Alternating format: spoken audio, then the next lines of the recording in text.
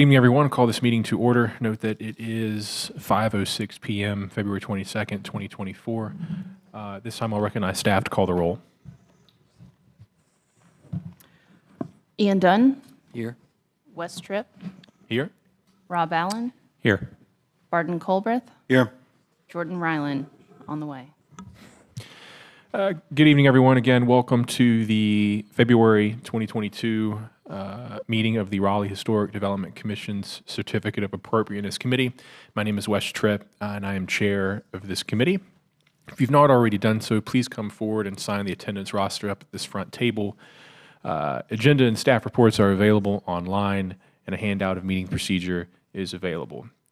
The RHDC, the Raleigh Historic Development Commission, and this Certificate of Appropriateness Committee of RHDC is a city council appointed body that contains residents of historic districts, architects, intern architects, architectural consultants, and contractors, as well as attorneys and historians, urban planners, and historic preservationists. At this time, we're going to start with commissioner introductions. I ask that each of my fellow commissioners introduce themselves and highlight their expertise and experience. We'll start with Mr. Colbreth and then work our way down. Thank you, Wes. Barden Colbreth. I've been in Raleigh 24 years, studied history and political science at NC State University.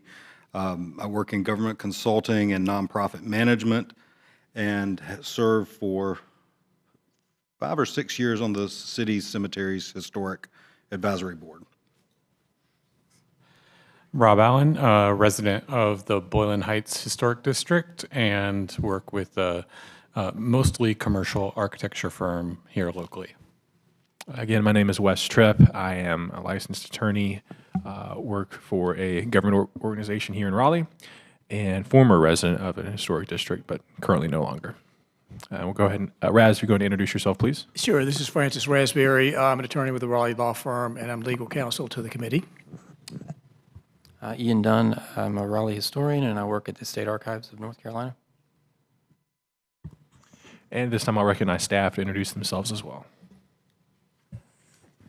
Good evening, everyone. My name is Erin Morton Pugh. I am a preservation planner with the City of Raleigh for about 4 years now, and I have a master's in historic preservation.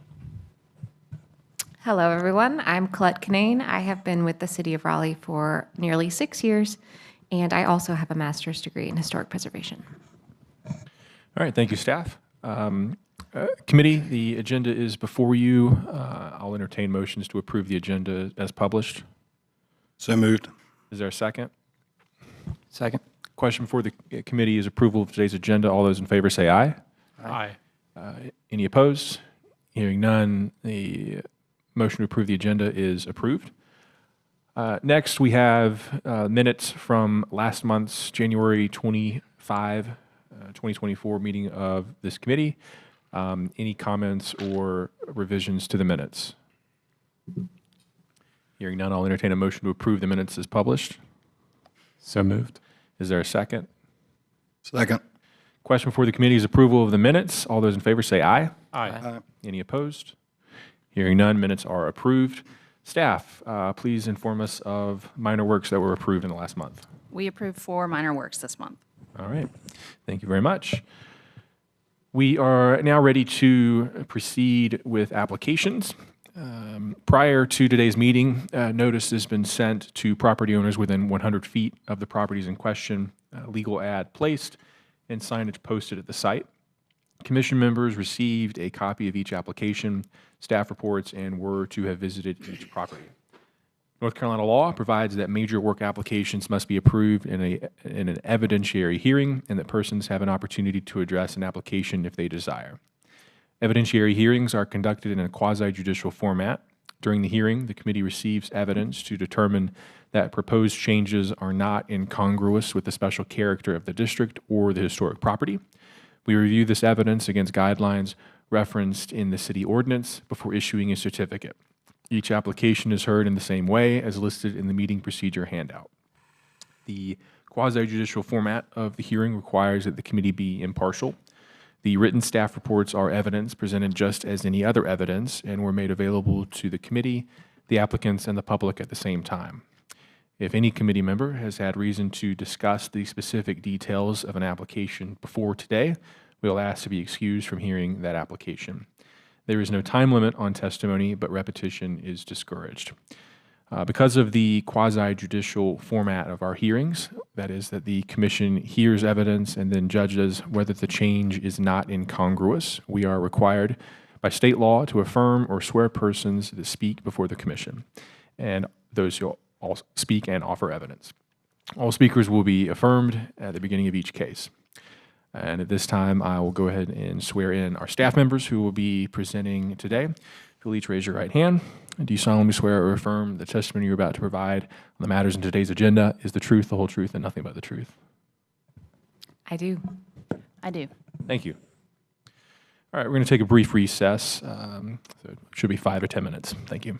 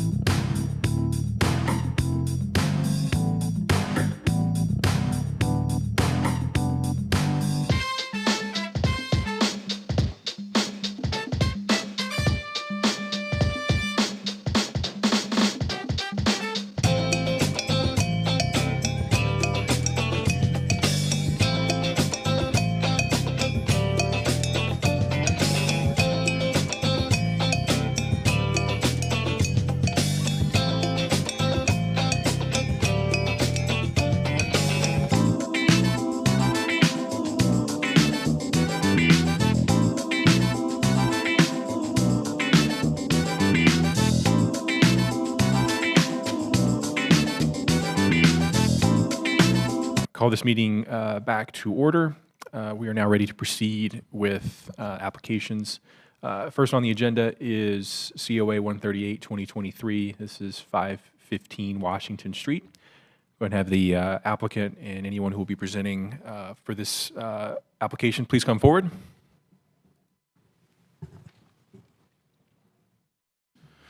ahead and please introduce yourselves. Good afternoon. Molly Stewart, Morningstar Law Group, here on behalf of the applicant. Hi, I'm David Bryson. I'm the architect on the project. Katrina Godwin, the applicant. All right. Go ahead and swear anyone in who's going to be presenting evidence. So I'm assuming the architect and Ms. Godwin. Good. Please raise your right hand. You solemnly swear or affirm the testimony you're about to provide is the truth, the whole truth, and nothing but the truth, so help you God. Great. Thank you. Go ahead and recognize staff for their staff report. Sure. So as you mentioned, this is case COA 138, 2023 for 515 Washington. It is located in the Glenwood, Brooklyn Historic District. The nature of the request is to construct a new 2-story primary structure, install a concrete front walk, and install a driveway and parking area. And since you've heard this before, the photos haven't changed, but I'll walk you through them all the same. This is a photo of the property as it is currently from Washington Street. The structure on site currently was approved to be demolished in 2021. And this is just a view of the east facade, the east side of the property, walking around towards the rear, looking back towards Washington Street, the rear yard, the west yard, and a summary of the staff concerns noted in the staff report. One was setback dimensions, but I will note the staff concern about the discrepancy between the front setback. I misinterpreted the one document, and the 6.5-foot measurement is the current setback, not proposed.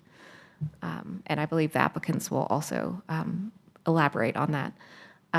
Height, window and door specifications, there was a little discrepancy there, and the typical additional materials and details that are usually provided prior to or during construction through the conditions process. All right, thank you very much. We check with other members of the commission just to make sure if anyone has any interest in the matter, or otherwise feels that they cannot be fair and impartial. All right, we'll proceed. This time I'll recognize the applicant. Mr. Chairman, let me just say for the record, since we've got members who weren't in attendance at the first hearing of this matter, just for them to represent for the record that they have reviewed the record in this case and the minutes of the previous hearing. Yes, just any members, go ahead and make that have. on the record. Yes, I did. Thank you. Great, thank you. This time I'll recognize the applicant for their presentation.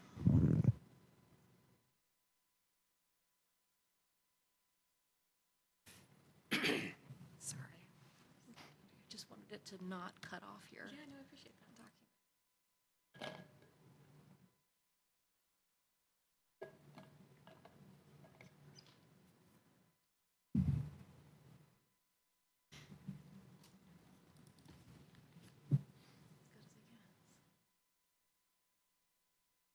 Yeah, okay. If you're fine. I think it's fine. Thank you. Good afternoon. As I mentioned, Molly Stewart, Morningstar Law Group. You've been introduced to our other, our property owner and our architect. Just to remind the committee, David Bryson, our architect, was previously admitted as an expert witness on this matter. I'd like to request at this time that our slides and our updated application materials be admitted to the record as well. Without objection, so moved. Thank you. So since the previous hearing on this request, a lot has happened. So based on feedback received from this group, the applicant and her architect, David Bryson, have gone to the Design Review Advisory Committee to seek advice there. Before going to that committee, they did incorporate some changes in the design based on the feedback they heard here. Went to the Design Review Advisory Committee, had a couple of additional comments there, not a whole lot, but again revised based on those comments, and that's what you see here today. So that's the history of how these changes got here. And just to very quickly show you at least that front elevation, this is what you saw last time, and this is how that has evolved throughout that process that I just described. So because there have been some changes here, I want to go through especially the items that were of concern last time we were here to make sure that everyone understands how those have been addressed. So the first question that we had last time was regarding the driveway. There was some concern about its where it is, its materials, things like that. I know that on page 5 of your packet, you do have the site plan that shows you where that driveway is going and notes that it is made of concrete. I have a handout for you. I wasn't able to get this in the slides, but I would also like to request that this be admitted to the record of some. Thank you. Of some of the surrounding homes. I didn't have to go very far to find some examples of that concrete driveway. There are many in the neighborhood, so I've chosen 4 and included them here for your reference. So that is how the driveway was addressed. Another concern that we heard last time related to the prevalence of roof structures that break up the vertical mass of the buildings and create a more horizontal line. So you see in front of you the elevation that resulted from that comment. I will shortly here ask Mr. Bryson to come up and talk about that design and the changes that were made there. Windows were another particular concern. I'll go back and show you what the concern was here about their alignment, particularly vertically with each other, and that has been addressed as well. Again, I will ask Mr. Bryson to come up and describe the process and what changes have been made to those windows. Another issue that we heard about was the relationship of the porch to the street. Again, previously it was a narrow porch. It's been broadened to most of the front facade here as well, similar to other houses in the area. David, could I ask you to join me at this time? Okay, great. Okay, so I'd like to begin, if you could just describe the comments that you heard at the Design Review Advisory Committee. Yeah, it's kind of like a critique, reminded me of school. But before you begin, Raz, maybe you can speak to this. Would comments heard from committee members at DRAC be admissible on the record here? No, I don't think so. The DRAC process is entirely outside of this hearing, and it's, I know it was recommended to you that you might consider that route, but that was just simply to assist in responding to the suggestions, some of the issues that were raised, so that's not to be a part of the record in this hearing. Great, we're just responding to the questions that we heard, so we are happy to skip that one. So other than that, we do want to hear, David, about the changes that were made, particularly to the windows and the porch. Yeah, and when I was going to comment about the comments that I got, really the DRAC comments were they dovetailed with what the comments of this body were. They're very similar. So they kind of backed you up. So as far as looking at the elevation, I'm sure you guys have a real grasp on how the building sits, but the entire front facade is not at street. Most of the upper right portion is actually towards the back of the house. The house is actually L-shaped in the second story, but the porch does go completely from one side of the front facade all the way to the other, even though the other side is only one story. Just that little clarification, because elevations can be deceiving.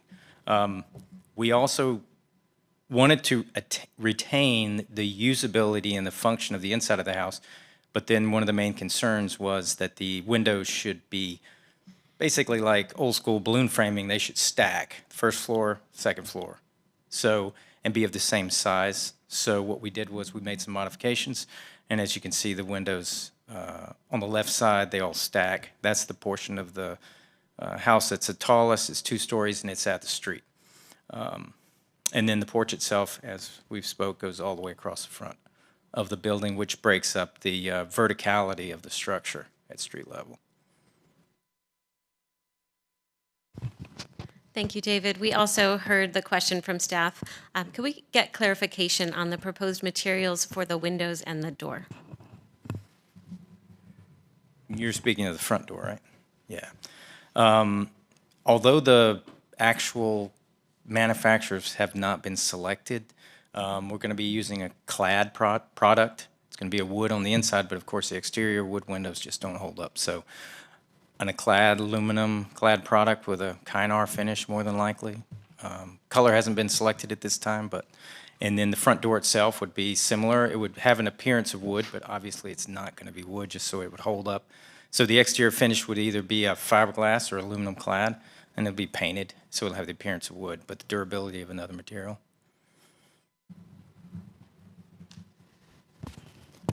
Great. So we've addressed the questions that we've heard on this proposal. Happy to provide additional information as needed. With the additional photos provided, the new elevations, the expert testimony, we've heard today and in our previous meeting substantial evidence that the proposed structure will not be incongruous with the Glenwood-Brooklyn Historic District and will conform with the goals of the RHDC guidelines to introduce compatible but contemporary new construction, adding depth and contributing interest to the district. And we're all available for your questions. Thank you. Thank you. Are there any members of the public who wish to speak in support of the application? Any members of the public who wish to speak in opposition to the case? Anyone with questions or comments on the application? All right, seeing none, we will proceed with committee questions.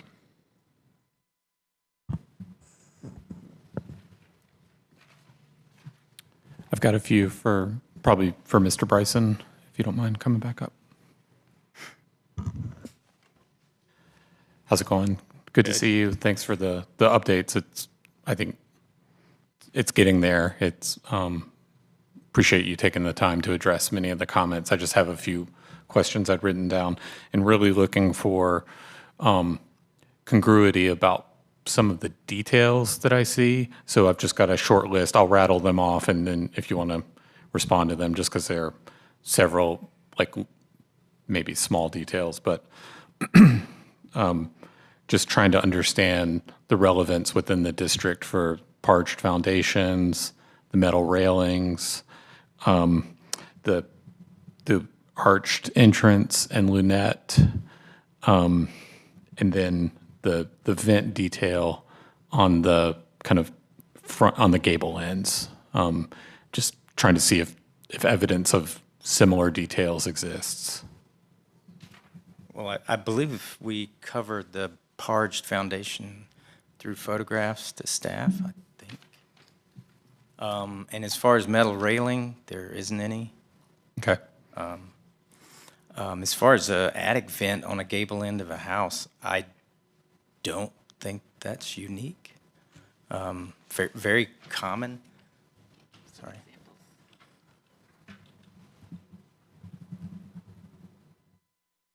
I mean, the center and left have gable vents. Sometimes you can see houses that have glass or windowed into the attic space. Okay. I think it's That's a fair answer. Yeah. I'm just asking questions. Yeah, no, that's good. And then if we could look at if we could go maybe to some of the elevation pages. Let's just start with the front elevation. So if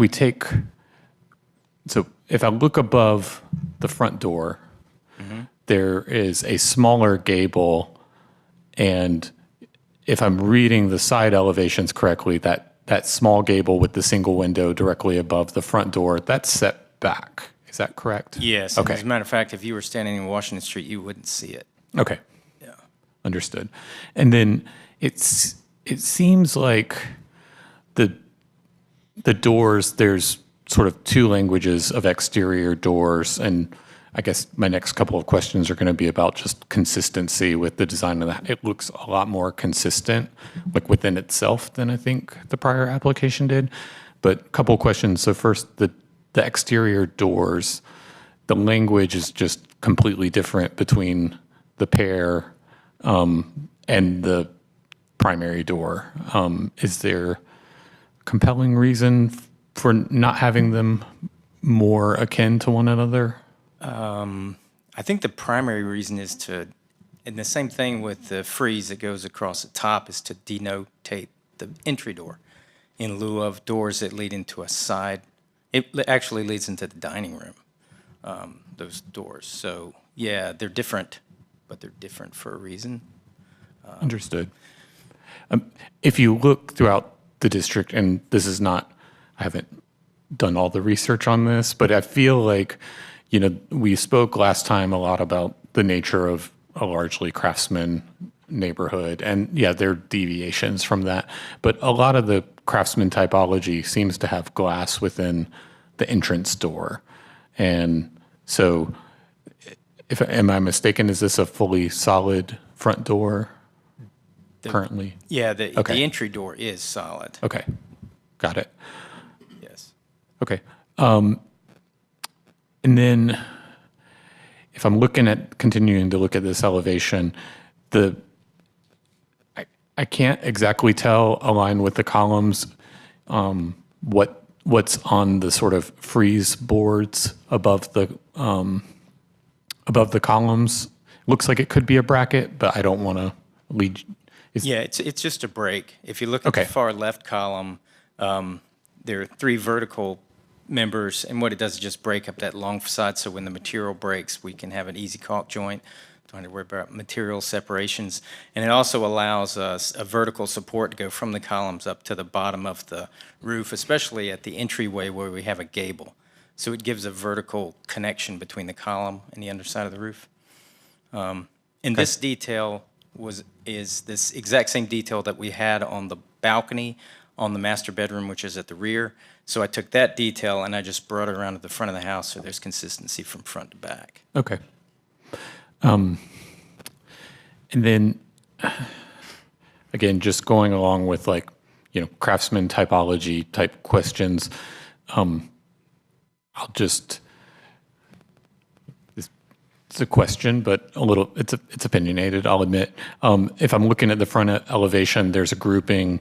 You mentioned the balloon framing idea. I do think that feels harmonious, windows aligning pairs above the next. If I see on the left side, there are groupings of 2 double hung windows, and they're mulled together with, like a trim down the middle. And then you've got the 2 small windows, that make up a grouping of 4, 2 above, 2 below. And there's siding between them. Is there any possibility we could see those grouped together, or did you give consideration to grouping those together, like the 2 on the left, and perhaps it's not feasible given the interior plan? Yeah, the functionality drove that a little bit because when you go in the front door, you guys are all welcome to come visit her house, I'm sure, when she builds it. But you go in the front door, the powder room's to the left, and so the first window is to the powder room. And then just beyond the powder room, you take a right, and then the second window is actually in the laundry. So needed a wall separation and, of course, casing for the inside and outside. So, and it worked really well for the bedroom above. And so that was the direction we went in when we started to align the comments best we could with the house plan, best we could to make the fewest modifications as possible to the livability of the house that she desires. We did have to change a few things, but tried to make those dovetail as much as we could. Okay, understood. If we could maybe look, there's a few other similar conditions, if you don't mind advancing maybe to one of the side elevations.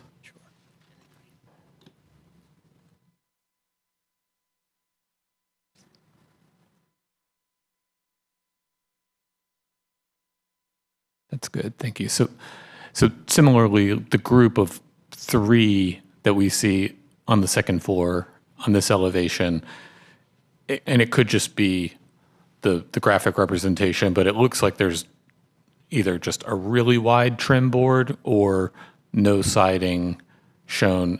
What is the intent there? Yeah, the intent on these was that since there's a grouping of 3, I feel like framing them out and dressing them out as one big unit.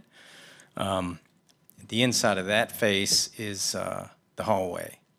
Okay. At least from the stairs. So, but there again, if the committee felt like consistency would drive windows on the side, if they had siding between them, albeit maybe 14 inches of it, then, I mean, that's certainly something we could do.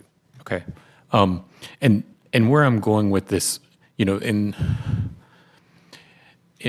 a lot of the prior to Craftsman typologies, window placement was sort of wherever it was deemed relevant from the interior looking out. And then Craftsman got a lot more unitized. And I feel like there's a lot of Craftsman typologies in this neighborhood. And when I look through a lot of the examples, in the application of other houses, I feel like this particular district has a lot of cohesion with the window, specifically the widths and head heights. You've got a lot of consistency with the head heights, but the width, there's a generous handful of widths of the windows. And so, Yeah, technically three. There's only three three? different widths. Okay. Yeah. All right. Thank you for clarifying that. Last question is on the gable ends. It looks like there's a section of roof that comes along. You can see it on the stair tower on this image. What's proposed on that material? What's the material that's proposed for that? See if I can flip it back.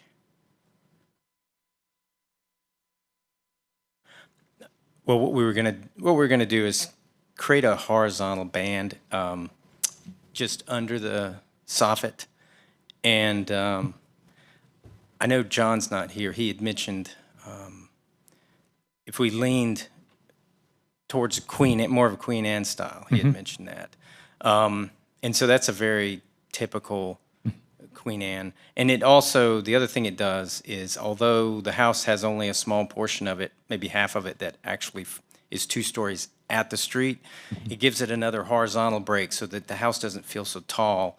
Like, we don't want our house to feel like it's the biggest one on the block, you know?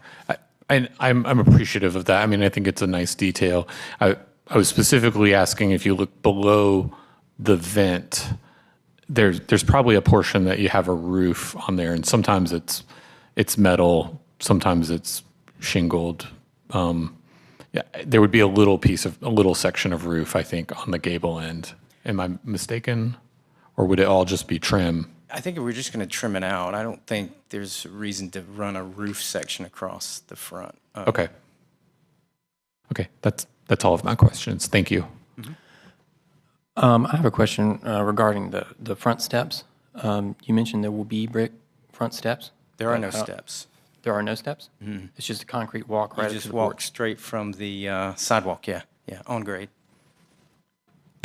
That is a clarification, by the way. We recognize that there was sort of, I think, remaining language about steps. There are no proposed steps. Okay.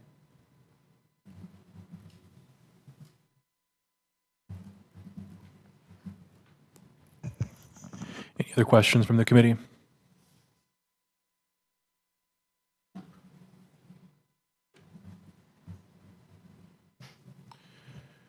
All right. At this time, we'll close the evidentiary hearing and proceed to committee discussion.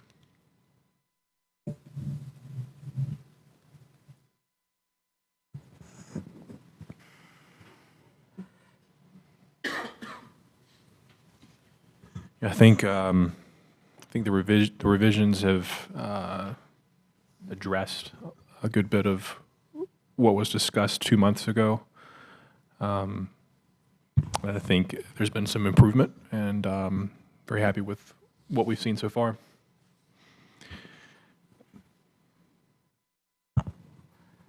I'm struggling a little bit with just some details and congruity of those.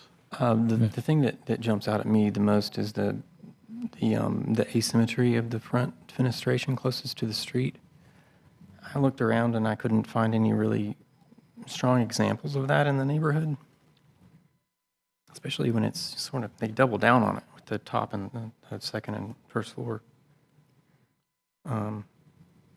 Maybe it's just me, but. Yeah, the street facade definitely, I mean, is perhaps the least imbalanced facade of all 4 of them, but I think it's interesting, some of the evidence presented in the original application of the context, like the other homes in the neighborhood, the way the facade's been handled isn't really supported by those. I agree. Like, questions were pretty pointed to those. I think the Parge code I personally couldn't really find. The gable vent I couldn't find. But, you know, it's definitely a good faith effort at remedying, you know, some of the things we saw in the original application, without without getting into design by committee. You know, I hesitate to offer like too many more pointed solutions. Jordan, how do you feel about the variations on the doors and windows? I struggle with the various typologies that are contained within each facade. I don't find that to be congruous with the Craftsman style. Part of it, And it's really, for the record, congruity, sorry to butt in, but congruity with the district, right? yeah, I think part of it is sort of insurmountable, perhaps, because it is a full 2-story in the front, which is just not really, it's pretty atypical of any Craftsman style home. It's usually like a I'm one not or sure he's going for Craftsman, though. neither am I. There are a couple examples in Yeah. the application of these like kind of Queen Anne four mixed squares use. and the Dutch colonial. I example. think it's important to remember the depth of that front elevation. In terms of the door design, Right. and the difference between the two, I think it's important to remember that how far away they are from each other. So Well- aesthetically, it might not be as jarring as in real life as it is in the drawing. They are in the same elevation, though. I know they're in the same elevation. No, I didn't mean elevation. I meant like plane. Well, they are in the same plane. Yeah. I think the They plane are, shift aren't is they? on Oh, the yes, they second are. floor. You're right, because the first Yeah. floor doesn't go back. Right. So Right, so they are in the. yeah. If you think of the first floor, the entire first floor meets the street at the front. The second floor is where it steps back substantially, right? So you wouldn't see the window that's over those double doors really from the street, or maybe you'd see the very top of it at most, but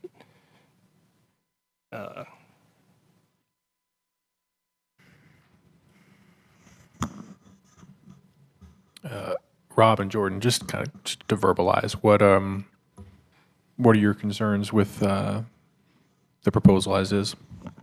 Congruity within the district with the language of the doors that are proposed is one concern.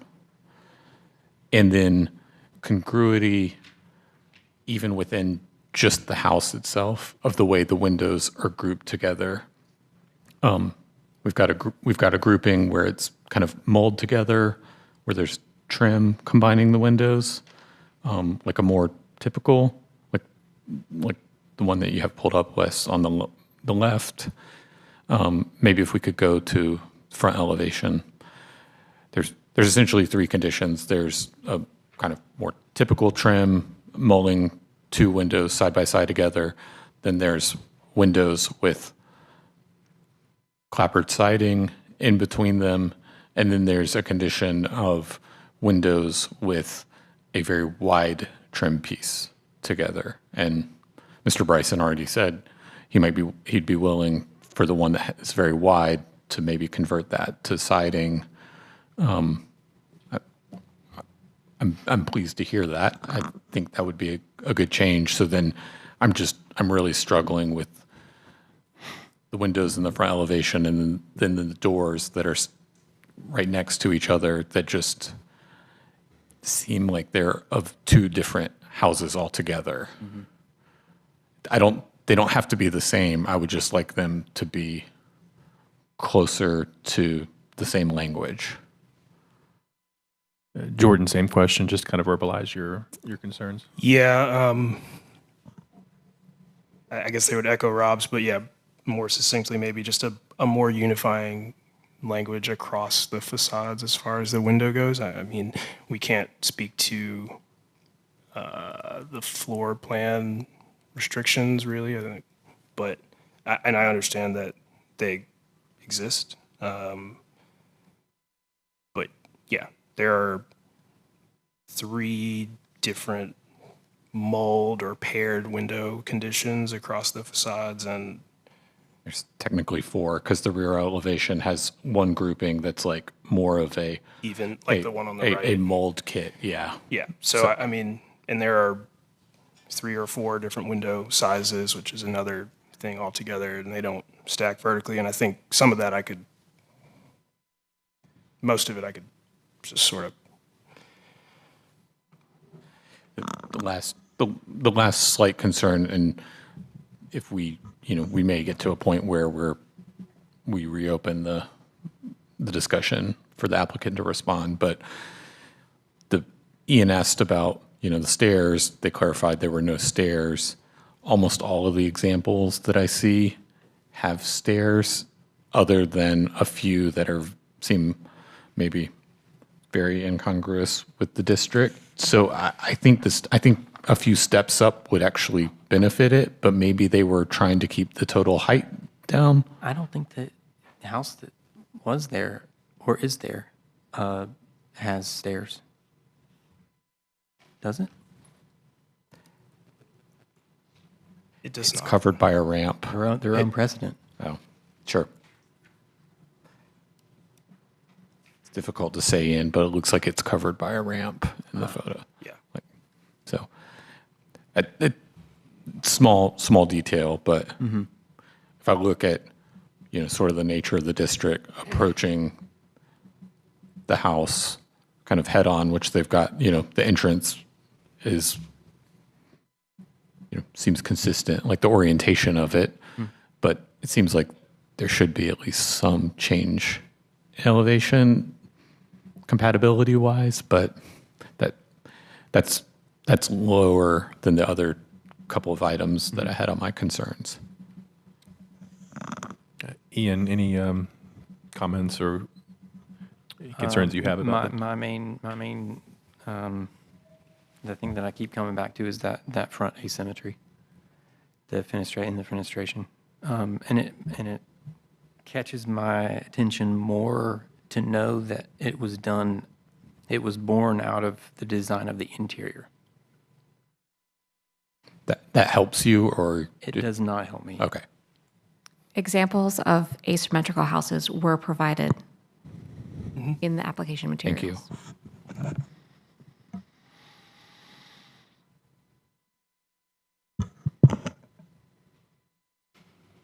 you.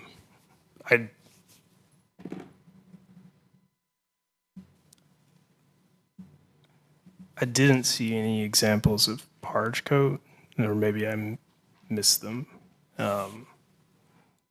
There's some that are brick all the way, through what is the basement or subgrade level, but they're brick facades. Many of them are just brick crawls.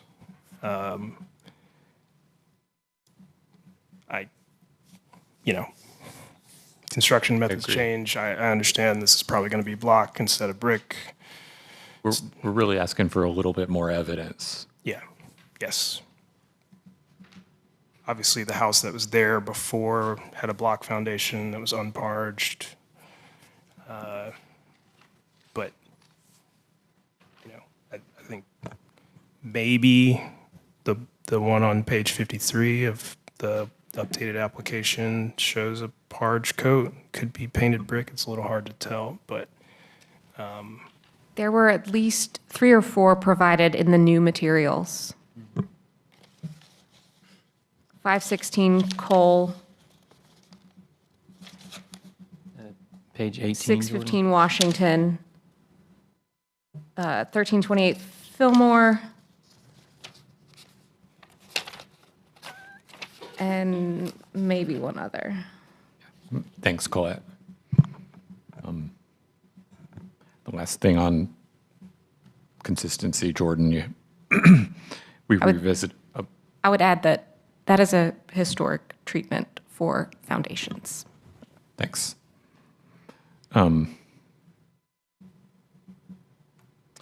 Metal railings. I only see them briefly in, there's an apartment building example, but well, it's It's interesting. On 1218 Fillmore, they provided that. That I doesn't have any believe railing. the applicant had testified that there are no metal railings. They said they were in they're in the application, but I think they're all behind the 50% line anyway. Okay. And staff, you mentioned the evidence that provided about the asymmetry on the front. Can you point that out to me? So that was provided in the previous materials, and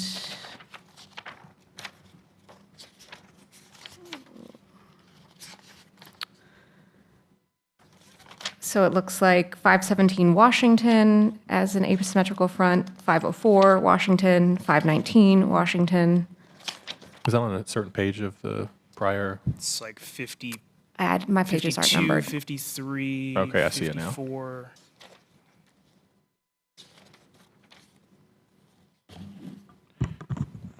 I understand my fellow committee members' concern about the asymmetry, but I mean the fact that there is evidence in the district.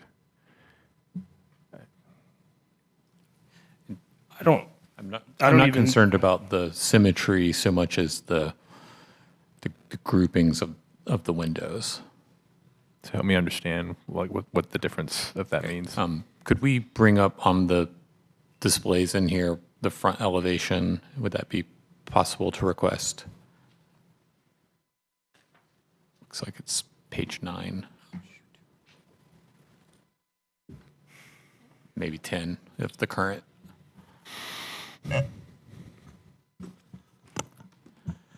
You're talking about, well, you know the language better than I do, but go ahead. Yeah, the material that joins the groupings of windows. So if we start on the far left side, it seems very consistent with the nature of the district.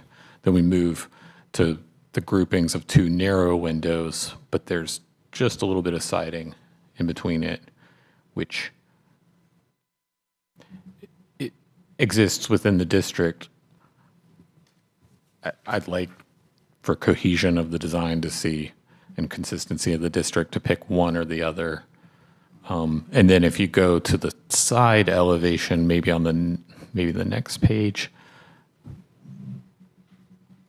Yeah, it's a few. So then, this one's not a big issue where there's the grouping of 3, because Mr. Bryson already said he could fill it in with siding, or bring them together. His decision, and then on the rear elevation. I know it's beyond the 50% line, but the upper right window is like a completely different condition. There's no trim. This is a Go new ahead, Aaron. construction project, so you review in the round every part of Okay, that building. thank you, is- Aaron.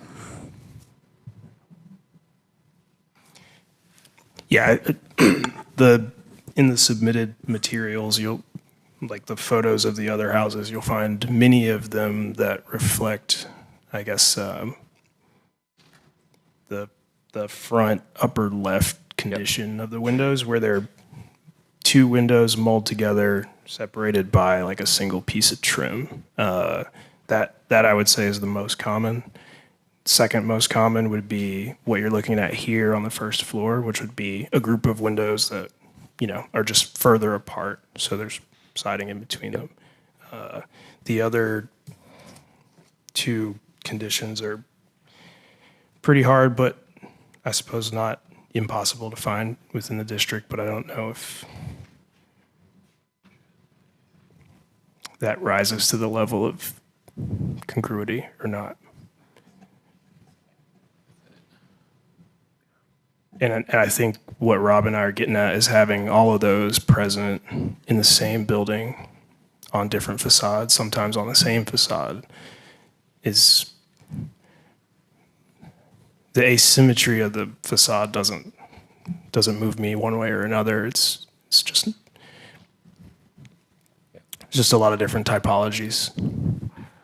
Wes, should we consider seeing if the applicant Yeah, has any response? Yeah, And they may have something they're willing to say in response, or Yes. Any other discussion from the committee? I'll go ahead and reopen the evidentiary portion of the hearing. Molly, you've heard the kind of discussion that's been going on. Just provide you an opportunity to provide a response. Thank you. I appreciate that. So a few notes, a couple of minor ones to start with. Let me get to the right facade here. There we go. So you mentioned stairs. This topography is fairly unusual in the district. That is an explanation for a difference you might find as to whether you would go up from there and then have to come down even further. So just want to highlight that. With respect to the groupings of windows and whether there are different kinds of those, well, where did those photos go? Oh, there we go. We do see that. We see, different alignments, different types, different distances between them, different shapes, all kinds of different things, even right here on this one block of Glenwood. So these are things that exist, but the bigger concern that I have with focusing on details at that level is that we do have one benchmark in the design guidelines for this, for what congruity means. On the page, and unfortunately I don't have a slide for this, I do have a printout, happy to send it around. But on the page of the design guidelines that has the guidelines for new construction, primary buildings, it's page 69 of the design guidelines. There's a picture at the bottom right. As it happens, that's my house. And what it says about it is that below a compatible building that combines simplified details from both the late Victorian and the Craftsman architectural styles, yet it steps outside those house types with its inset front porch. So a whole different front porch. I'm not aware of another porch like this in Oakwood. This is on Oakwood Avenue. I haven't seen one, but it is the poster child in the guidelines for what congruity looks like. So with one major feature completely different without precedent that I'm aware of, we actually have someone in the audience who might know better than I do, but I'm not aware of any other porch that looks like this. So that's sort of the guidepost that we used as we're looking through these designs to say, what makes something congruent? Is it that every feature has to mirror something that we can show you pictures of or multiple pictures of? According to this guidepost that was provided, that's not the case. So that's the place that we were operating from, sort of generally reflecting certain styles that we see in the neighborhood, but absolutely not, sort of copying those.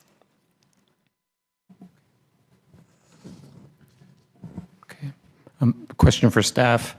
Are the houses that we see here on this slide, are they contributing structures? They are not. They're new construction. Okay, thank you. Or newer construction. Thanks. Anything else you'd like to say, Molly? Mr. Bryson has some words. Yeah, well, Rob, I just reiterate, if you guys have a desire for windows when they're in close proximity, that they're treated the same, I'm more than willing, and I know the owner's more than willing to do that, be it siding, be it framing them out so they act as one unit.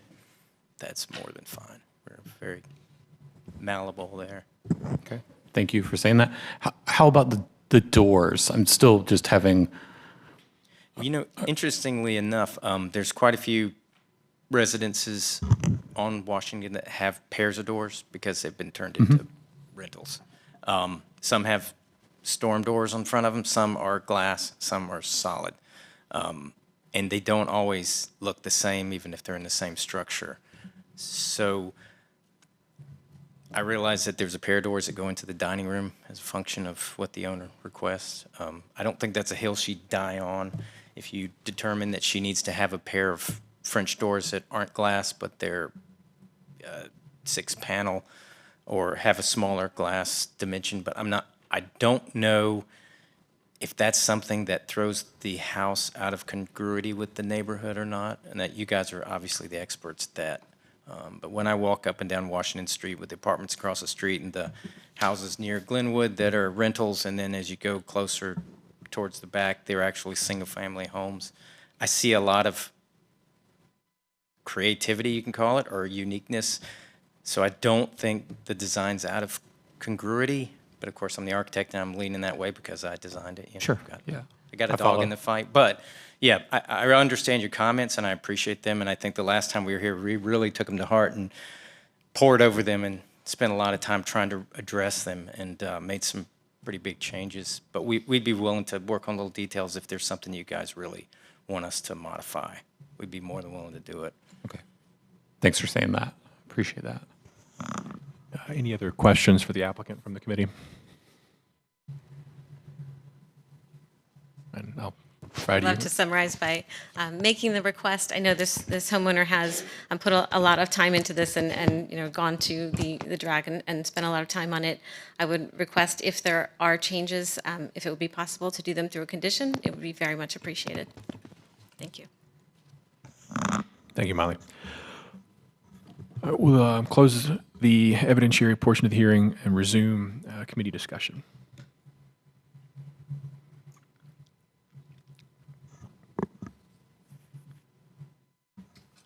I think where are you at? Well, if I'm channeling my inner case Fang,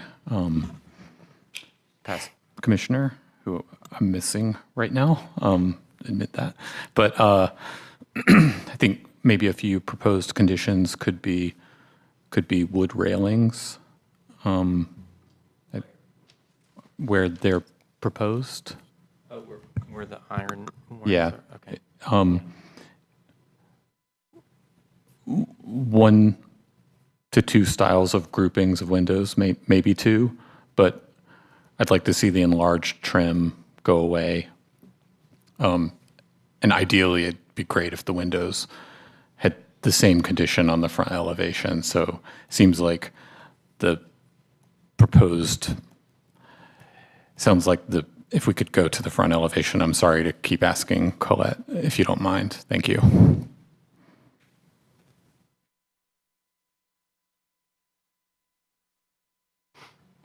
So it sounded like the grouping of the 2 narrow windows is sort of the dominant or desired condition, is what I heard based on the interior layout. So if the 2, that stack on the left side also had siding between them, and then on the side around to the right also just had siding in between them, I think that would provide some consistency. And then I'd love to see the doors somehow consistent, even if it was a half-light glass on the front door. It's Keeping the French doors and the regular door, but just making them their style more consistent. Because I'm looking through the example, I just don't see examples of entry doors without glass. It does not seem consistent to me. So those 3 potential conditions. And then I think there were probably some other staff proposed conditions that I would agree with, final finished materials to be provided to staff prior. So it's not a motion, but that's where my head's at, Wes. About the railings, are you proposing adding railings? Because So there are railings on portions that are above 30 inches above grade. So that is on the left side and the rear. Yeah, it's labeled balcony on the floor plan. But virtually all the examples, unless it's just a handrail, the guardrail on all the example materials that I see are wood.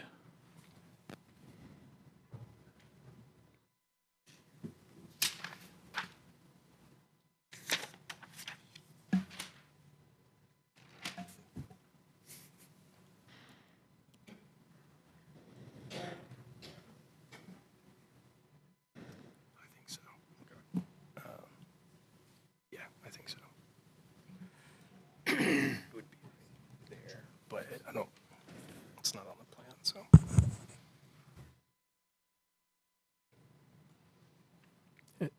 just a question for staff. This level of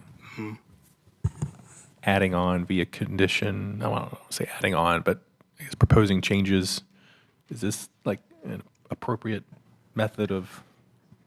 In the past, if the applicant has been amenable to the changes, you have amended a design through conditions in that way. As long as it's clear what is being conditioned and what is being approved, so that we're not interpreting that as staff. The conditions are a typical thing. If you were to change the form of the building, that's not something that we could handle through conditions. Thank you. I'm following you, Wes. Just Rob, I'm pretty sure I support your conditions. It's just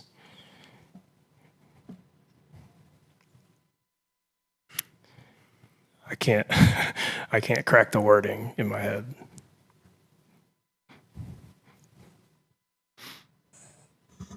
So you mentioned windows. What would the condition with windows be?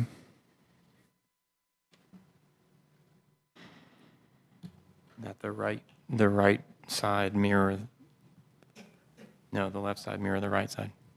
No, the other way around. So 2 sets of narrow windows instead of those wider windows on the left. I guess And I'm okay with the different apertures or widths of them. I think Mr. Bryson clarified there's only 3. I think they look much more different because of their grouping styles. And even when,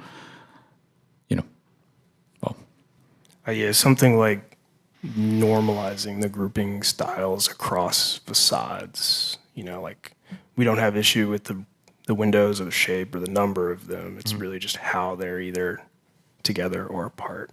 Gotcha.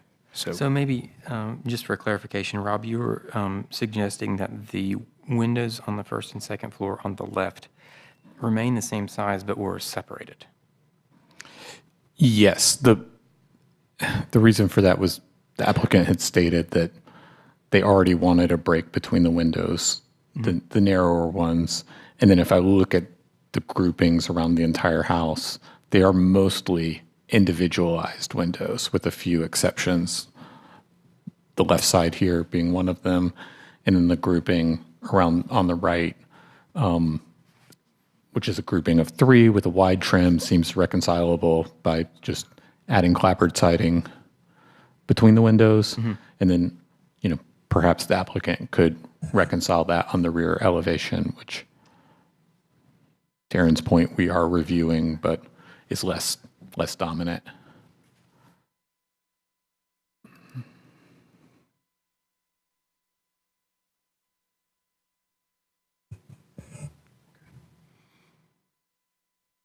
I think what the applicant has presented is supported by the evidence that they provided. And I'm wary to, we say we don't want to do design by committee, but that's kind of what we're doing. But if it's the consensus of the committee,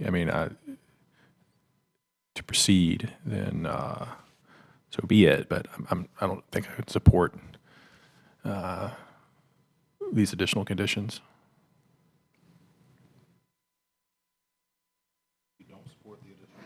I would support approval of the application.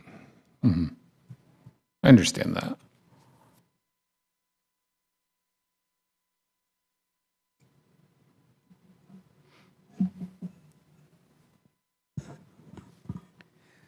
I do appreciate that they went to DRAC for additional consideration.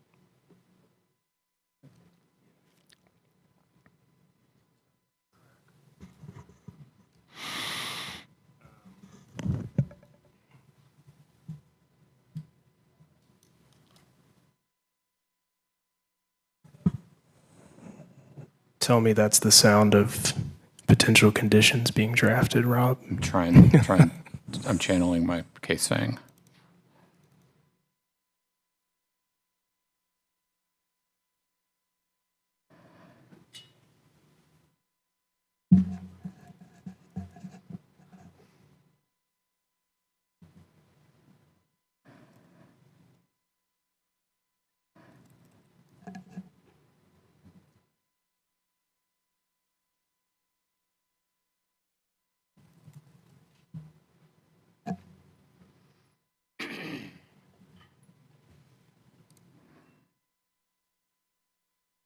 All right.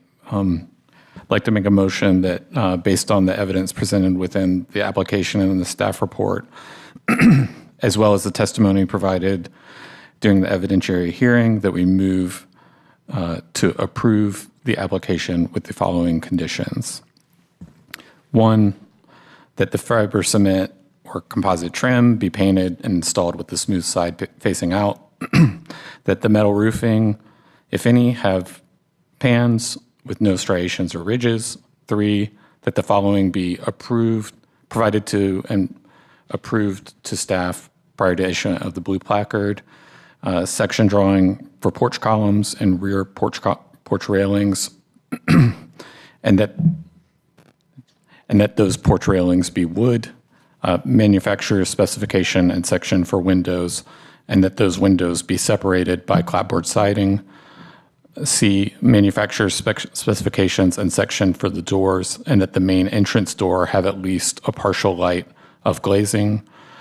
D, visual tree protection plan, including construction access and material storage. 4, that detailed drawings and or specifications for the following be provided to and approved by staff prior to installation or construction. A, the eave soffit construction details, or I'm sorry, A is eave and soffit construction details. B, standing seam metal roof, or standing seam roof specification, including flat pan width, rib height, low ridge cap profile, and finish. C, asphalt roof specifications. D, garage door specifications. E, HVAC location and screening details. F, exterior lighting, including location on the building, if any. G, front walk, concrete finish. H, installation location and specification for gutters and downspouts. I, landscaping plan for the front yard. Anything more than foundation plantings or trees must be submitted as a new COA application. J, house numbers, electrical panel location, mailbox location, and all other exterior elements not included in the application.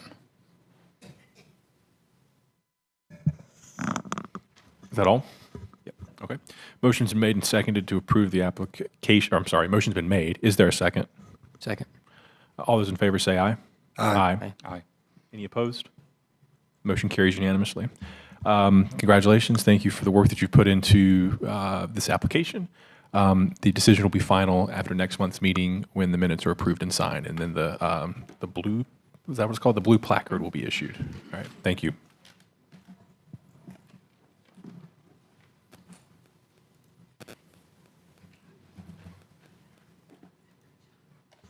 Okay, next, COA 146, 2023, 419 Watauga Street. I'll ask the applicant and anyone who will be presenting to please come forward.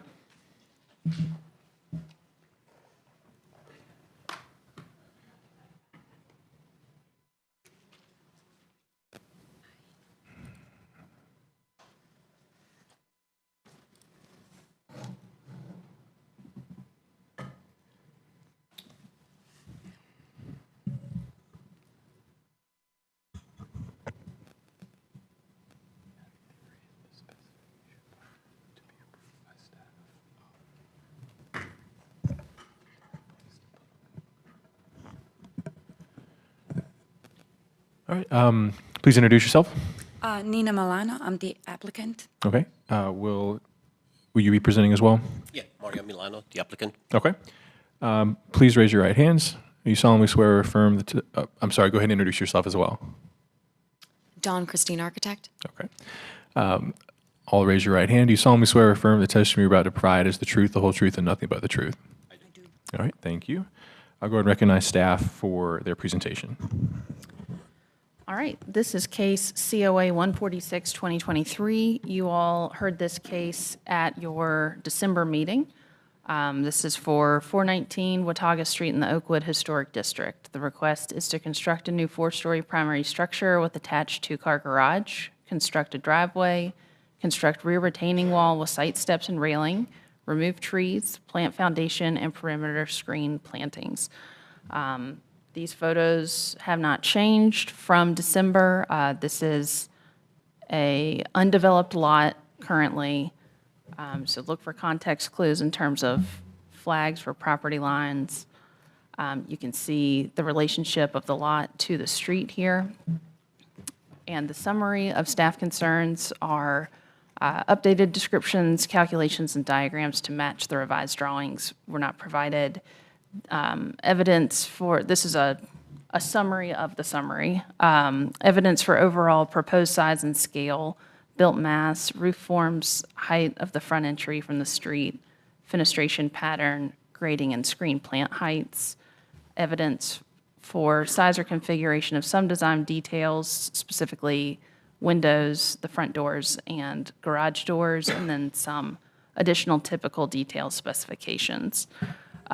The applicants did not provide a digital presentation, but I know that they have clarifying information and some handouts to share with you. Thank you, staff. Are there any members of the committee who have an interest in this matter or otherwise feel they cannot be fair or impartial in this case? Seeing none, we'll proceed. We do have, since this application was heard back in December, there are some alternates who were not present at this hearing in December, but are here now. I'll just ask for them to stay on the record that they have reviewed the prior application and all the materials prior to today's meeting. One by one. Is that you or? I watched it in real time at home. All right, great. Thank you so much. This time I'll recognize the applicant for your presentation. So thank you once again for hearing us here once again. And I hope that you pretty much actually remember our initial application was a slightly different than the one that we are actually proposing right now. Since we heard all of your commentaries and comments from you as a board and from the citizens, we decided to actually go back to the scratch and basically scrap the entire thing and redesign the new concept. So if I may, I would like to actually start reading from the architectural guidelines. I'm pretty sure that you guys are familiar with it, but I just would like to open up with it. And if I may quote a second paragraph in guidelines. To preserve a district historic character, new buildings must be visually distinguishable from the historic buildings. This does not mean the new building and historic building should be glaringly different in terms of design, material, and other visual qualities. Instead, the new building should take designs and cues from, but not copy historical buildings. And then also it says that careful analysis contributing buildings surrounding the site can be valuable in determining the consistency and significance of those criteria. The overall proportion of the building from the facade is especially important to consider because we will have the most impact on the streetscape. For example, in the street facade of the most nearby buildings, are vertical in proportion taller than they are wide, then establishing vertical orientation of the building facade will result in a more compatible design. That's exactly kind of like our main theme that we actually took from this paragraph, because there's just a couple pages referring to the new construction, and most of the guidelines are actually in regards to additional alternations, whatever not. So like a previous applicant, they kind of like, doing the new construction, so they are using this as a premise of their design. So if I can continue, after hearing our initial hearing, we went back and we sharpened our pencils and we walked and studied the neighborhood extensively. As a result, today in our second hearing, we are proposing different concepts that we hope you will find more congruent with Oakwood Historic District. This new design has evolved as a distinct result of commentaries we got from you, the commissioners, as well from the concerned citizens who expressed their distinguished dissatisfaction with our original design. Also, in addition, we refer to the staff report notes as well, and consequently made this new design to address all those concerns which initially have been brought up. I'll try not to jump too many between the points, but however, I will try to actually quote commissioners and the citizens in a reference to what has been said in a previous meeting. And in doing so, my attention is not to challenge your argument and authority, but to show you how we used your remarks and comments as a guide to the new design, and to show you how we actually took those comments seriously.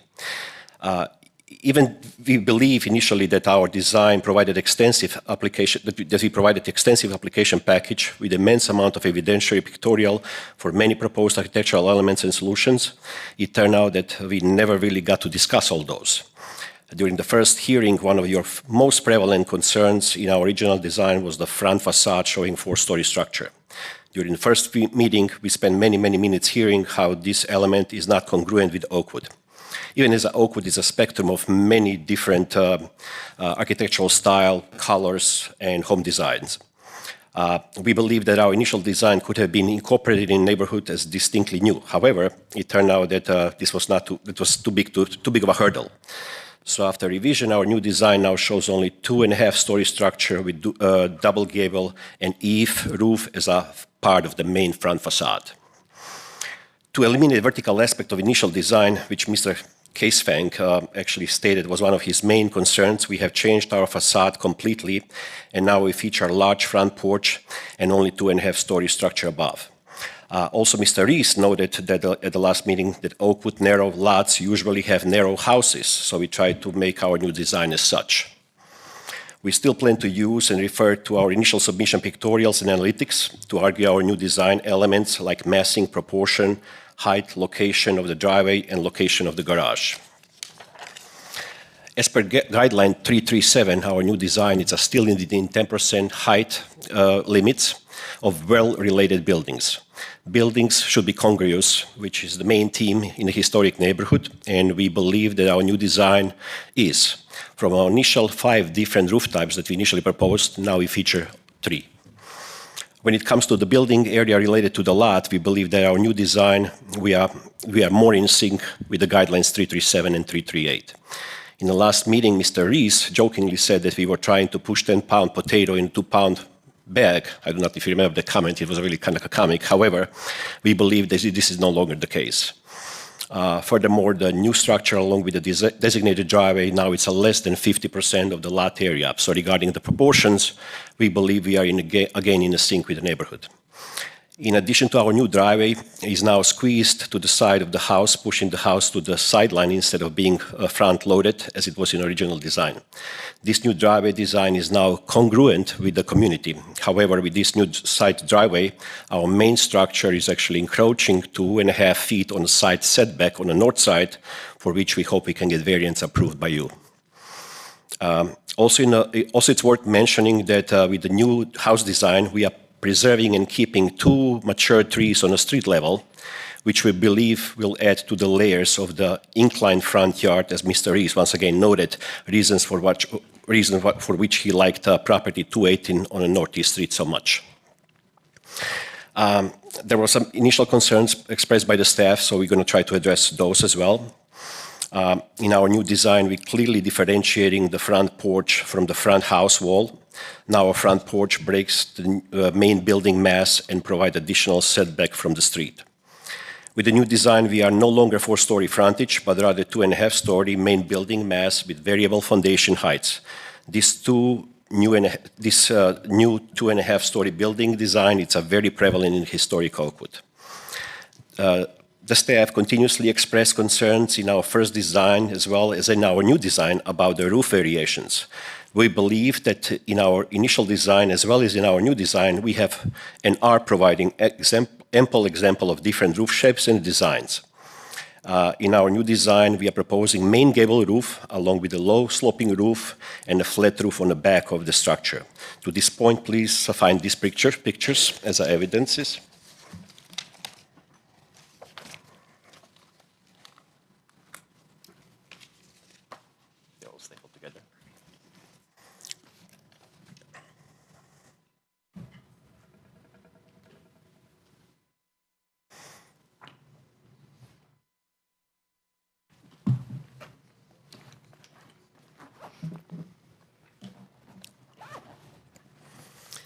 So different houses actually have a different ways the main roof gable ties in with the secondary gables, either flat roofs or either actually shed roof or Dutch roofs.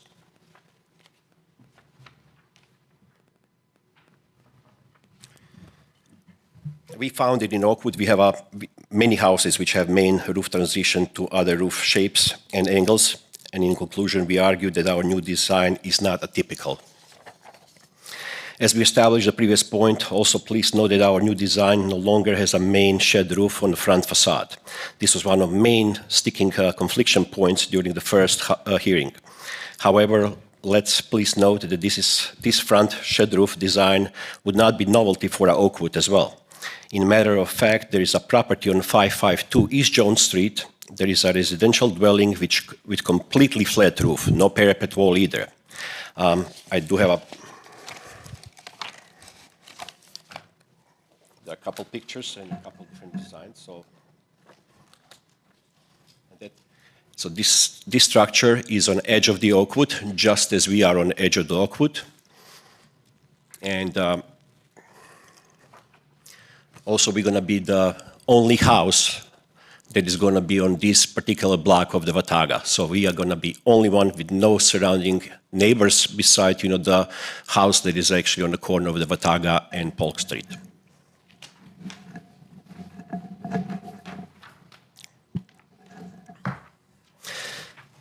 So if I may continue, in our new design, we eliminated the top floor balcony, and now once again showing only 2.5-story structure with a graciously sized front porch.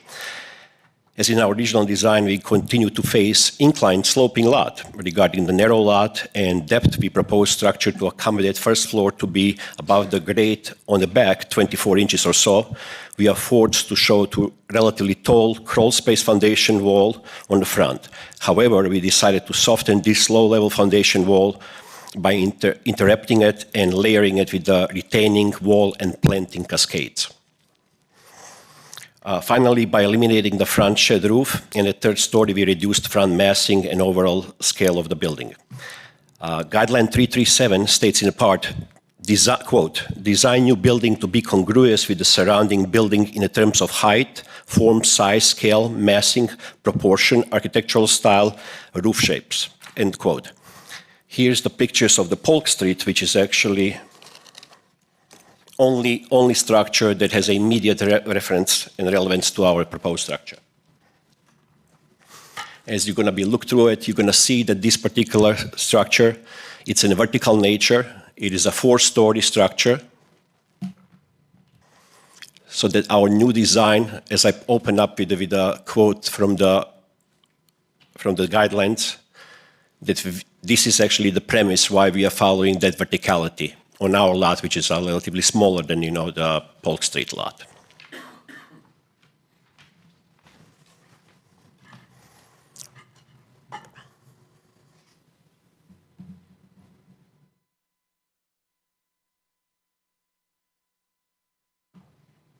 May I continue? Yep. Guidelines section 1312 and 1313 refer to the alternation of the topography. So let's acknowledge the Oakwood is a sloping and topographically challenging community site. This is very clearly acknowledged in a paragraph 4 special character Oakwood essay, and I quote, the rolling topography of the Oakwood neighborhood is the most varied among the Raleigh historic districts. It also says, quote, the slope in turn provides opportunity for numerous low retaining walls, sometimes of granite or brick, that are suited to demarcate property lines and level the building site, end quote. Leveling the building site is exactly what is needed in order to build any structure, and it's needed to build ours too. In a clear comparison to some other historical neighborhoods in Raleigh, Oakwood displays many houses with subterranean living space which have been excavated during the initial construction or alternation. For that reason, we are proposing to follow up the same path in the development of our lot. We would like to remove dirt to allow the side walkout basement by cutting our driveway along the side of the structure.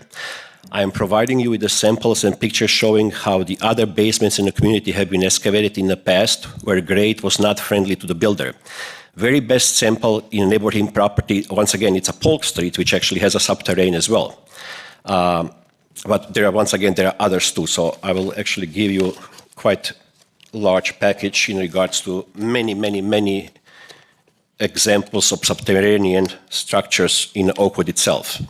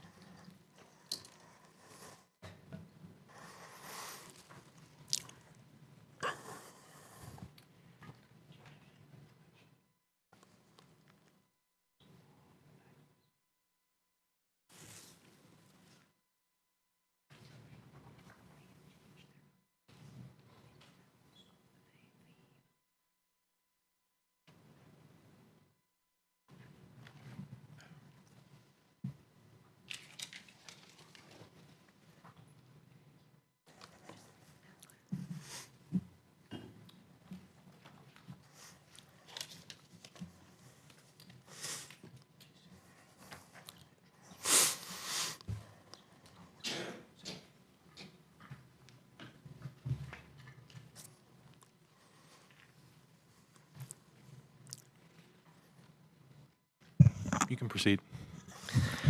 There are a few other relevant changes we made regarding the initial report and the design.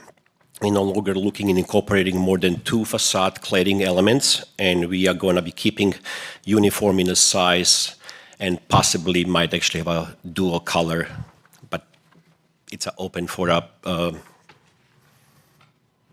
negotiation, I guess, because initially we were commented that Oakwood does not have too many different size and color sidings, which actually, if you ever walk through the Oakwood, you can actually see hodgepodge of different siding facades and colors.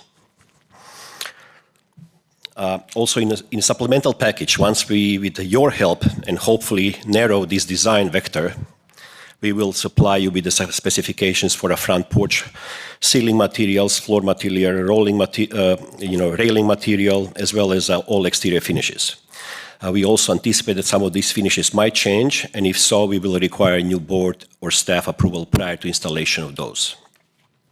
So to address a little bit of staff concerns, so there was also comment that about 8-foot foundation height is on the front and that no evidence has been provided. If you can actually take a look at it at Polk Street once again, which is again the best example, it clearly shows 7-foot at minimum foundation on the site, which is actually subgrade and subterranean, since actually this is a livable space and they have currently tenants living in that space.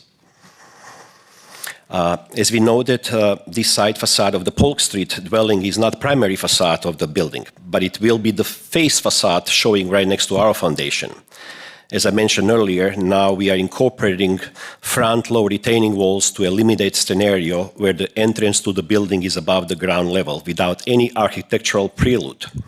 As we eliminated front loading garages from our new design, we now feature entrance where stairs lead to the front porch directly from the grade through the retaining wall cascades. We would all agree, I hope, that such elements are very prevalent in Oakwood. Let me just now address a couple of comments and concerns from the citizens that actually expressed hesitation in our original design. I quote this, so this is a quote, a good design is a predicate of understanding and adapting to the site constraints.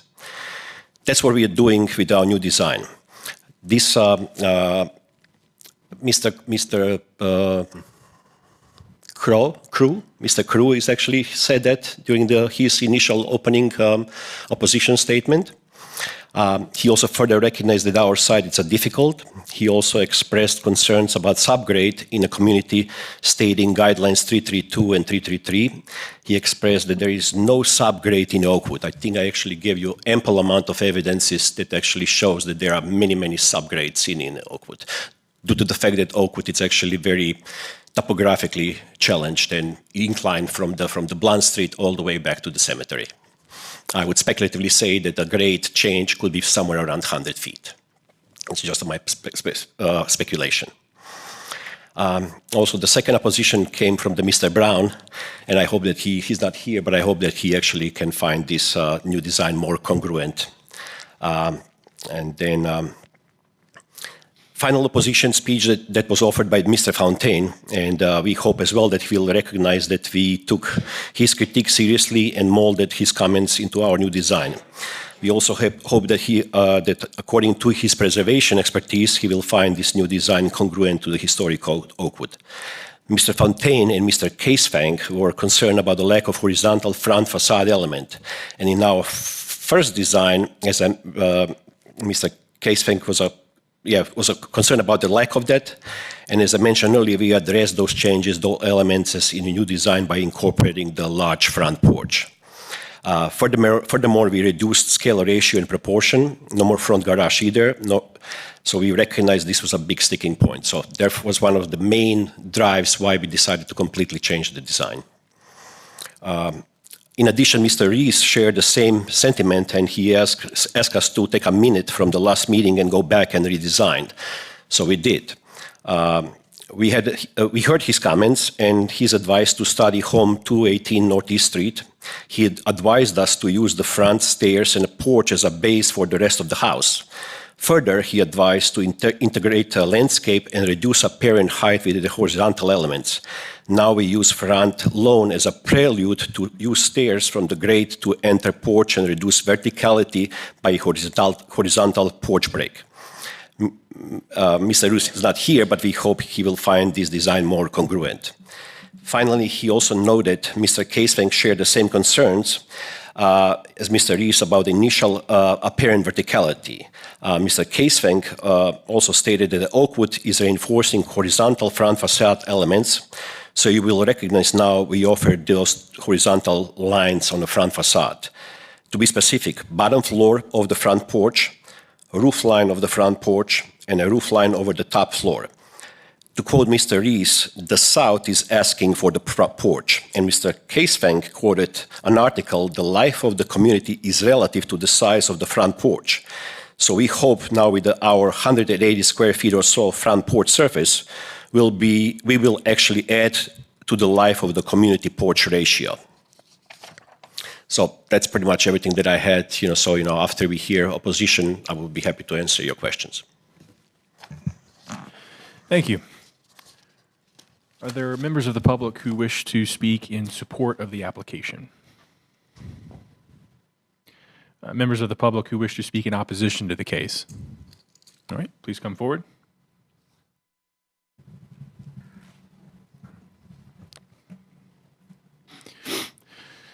Please state your name for the record.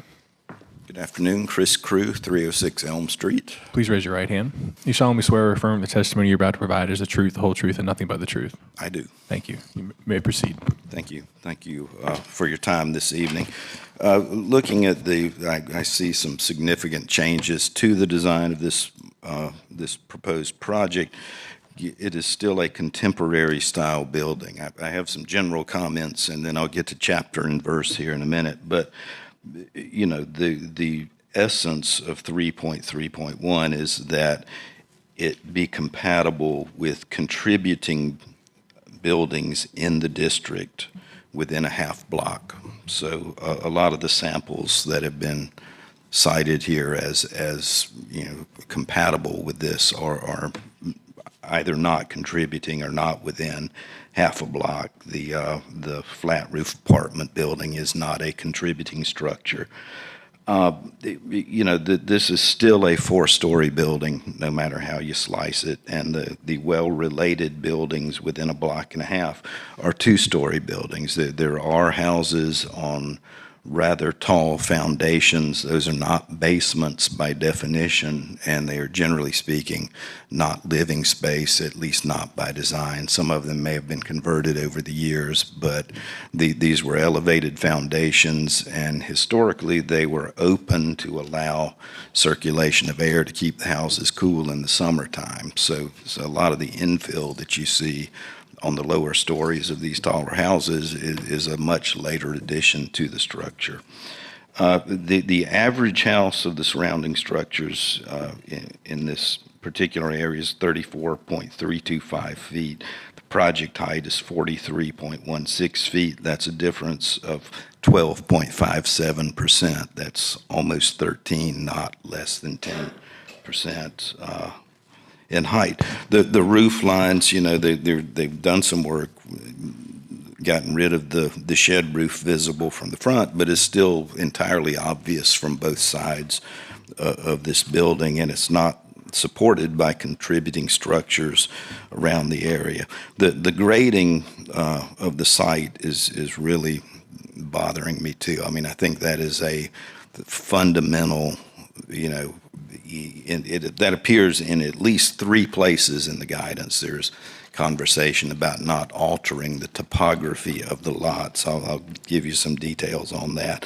And then just looking at the application, there are still missing details, specs on the doors, the windows, the garage doors, the roofing, the brick siding, the trim, steps, columns, railings, the retaining walls, no dimensions on any of that. The gutters and downspouts, floors and ceilings. The driveway, I think, is problematic too. I pulled out a scale and looked at that. It appeared to be 10 feet wide. There's no way a car is going to make a 90-degree turn from that driveway into that side loading garage. And it's my interpretation of the guidelines is that you shouldn't have a driveway that's not functional. And I mean, you can pull straight into that and back straight out of it, but it will not serve that driveway. We can look up the turning radiuses for cars. They're roughly 11.5 feet on the inner wheel and 19.6 on the out. So even with a 3-point turn, it's not going in there. So by the numbers 1.3.2, 1.3.3, both are in the neighborhood of it. It's not appropriate to alter the topography through grading, filling, or excavating. 1.5.1 and 1.5.6 driveways retain the topography. 1.5.7 off-street parking should not directly abut the building. 3.3.1, this is not congruous with nearby contributing buildings in form and height still. 3.3.2 relates to the topography again. 3.3.6 talks about driveways and how they should, be sensible and usable and necessary. 3.3.7, this is not within 10% of the height of the nearby well-related buildings. And 3.3.12 is an interesting one because that says do not alter the open space to built ratio. This is clearly a vacant lot, so, there's not an existing built to open space ratio, except that historically this has been, just backyard open space essentially forever. So, anything you put there is in some way going to come afoul of 3.3.12, and I'm not sure how to reconcile that. Typically when we're addressing new structures in historic districts, we're looking at a lot where there's been a tear down and a replacement, so there's a Sanborn map at least to look at and say at one point there was a building of these dimensions here, so I don't see how you're going to quite reconcile that one. So that's the extent of my comments. Thank you for your time. Thank you. Are there additional members of the public who wish to speak in opposition to the case? Anyone with questions or comments on the application? Oh, I'm sorry. No, this is comments. Okay, good. Please introduce yourself for the record. My name is Manish Lamba. I'm at 518 East Lane Street in historic Oakwood.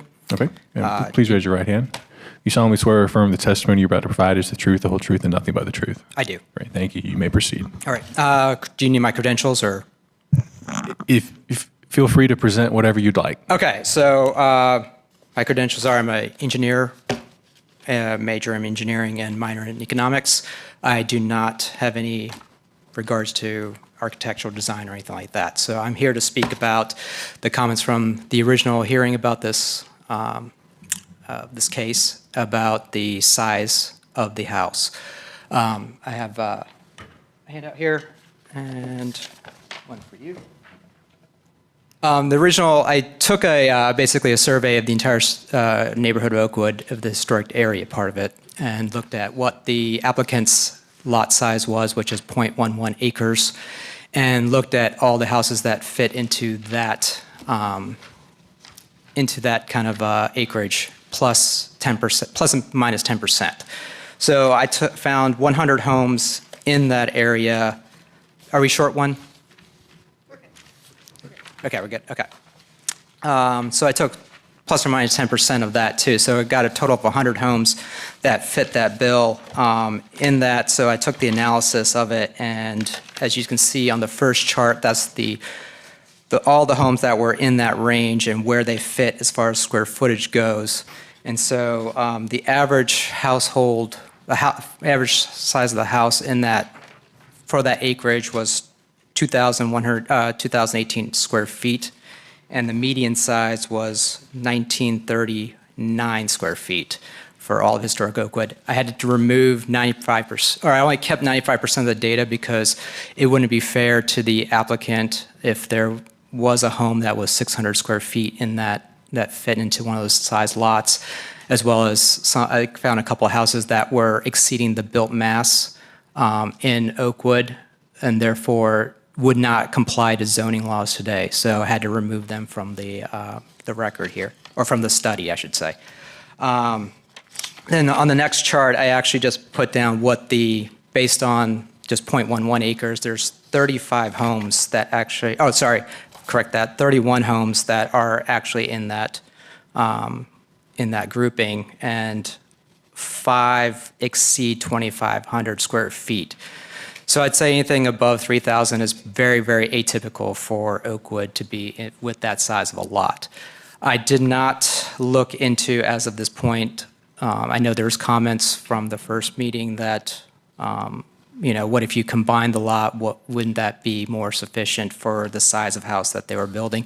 I did not do that study at this point in time just because they did not propose that kind of realm. One thing that I was hoping for today's hearing was what size house and built mass they were planning on putting on this lot today, but I do not have that today, so I cannot speak further about that, but I will open up to any questions that you may have. All right, thank you. If the committee has questions for you, we'll have time for that later. Okay. Thank you. Have a seat. Any other additional members of the public who'd like to comment on the application? All right, seeing none, I'll provide the applicant a chance to respond to Mr. Cruz's statements in opposition. And sorry, I don't remember your name, but the gentleman with the report, just to provide a response. Once again, I appreciate their commentary. I also would like to actually note, they are under the oath, and there was some actually non-factual things being spoken by them. So I would like to actually show you some evidences. So let me address actually last opposition. So I'm economist by the schooling as well. So I would actually advise the gentleman, and I'm sorry I did not catch your name. You actually provided immense amount of data. However, you actually failed to actually compress your data to the immediate surrounding houses and their sizes. So in that regard, I have 5 structures which are actually within 100 feet from our structure. 404 Elm Street, 5,104 square feet. 408 Elm Street, 3,298 square feet. 410 Elm Street, 3,914 square feet. 416 Elm Street, 2,981. 418, 2,908. 614 Polk Street, 3,964, which is an average 3,701 square feet, which is a 6.6 variance from our square footage. So I understand his objective, where he actually was taking the entire Oakwood in some kind of calculation. But Oakwood is actually the most diverse historical district, and actually features many architectural styles and many different home sizes, starting from the bungalows to the large Victorians to Second Empire, which actually have even 7,000 square feet. But let me actually address a couple other things, when it comes to the contemporary style of the structure. This particular style is actually really no style. All we are trying to do, we're trying to actually comply with the commentary from the first thing, design something that actually can be work in progress, that we can get some guidelines from you to see if you would be willing to accept the concept so we can actually build on it. We deliberately did not add any additional specifications in the finishes and whatever not, and that was due to the fact that we actually supplied 37 kilobyte mega data first original application package, costed in thousands and thousands of dollars, and turns out that we were completely in the wrong direction. So this time we are taking actually more cautious approach to this thing, and that's the reason why I provided you with so many printouts, so that we can keep overall cost of this application low. Second thing, it was actually a 4-story structure. So let me actually give you another printouts of the samples of the 4-story structures. Again, the immediate neighbor, Polk Street, which is our property sharing neighbor, is a 4-story structure. All 4 stories are actually 4 apartments currently leased. Here are the 4 examples of the actually 4-story structures.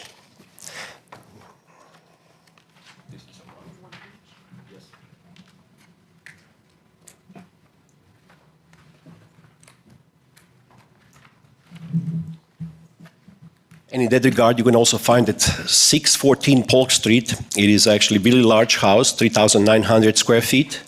It is a historical landmark. It is a 4-story structure. It's a kind of like a Victorian-style building. And it also has actually garage, showing double-car garage on a subgrade terrain off of the, main street. However, this is actually not primary facade of that particular unit. And that was the idea and the premise why we felt that we do have an argument where we would actually be proposing the garage on a lower level subterranean.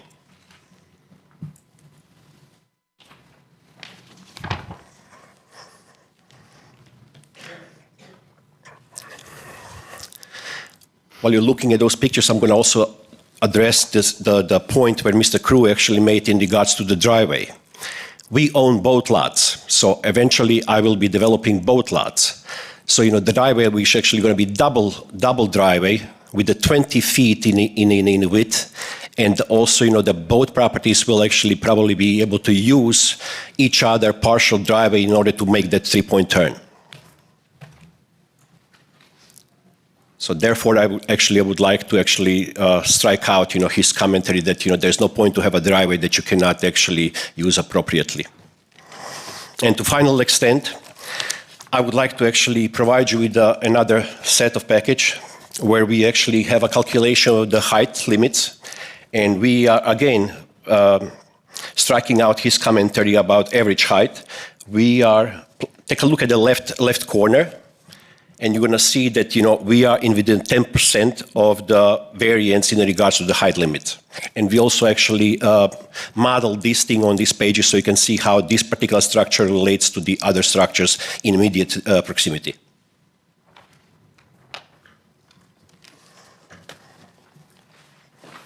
Do you have anything?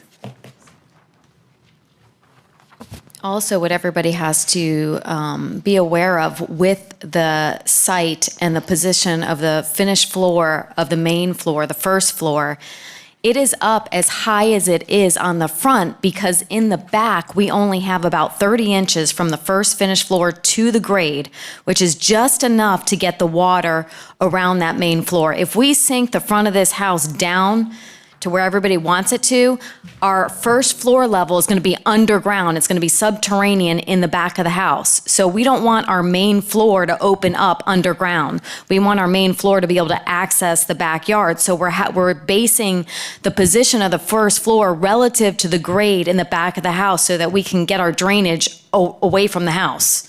And that's why it has to be set as high as it is. So we added the retaining walls and the planters to really try to reduce the visual appearance of the height of the building, but we can't set the building any lower because we can't get the water out of the main floor otherwise, or our main floor is going to be underground. And in that same regard, please also note, that actually this particular lot is the lowest point of the entire Oakwood district. So all of the drainage that will be happening vertically from the highest point that is on the Blunt Street all the way down to the cemetery, we are actually the lowest and the receiving end of this whole surface drainage.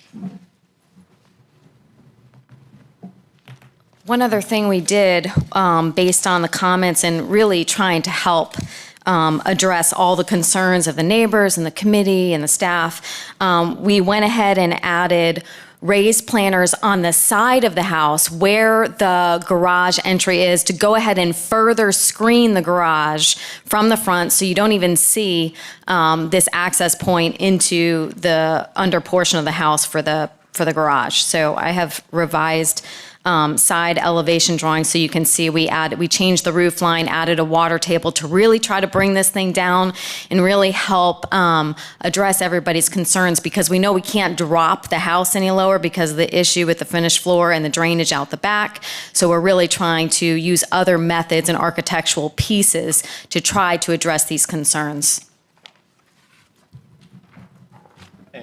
And also in that addition, I would like to actually show you another pictorial of the house 624 Northeast Street that also has a subterranean garage that actually has a similar kind of like a massing on the site like we would actually have.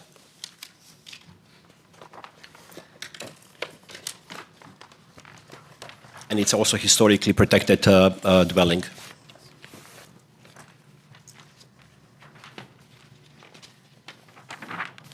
On a side note, this is a different subject. This was in regard to the planting screenings. We took our guidance on 1.4 in the guidelines, 0.11. It is not appropriate to introduce visually opaque screening plantings, walls, or fences other than 42 inches or that are more than 65% solid. So we were proposing plants being a little bit taller, but we were using the 65% screening rule as opposed to the 42 inches high.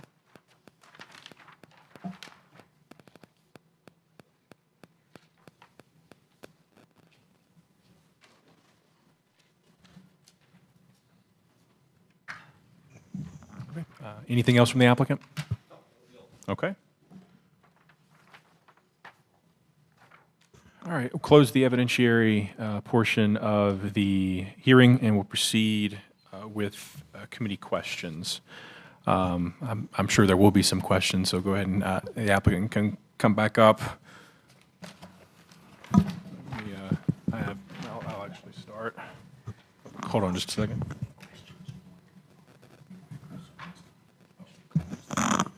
I accidentally closed the evidentiary portion of this hearing. We are still in the evidentiary portion of this hearing. Thank you, Raz. So I was glad to see the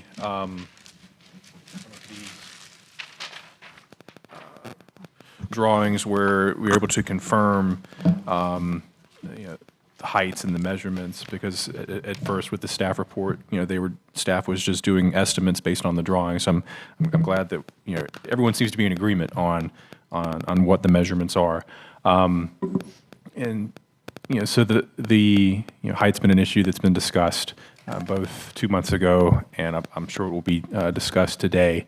So we've got the height of this proposed building, 43 feet, 2 inches tall from the top of the shed roof to the bottom of the front steps and the basement floor level. Our guidelines, say that height of new structures should generally fall within 10% of the wall-related nearby structures. That's not hard and fast. It says generally. So my question is, the height of this structure is about 13%. Taller than the height of the well-related nearby structures. So why should we allow you to build a structure that is outside of what our guidelines say we should generally do? Well, we actually provided you examples of the other subterranean ones, like a 614 Polk Street. If you measure from the top of the slab to the point of their highest point, which actually they have a Victorian turret, it's probably more than 45 feet. And then again, we actually, that massing in the height, no matter what it is, even if we would have a garage or not, our front wall would be still depicting this height in order to, like Don explained it, in order to actually clear this 24 inches or 30 inches on the back. So, what we are doing, like any architect or anybody would actually say, try to work with the topography and do not challenge the topography. So all we are doing, we are following the topography, and all we are doing in the process, we are actually removing the wedge of the soil that will be underneath of the house anyway. So 614 Polk Street actually has, 1.5 foot shorter height than us. So again, we feel that, the per guidelines and opening paragraph, use the houses in immediate nature as your best, guiding principle. So I cannot provide you any better example than that very next house next door. So do you agree or disagree that the height of this proposed structure is more than 10% taller than the well-related nearby structures? I disagree. We provided you with calculation, and it's easy to actually calculate, on your own if you believe. And there also actually, we did extensive study of those structures by counting every single reveal of the siding in order to determine the height. And that's how we actually came to the conclusion, since we could not necessarily go to the properties and actually measure. So what is the height of this structure? Of the 614 Polk Street? 18. Oh, yeah, I'm sorry. 42 foot 10 inches, which is actually 4 inches lower than our structure. 4 inches, I remind, 4 inches. And it is actually literally sharing the property line with our house. And only house that actually share any kind of boundary with us on the front of the block. All right, thank you. Can you talk some more about, I believe the architect, I didn't catch your name, Don. You spoke earlier about the challenges or the issues that you would face if building for lack of a better word, a shorter structure. Can you talk more about that, what the issues would be with that? Yeah, so if you look in that side section drawing, and actually in our original submittal, we had an enlarged, drawing where we actually analyzed if we dropped that front, what the ramification in the back would be, and it puts the main level underground. So you can't go from your living room out to your backyard and take your dog out. You're gonna have to have stairs up. And it becomes a drainage issue of water pouring into your main floor level. And so that's what set the whole finished first floor level was, okay, where do we hit it at the highest point in the grade, which was in the back? So our grade's like not helping us at all. A lot of these other houses, it starts really low at the front, like the example we saw before us. That was really, they had no steps to get into their house, but their grade dropped in reverse. So the back of that house was 3 stories high plus the roof, and we're dealing with it on the opposite end, but we have to make sure that our main floor level isn't subterranean. And also in that sheet that has the comparables, we read in the guidelines, that you're supposed to take your comparisons from around a block and a half. And so since we don't have anybody on our block, and since across the street is the cemetery, that's where we got our averages. We took the properties that were immediately adjacent to our property, and we are under 10%.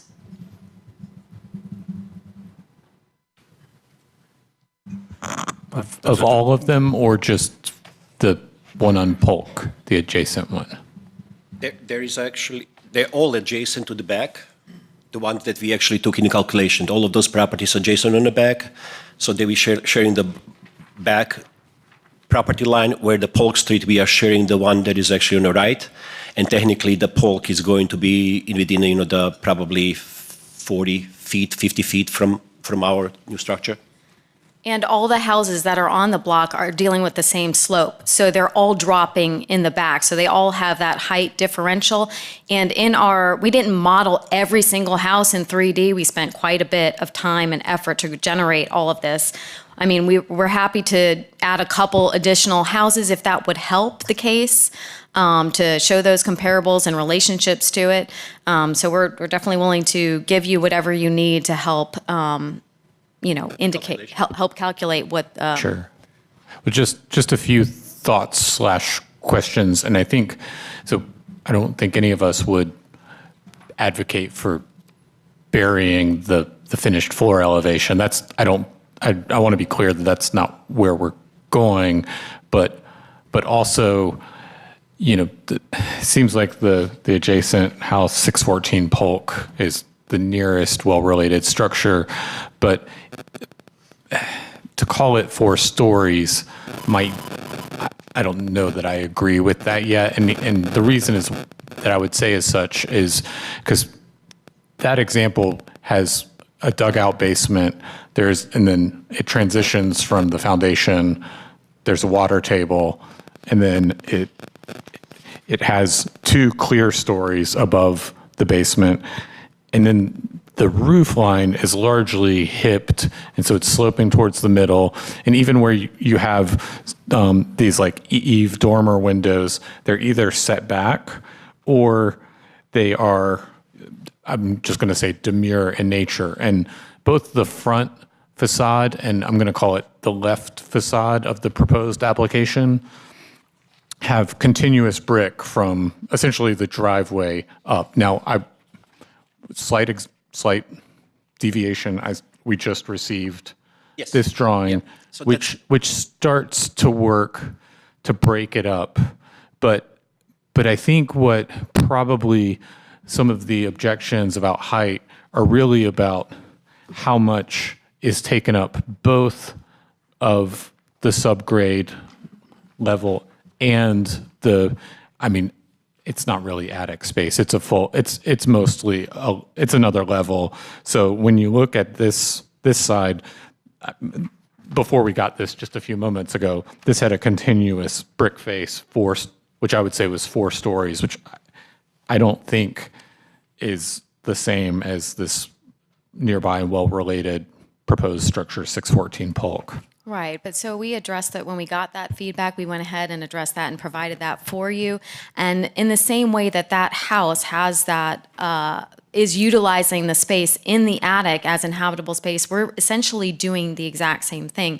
Now, to your point on the height, I mean, the only way, we could reduce the height is to move the building forward on the lot. We're respecting the front yard setback, and our lot is also at an angle in the front to the street, so that is pushing the house back and making it taller. If we had a variance to move the house further forward, it could, drop that height a little bit, because then we would be able to keep our finished floor at a relationship to the back grade that isn't, subterranean. So that's one possibility. The other thing on that elevation that you'll notice that we changed is we ran our gable, whereas before we had that shed roof in the back where you could see it. So we changed that and we added gables on the left and the right. So you don't see that shed roof anymore, and it breaks the height of the wall.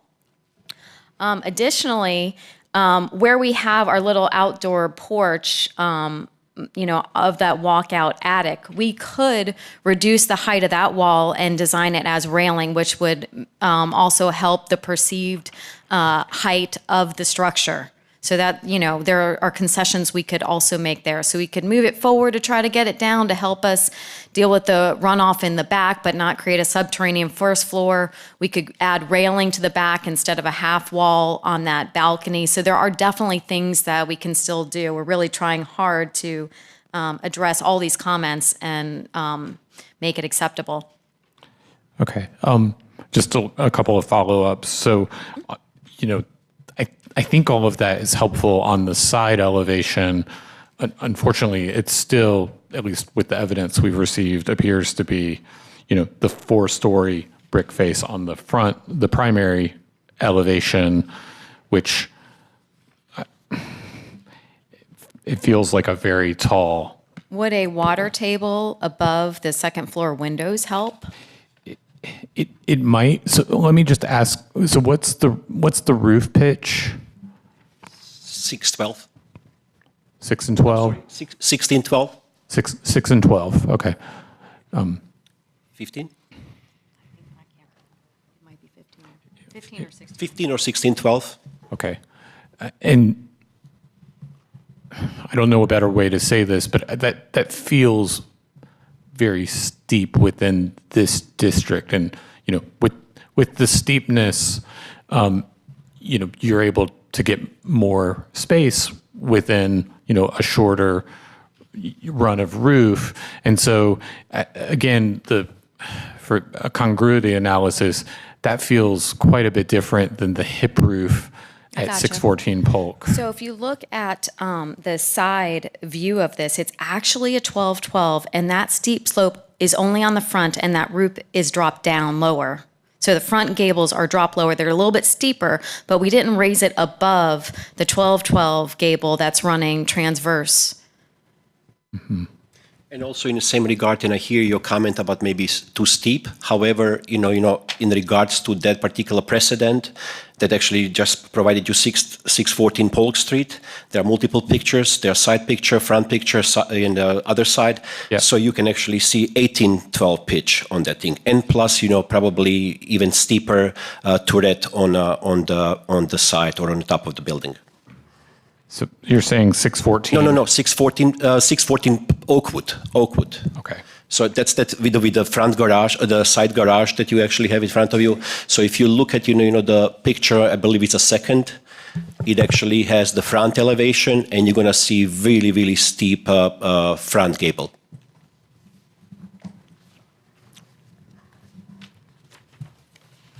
Could you tell me the address of that one more time? 614 Oakwood. It's a brown house with it actually has a garage on your front. Pictorial, it actually has a garage on the side. Could That's it the one that potentially be Is it so if you- 412? Exactly. So if you actually flip it on the back side, you're going to see the front elevation.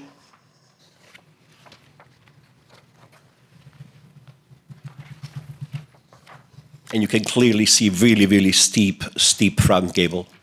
Yeah, and just as an example of my earlier critique, so here I would say we have 3 connected levels, but this is actually on the very minimally graded portion of the site, and then on the opposite side where there is significant grade difference, where I think I would argue you have 2.5 stories as the sort of street presence. Yes, you're right about it. That's the reason why when we actually kind of looked at it, Don actually proposed to soften up that verticality to actually introduce the planting retaining cascade on the front with the planting vertical elements, which actually should reduce that massing on the side that you're referring to. Okay, I mean I agree it helps some. I'm still not sure that I'm convinced on the number of levels, even of the nearby and well-related structure. It feels like there's an additional floor here, and the emphasis, like you said, that it feels like it, but it's pretty much the same thing. Examples that we offered you. There are 4 stories, so I understand that the location of the particular massing might deviate, but this was actually in regards how we actually tried to solve the problem of front inclined slope. So therefore, the most of what you're just referring to, that verticality, it's actually happening on the front instead of on the side or on the back. Okay, I'll frame it a different way. I don't agree that that's a 4-story house. I respect your So you're saying that this top story is living space? Yes, sir. Yes, it is. Yes, it is. Did you confirm that? I actually seen the people looking through the window, and I know that actually there is a 4-unit rental dwelling.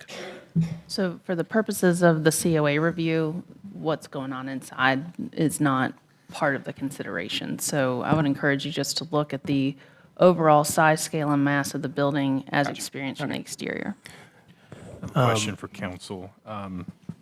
Raz, when we're looking at height of the structure and comparing it to well-related nearby structures on a site like this with sloped land, what number are we looking at? I mean, is it just like the tallest height, or is it from the front facade, or what are we looking at? Because I mean, on these structures, I mean, there's two different heights. You have on some of these related properties nearby, the back is taller than the front because of the slope of the property.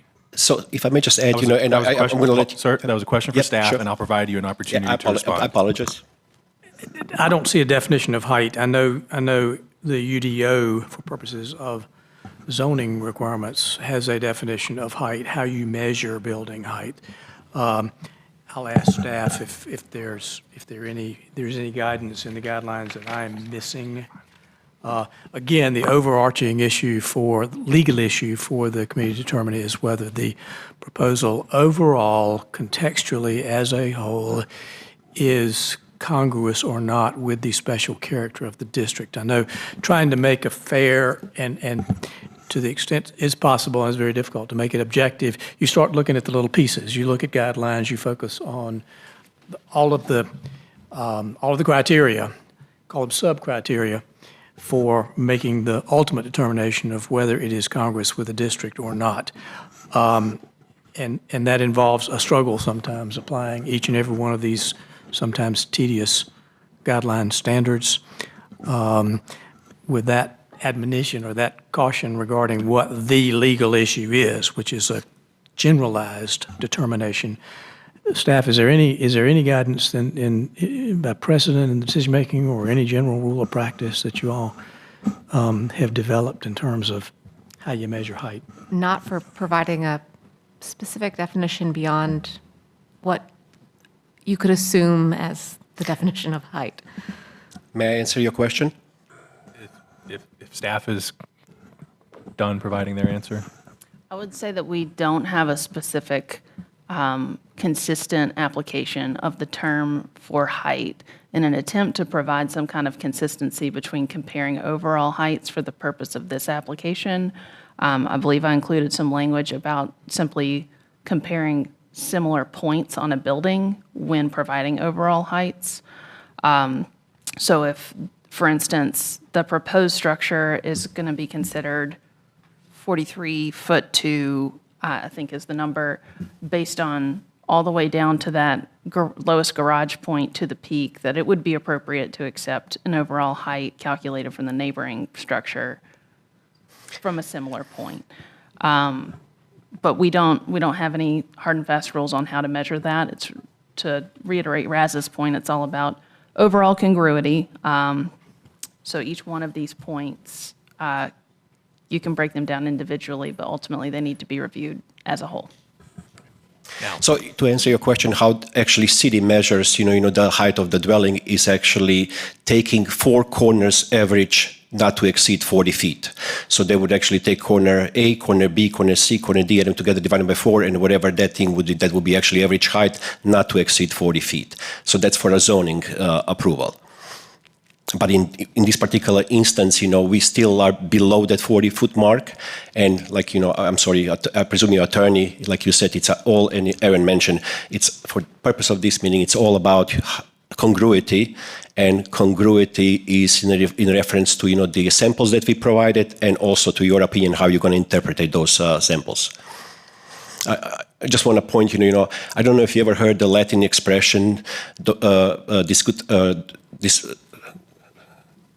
what is it? I'm actually having a brain freeze, but the attorney might actually help me out with the Latin, is the gusticus non disputamus, which basically means that, it would be worthless to actually discuss people's preferences, because every preference is a very subjective. So that's how it is, your congruity approach might be slightly different than ours, but that's why we feel with all these samples and evidences that we brought it, that you can actually kind of see our premise, why we're building our argument a certain way.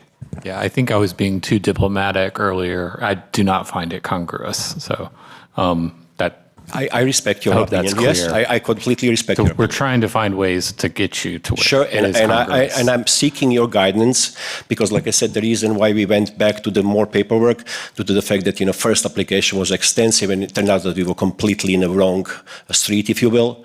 So we are seeking that you help us to narrow that vector. So the next time when we come, that we would actually add all these finishes, that are necessary for our approval, but also we are not necessarily adding those finishes to something that you will not find palatable at all. Thank you for that. There are a couple of things you've mentioned, and I think they're still related to the height, but I just want to make sure I'm hearing correct. There's been some mentions of easement or variance, and I thought I heard at one point the rear lot line, but then more recently I heard Dawn say the front setback, which I understood a little better. Could you clarify if there's anything with the rear yard? No. Okay, I may have misheard that earlier. What you heard, what I said, on the side, because we actually trying to allocate, 10-foot driveway for each property. So therefore we are squeezing the house to the right so that we can actually allocate possibly that little planting cascade on the left side next to the driveway. But in the case we have to, and you find that, this is something that you cannot, stomach, we would be open to actually front driveway to reduce to the single entry, where both properties would be using the driveway to the point of the garage, and then actually widen out and actually have the 3-point turn to the right and 3-point turn to the future property on the left. And this way retain the house within a setback. But for the purpose of the two driveways, we are pushing and encroaching 2.5 feet to the north side setback. Okay. And then there was another statement I just wanted, it was much earlier in your presentation, but I want to make sure I heard it correctly. So currently, I think the statement, and I typed a few notes, it was the only house on this block of Watauga, and that's the only address-facing house. That is correct. But when I did, my site visit, it looks like the adjacent parcel, which I believe is yours, it is for sale and developable. Well, was the point of when you said it's the only building on that, street face, was the intent of that there's currently no other That is correct. houses? Okay. Yes. I just want to make sure I was understanding the context for that. But it's feasible that there could be other homes and adjacent lots in the Yes, future. Okay. definitely. Okay. I just wanted to make sure I understood that. And that second property will be very much contingent what we actually derive, throughout. Understood. And we can't look into the future, but I know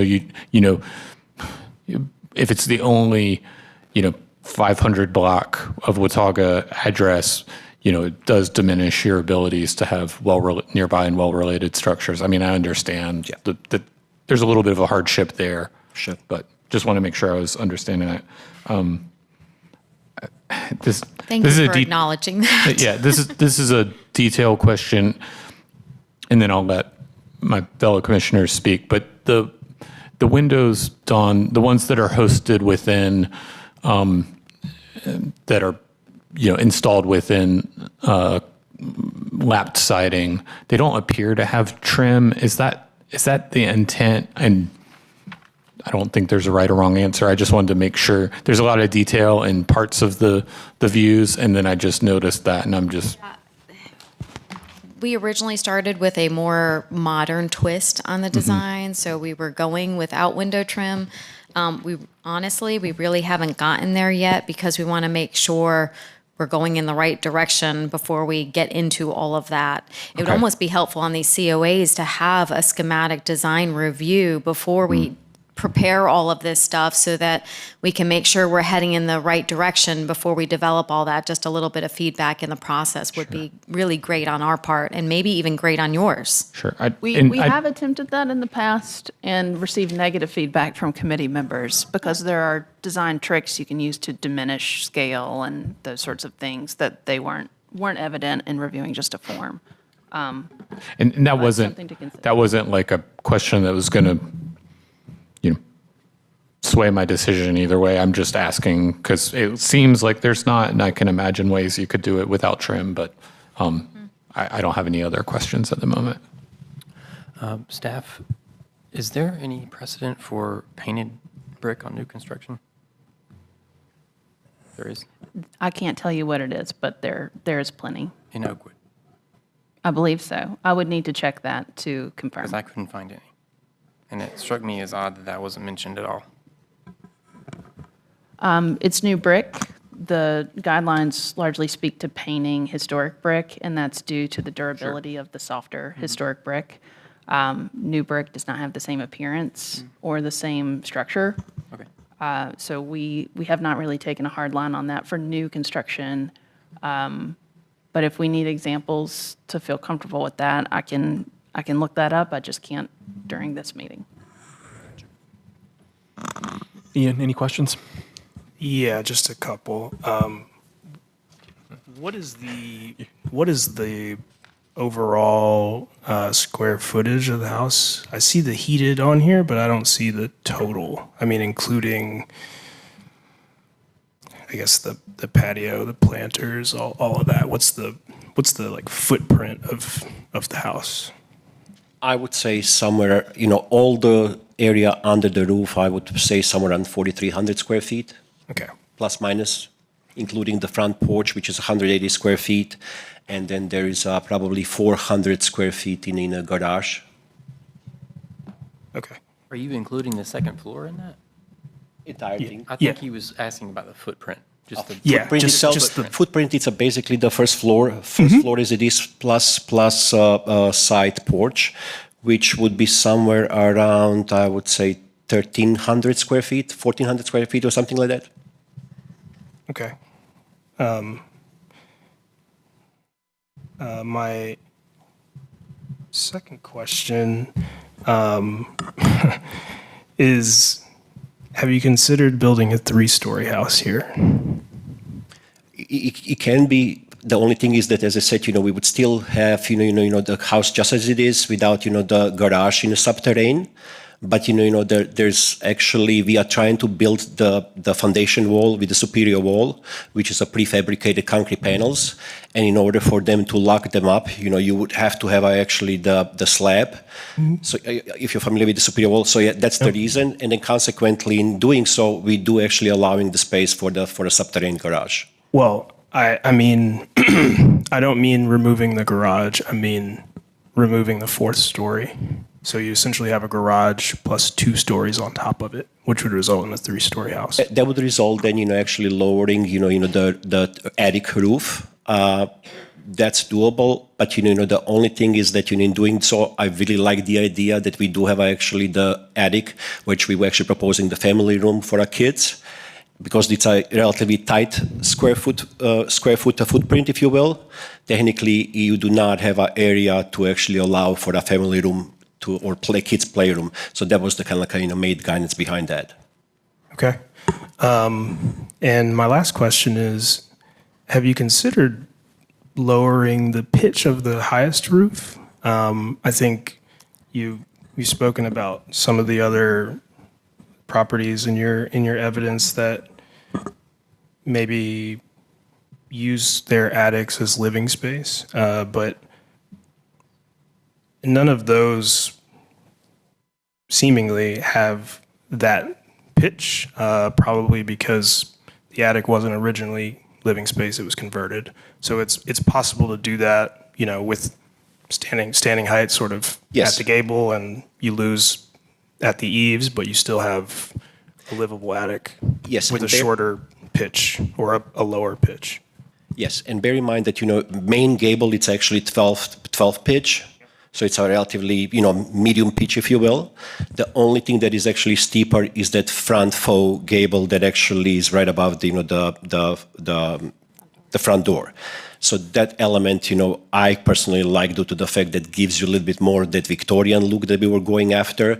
So this would be actually almost like if the Victorian would be built today. Mm-hmm. So that goes back to that opening paragraph that, we're taking the cues from the historical, architectural style, but we are actually contemporizing it, to the days, the construction principles. Okay.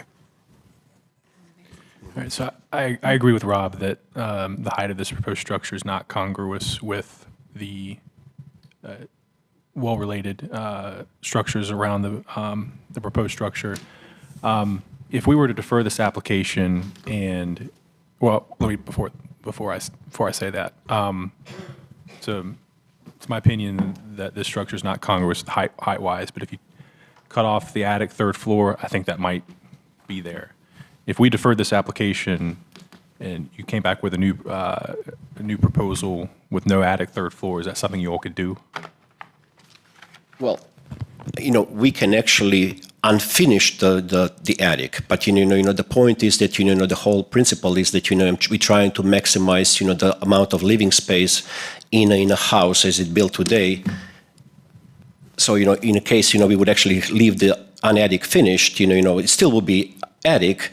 Still would actually have a 12 pitch, and then just, the idea that would reduce the, heated space. Is that what you're proposing? Well, yeah, let me rephrase the question and reiterating what Rob said earlier. We're not advocating that you put the house, dig the house into the ground, make it subterranean, but what can you do to take off from the height of the house?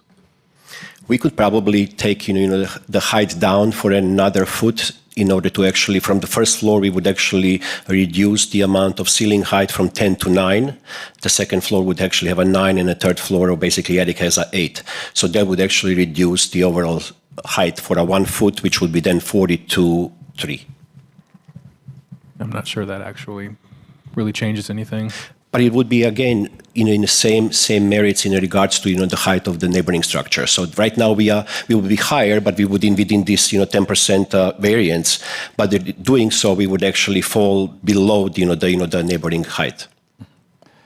I think what we're probably struggling to reconcile with the congruity is that there are there's parts and pieces that do have congruity within the district as a whole, like the roof pitch, but then the nearby and well-related structures don't share that roof pitch, and they're broken up horizontally, even if we disagree on the Polk address having 4 stories, it's still broken up, and so the scale feels diminished. And so I think the roof pitch is probably really the hardship to come to terms with, and it's not just on that street face. It's that a lot of it is living space on that 4th floor, and then the continuous, brick from bottom to top. I think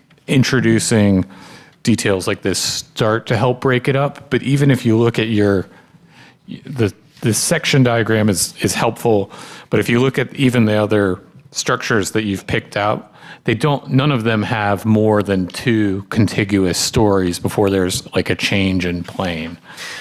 And so in an effort to try to give you like constructive feedback, I think somehow the scale needs to not present as 4 stories, which if I'm coming from the south on Watauga, walking, driving, biking, it's going to present itself to me as a 4-story facade in its current form. And I don't feel like we have evidence showing that there's nearby and well-related structures that are 4 stories. Right. I think there are definitely a few different ways that we can achieve this. On that front elevation, how we have the retaining walls with the planters on the right-hand side. We started to put some on the left-hand side as well, but we could match those on the other side, kind of match where we've got that porch, so that could break that wall. And if we, we could either take the front porch roof all the way over and have just an open area there, which would break up that plane. We could add a water table on the upper level, which would again help break up that plane as well. And I think, on that front plane, either adding the porch, continuing that over and continuing that roof over, that may well get us there. And if we could move the house forward on the lot, that would also drop our height down some. Those all sound like good and reasonable proposals. I mean, I think that's working in the right direction.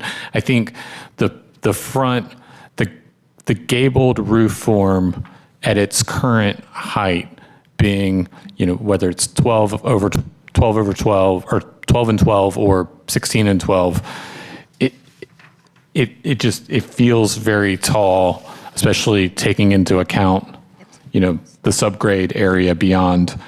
And I think when Wes was, I could let him speak for himself, but when he was talking about taking away the attic, I don't think he was saying, just make it attic space. I think the change that would need to be proposed is taking the roof from this to this and maybe lowering it a little bit to be more consistent with 614 Polk. I appreciate your feedback, 'cause this is really great, because we want to get to a place where we can all agree. So thank you. Since he's the architect, he's able to say it a lot. Thank you so much. We appreciate it. What if, instead of having a gable, the big gable on the front, what if we made that a hip and we just had that small little gable? That way it wouldn't really appear like that's a 3rd story there. I can't say without seeing it, but I think that would definitely help. And I think it would probably help some of the challenge and critique from, not just us, but also the neighborhood. Yeah. And I mean, my assumption is you probably lose some heated square footage, or it becomes, like Jordan was saying, a little bit more sloped in that space. But I think it then brings the scale down and how it presents itself less as 4 stories. Yeah. And, I just want to say, I mean, it's a very thoughtful design. I think it's a really nice house. We're really talking about in this context, in this neighborhood. And so I don't want it to come off like we don't like the design, because I think there's plenty of places in Raleigh it would be appropriate, but we're here to talk about Sure. congruity within this district, and so that's what we're trying to get to. Yep, we're on the same page. We're trying to get there with you. We really are working hard. So we could definitely adjust that and work with the planners to get us down. If we moved it forward a little, we could drop it down some more as long as we can shed the water in the back, but we would need feedback from you to say, hey, that's okay, we can do that. We'd certainly be willing to look at that. Those are all good things that would help us get this down. We could reduce our ceiling heights, like we said. We're willing to drop some of that. I think Mario really loves that steep slope on the front. I understand. I see why. I mean, I do understand why. I think if the house came down a half story and there was like no walk-up attic, it might feel more appropriate with that scale. It just it presents so tall, almost like a row house is without adjacent row houses. It's just such a tall, continuous face there. Because even the examples of the three sisters that are on Jones, and I believe, help me, in Elm or East, they're in your examples, but they have got the kind of onion tower.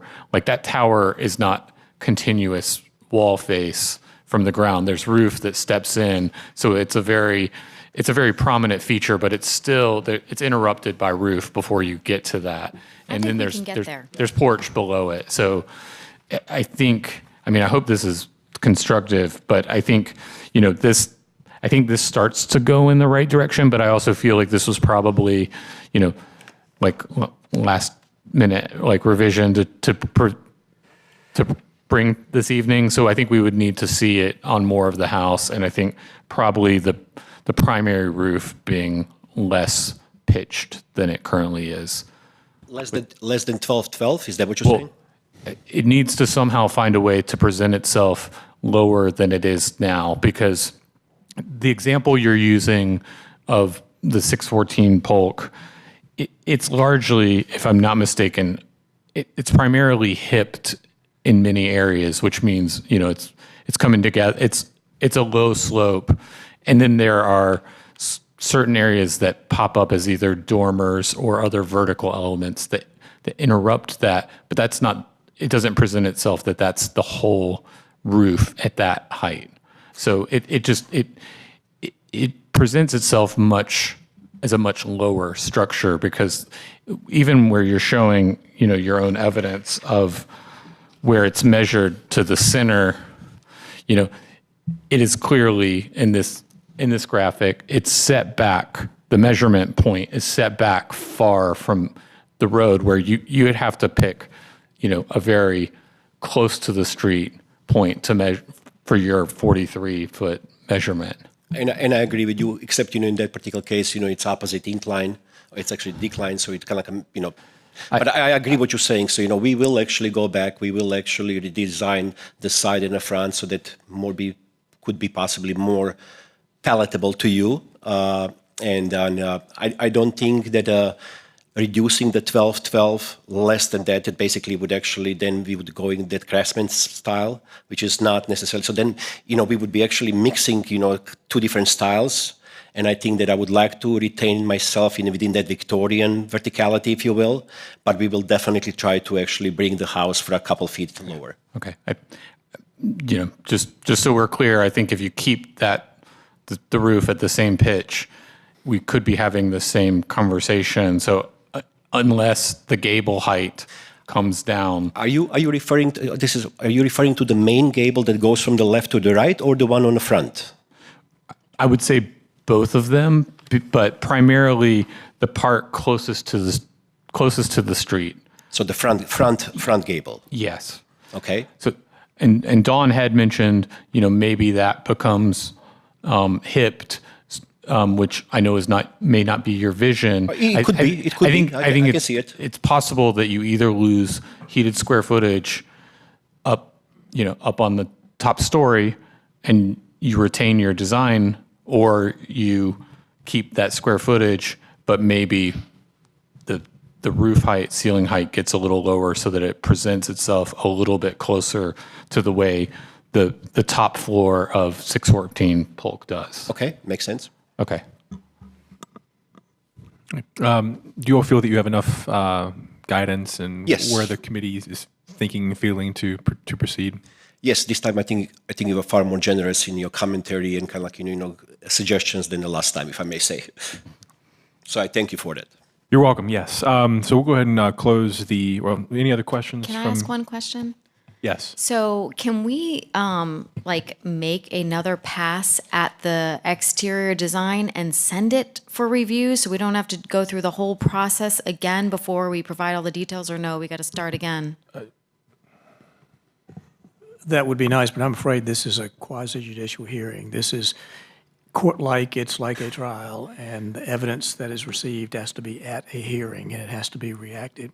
It can be submitted in advance, of course, for the parties who receive the information, and the committee members get it all at the same time. But the process of evaluating what you propose and receiving feedback, and ultimately the decision that it all has to be done in the evidentiary hearing.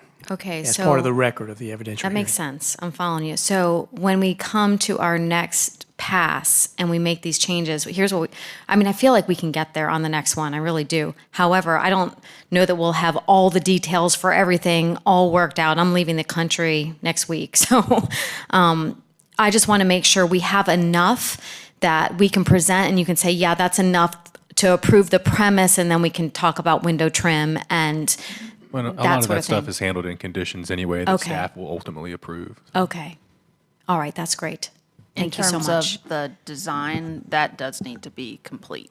Completely approved, yes. Yeah, So ma- revised Material elevations. specifications. Okay. That kind of thing we can handle on the back end, but. All the design elements. Whether there's trim or not, that needs to be a question that gets answered in the proposal. Okay.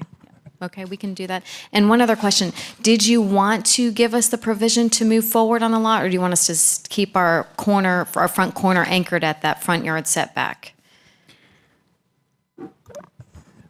I'm not certain, if I could just say, Raz, I'm not certain that we have enough evidence to respond to that. And Well, and the setbacks, correct me if I'm wrong, we're in a historic district, the zoning setbacks aren't set in, they are set in stone, but we can, Adjust. we're not married to them. According to the Unified Development Ordinance of the city, if there are any inconsistencies or conflicts between the setbacks that generally apply in the applicable zoning district and the setbacks of the historic district setbacks takes precedence, and that is relied upon to allow setbacks that don't always meet the minimum UDO code setback. Yeah. So short answer is that depending upon the character of the historic district and the setbacks that are predominant in that district, you can go less than what the zoning code allows. Yeah, if you would like us to move it forward on the lot and see what it does, we haven't done that exercise because we didn't know we could. I think you would need to provide evidence, and you may find it on a few blocks north, which were infilled, in the 90s. So I would point you there, but we would need evidence to be provided as to, why we should allow it, and that would be probably examples, Okay. within the district. But you may find some. I'm just not certain of it.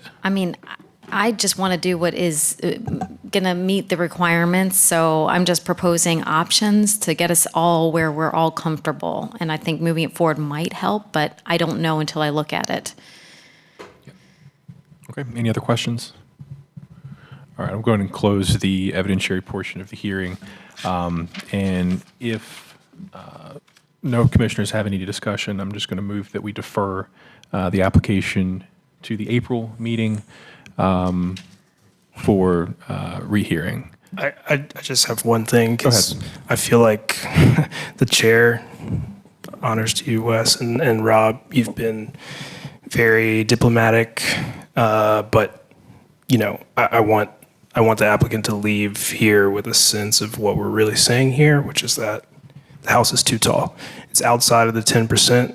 We really can't even consider what you have shown us because it's too tall.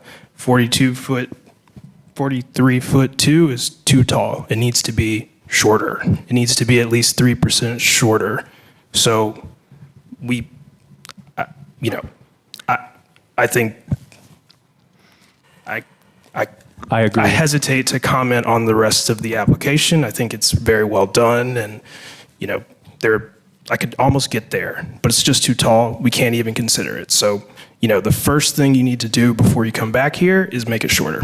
However you do that, it's really up to you. When you present that evidence at the next hearing, we will consider it as long as it is shorter. If I may just kind of hear you once again, you said to make it shorter at least 3%. Is that what you said?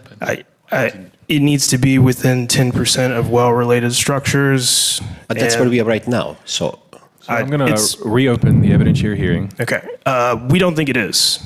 And you have not presented compelling evidence to us that it is. So as a result of that, we are not going to consider it at this time. So you need to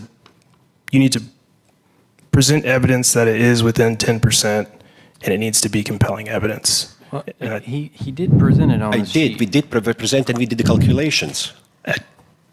So, can you actually pay attention to the lower level where we actually did the calculations and averages? Sir, please keep the No, tone just, of your presentation apologize. respectfully. I apologize. I would just reiterate that there is no prescriptive method to gain COA approval. It's all about overall congruity with the special character of the district. So what I've heard from the committee in terms of potential revised design for the next meeting is that height is the number one thing you could address to bring it closer to congruity. I heard relatively significant height, and that once that is addressed, they can reevaluate the overall design to try to determine if it's congruous and if there's any other aspects of the design that need to be addressed. Bringing it forward on the lot or not would be a decision that you all make as a design team and bring to them. They can't say 3% shorter, 2% closer to the street. So that'll be for y'all to determine, perhaps through finding some evidence in the district that could help support the figures that you've chosen, or otherwise just overall congruity arguments. I think that's about as much guidance as we could provide. And I respect your commentary, so I just want to be clear so that next time when we're coming, would it be sufficient evidence if we actually have a surveyor professionally actually shoot the point of the height so that we can actually establish those heights exactly, and then we actually do compare them to ours, that this would be actually sufficient evidence, corpus delicti, that you would actually consider that as an argument? Let me just make this response.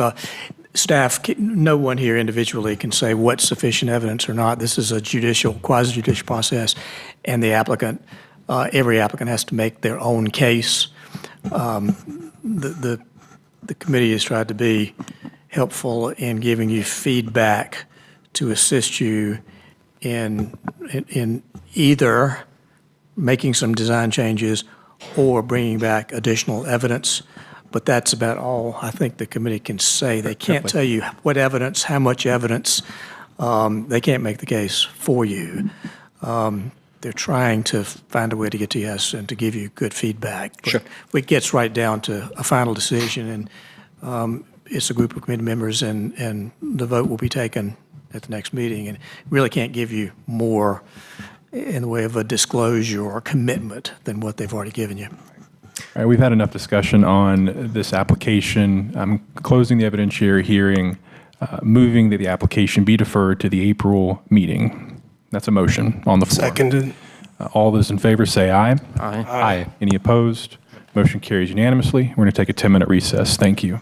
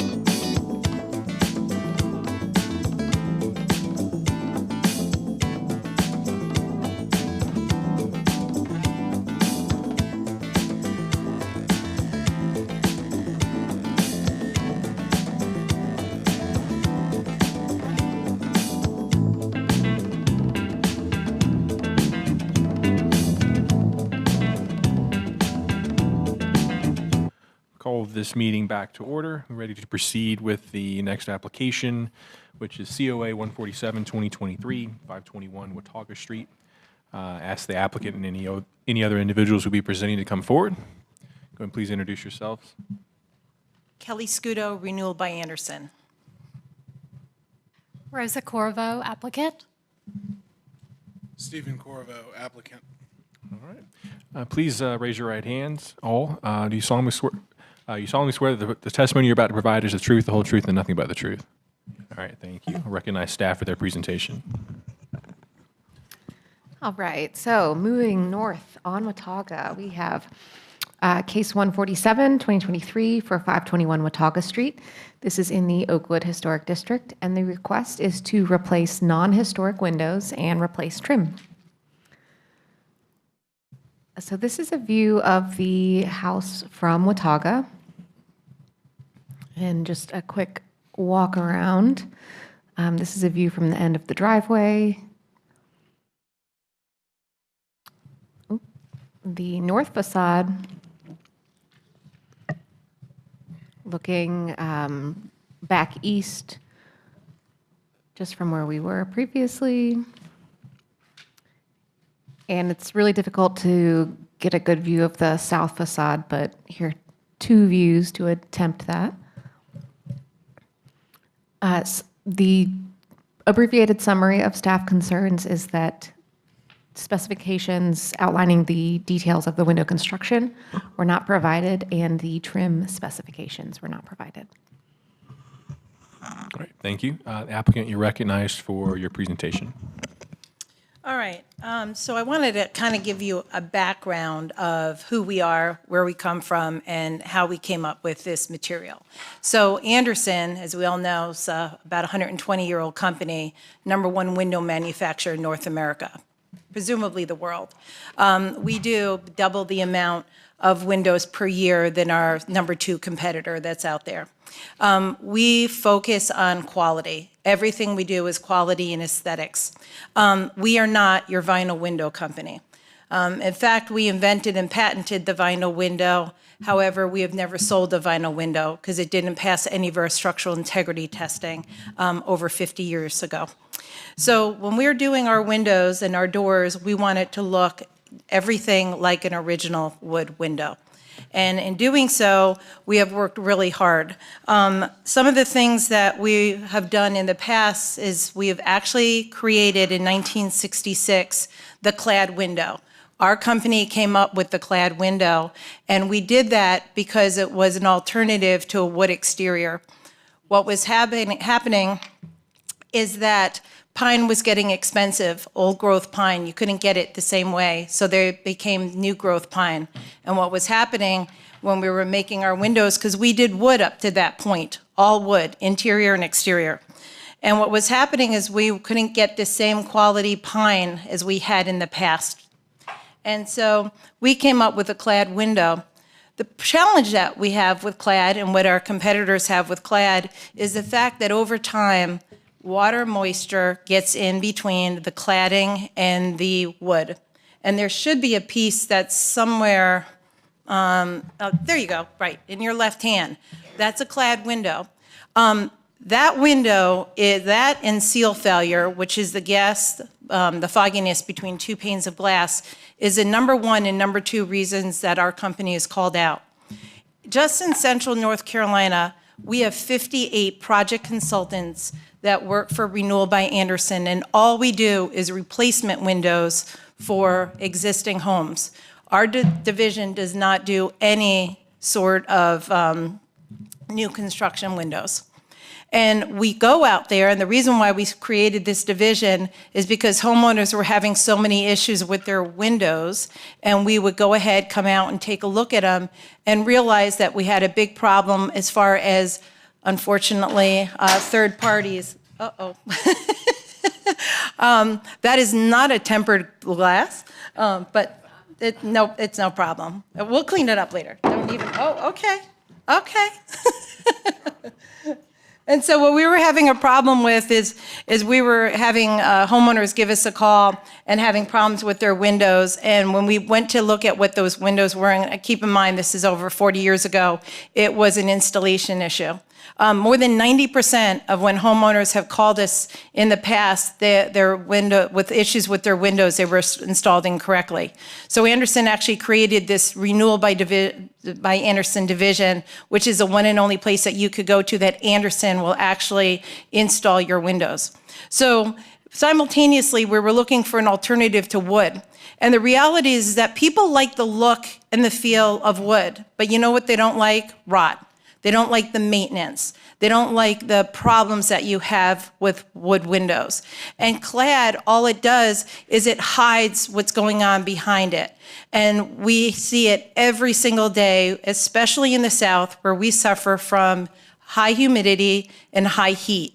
And what happens is if you ever have a pile of wood, firewood outside, you have two piles. One has no tarp over it, and one has a tarp over it.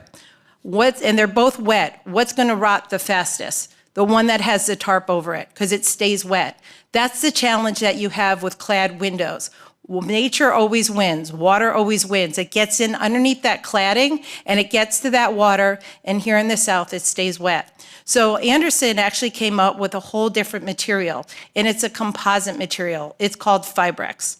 And that's the pieces that was around here somewhere.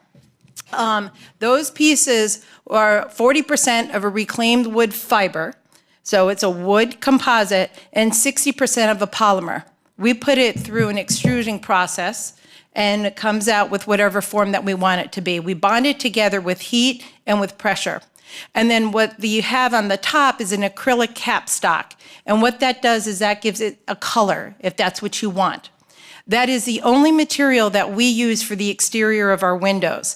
The material doesn't peel, crack, pit, corrode. It's not going to expand and contract like wood or vinyl. You never have to paint it, but if you want to paint it, in this particular case, to get the color that they have been approved for and that they have, it is a paintable material. What's so great about this is that it's going to look exactly like a painted wood window. In fact, when we created these windows, we made them the exact specifications of an original wood window. They're going to have the same width, they're going to have the same depth, they're going to have the same height, they're going to have the beveled edge, they're a direct set. The glass is a direct set, which means that they're not going to have a glazing bead around it that you see in a lot of vinyl, and even some wood windows have it, where you can literally pull strips around your glass from the exterior to replace that glass. Our windows have the glass that's set right in it. What's good about our windows as well is that if you go ahead and you replace some of your wood windows with our composite window, it's going to look just like an original wood window, unlike a lot of competitor windows like vinyl and ones that are much thicker frame. Our window is going to look exactly like an original wood window. The exterior is always the Fibrex material. However, the interior, we have options. I know you don't worry about the interior, but it's so much so that we can offer pine, maple, and oak on the interior as well. Again, our windows are going to, we do them, and I even was joking with them that I'm presenting to historic societies throughout central North Carolina all the time. And this, you know, we go through a little bit more hoops in this area, which is fine, but I've never been, nor have we ever been, not approved to go in any area that we've asked for approval to go in. I know that this is maybe the first that you're approved, but the reality is that this is the way of the future. Wood windows are old school. We did them over 55 years ago. This material is over 30 years old. When Anderson created the Renewal by Anderson division, they wanted to create the best window that they could. The one that's going to look the best, the one that's going to perform the best, and the one that's going to last the longest. And this is what they have done. Little by little, we've gone through and we've addressed every aspect of a wood window to come up with this particular window. Even down to the screen, making our screens out of stainless steel so you don't have a dark facade at the front of your windows when you're looking at a home. Our grills are going to be made out of the Fibrex material on the exterior, and the interior would be solid wood. Every aspect of it is going to look just like a regular wood window. So for this particular home, it was a perfect choice because we are also able to go ahead and do not only the window itself, but also the trim. I just want to go ahead and, that's the brick mold. We actually can do the brick mold, the sill, and the bullnose in the Fibrex material as well. And so it's not just the window itself, but it's all the trim that's around it. So what we tend to see is on brick mold, the bottom left and right side of that brick mold where it meets that sill, that's where your caulk will go ahead and pull away from the wood over time. Water moisture gets in there and it wicks up from the bottom, and you will have substantial amount of rot that's in it. This is our catalog. We like to call it our beauty book. And this is going to have all of our different types of windows that we provide. For this particular home, if you look actually on page 9 and even on page 12 and 13, that's going to be examples of our double hung windows, interior and exterior as well. And for their home, there are no grills on their windows currently, so we would not do any grills, grids, muttons, mullions, a lot of names for the same thing. We wouldn't have any grills that we would need to do on them. The exterior would actually be white, and as I said, they would go ahead and paint it. They're the color that has been pre-approved, and forgive me, I don't remember the exact name of the color. You actually had it, I think you had it on one of your reports. Whatever that color was. Yeah. She has it. I think at some point you told me what that color was. Also, I'm not sure how important to you the actual glass is, but the glass that we would do would be a high-performance smart sunglass. It is the most energy-efficient glass that Andersen makes, and it's also rated #1 by Energy Star as the most energy-efficient glass. In fact, October 1st of 2023, Energy Star just increased their ratings of what is required, and at the time, we were the only window company that actually had glass that was available to meet those ratings. Now, I don't know what has changed since then, but our glass is going to be the most energy efficient. Now, from an aesthetic standpoint, it's not going to, make any difference, but I do want to go ahead and mention that. Also, if you look at the very back of your booklet there's going to be some reference material. One of the ones really to take a look at is the one that's called Fibrex composite materials here. If you go ahead and you open that, it's going to go ahead and give you not only the history of Renewal by Andersen and the Fibrex and Andersen, but also what the Fibrex material, what it's made of, how it's made, and the benefits of that. The reality, guys, is that wood-clad and wood windows, unfortunately, they rot and they require so much additional maintenance. Even if you're looking for new growth type or a harder window, you're talking north of $4,000 or $5,000 per window. You might get them for a little bit less, but the reality is that it requires the most amount of maintenance. With this alternative, it's going to go ahead and give you a wood composite window, and all that means is it's 40% of that reclaimed wood and the 60% of that polymer, and it's going to be the exact width and height as your current wood window, double hung, casement, glider, whatever, but in this particular case, we're only talking about double hung windows, and you're not going to have any of the maintenance or the issues. The other thing is this is rated at a 50-year window. These homeowners and many other homeowners down the road will not have to replace this window. A wood window, that's just not a reality, unfortunately. You're going to have to replace the window. So if you're looking for something that's good for the environment, this is also a great alternative as well. Any questions? We'll have time for questions in just a second. If you anything else for your presentation, or you? I think that's it. I just wanted to, it sounds like you took a look at the samples. When you had the samples in hand, one of the things that I always ask people to take a look at or feel is the inside of it. In fact, It's not the one we broke, right? not the one you broke. No, it's okay. In here, you can actually feel the wood composite.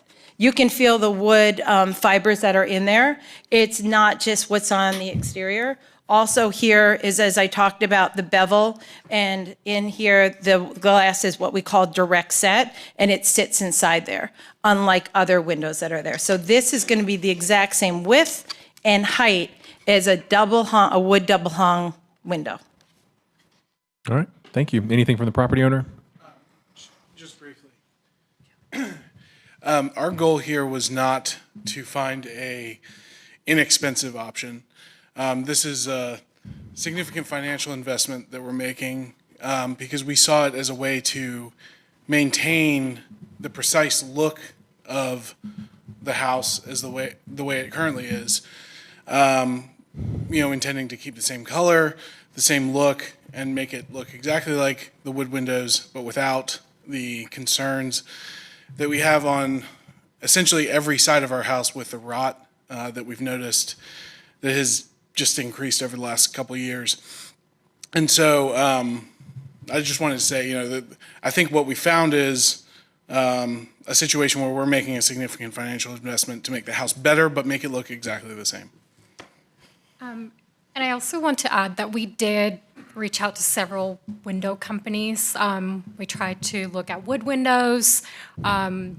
We had some folks come out and they were selling us vinyl windows, which is not what we wanted to do here.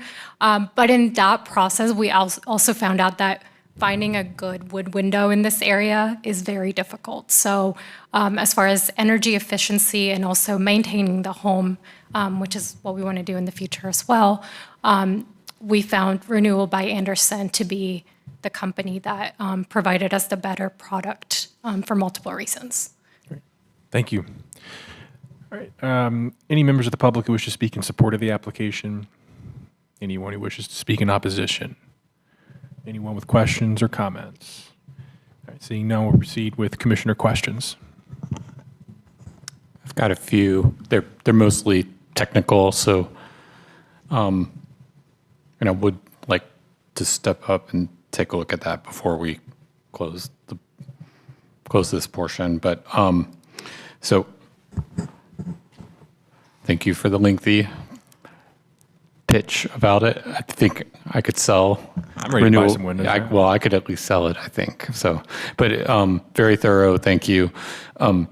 Couple questions about installation means and methods, because you provided, the typical elevations of all the windows. They do show the standard mulling together and the like your manufacturer's standard mull together for pairs of windows. You've probably been here for a few hours tonight, and yeah. I've talked about windows for an hour and a half of that. So, a lot of clad. So when you remove, if we could maybe look at one of the front elevation images, when you remove the existing windows,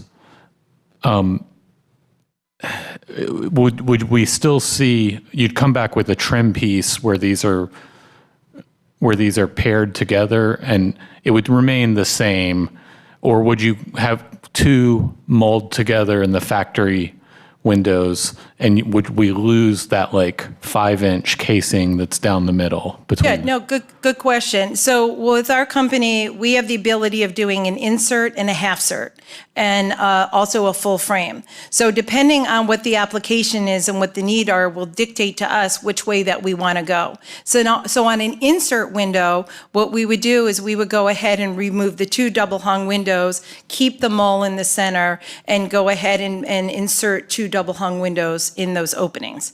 If the homeowner wanted to do something that we refer to as a full frame, which is really going right down to the rough opening, that's replacing all the exterior brick mold sill, bullnose, as well as interior trim, then in this particular case, we have an option of doing two separate or doing one together and having them mold together. If we decide to go that route and have it mold down the center in the factory, the centerpiece is going to be the Fibrex material. So for our company, listen, we really try to do as much on the exterior non-wood as possible. If you even look at our piece of brick mold that's there, it's going to have the identical look as brick mold. In very rare cases, sometimes we'll do PVC sill nose and bull nose as brick mold sill and bull nose as well. And then that would be up to the homeowner to paint it the color. So, thank you. You mentioned a few different mulling together types available in your factory. What's proposed here? Because this would be an insert. They chose to go with individual windows, so it's more of a financial investment for them, but it's going to keep the integrity of the look a little, more within lines of, I think, what you're going for. Okay. And then, thank you. That's very helpful. I do want to look at the casing trim details, but I'll get up to look at those in a moment. Just a few questions about the glass, and I know you mentioned you've been before several other historic districts, but there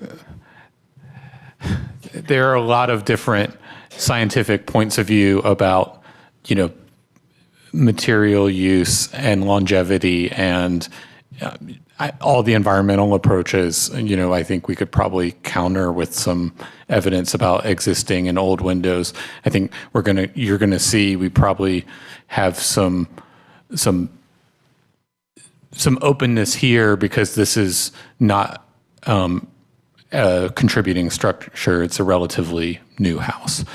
So my question is about the glass, because while I appreciate high-performing glass, sometimes the reflectivity can take it away from a historic look. So do you have an example? Do you have a piece of that glass? It is a glass that's there, so you are absolutely right on that. Now, that's because most window companies, when they do their low E coating, they'll do one thick coating. They'll do a hard coat of coating, which it almost gives it like a mirror effect. Yep. With us, we do 3 layers of a perforated silver splatter. So what that does is that it will not allow that glass to go ahead and to reflect. I don't know if you've ever seen homes that sometimes there's vinyl siding that kind of looks wavy. Well, that's actually most cases it's coming from a neighbor's window that's reflecting and it's hitting that. You can go to any news, just Google melting vinyl because of windows, and 9 times out of 10, it is because of that low E that you're talking about. With us, we do it in a very specific way, so you will never have that. But that is a good question. So I think I might have a hard time understanding how you could achieve, 95% filtration without having reflectivity. It seems like the reflectivity would just have to be high to prevent UV in that inner. We have 16 different coatings, and those 16 different coatings do different things. So the 3 layers of the perforated silver coating is what we call our Smart Sun technology. So what that does is that reflects the heat coming through in the summer months from the exterior, and then what it does is it reflects back in the winter months the heat back into your home. But as far as the UVs, that is part of our coating system as well. But no, we do not have it. I mean, there's some homes out there that have clear glass, completely clear glass with no coatings, and they are paying the price every month with their energy bills and the damage that it does to the inside of their homes with the UV rays and their floors, carpets, that sort of thing. Okay, thank you. It's a triple glaze? No. Triple glaze is really used, are you talking about triple glass or glaze? Well, I'm looking at the triple pane Yeah. on this. So the triple This pane, page we don't recommend for the south because triple pane uses krypton gas. And krypton needs a smaller gap for it to do its business, to work. In the south, we recommend dual pane, which uses argon. Argon gas is better for long periods of heat as opposed to cold. So in this particular case, and really in all of our jobs in this area that we do, we recommend the Smart Sun with the argon. Okay. So this is a double glazed low E4 Smart Sun that is being proposed for this project. Okay. Yeah, it's a dual pane, and then, like I said, it has 16 different coatings on it. And then the application mentioned the L trim, and what's the actual dimension of that? So the L trim is this piece that is here. So there's two parts to this. Is it okay if I talk here? Yeah, it looks a little bit unstable. Also, just point. Okay, thank you. Yeah. Okay. You can just bring it back to the microphone just for the record.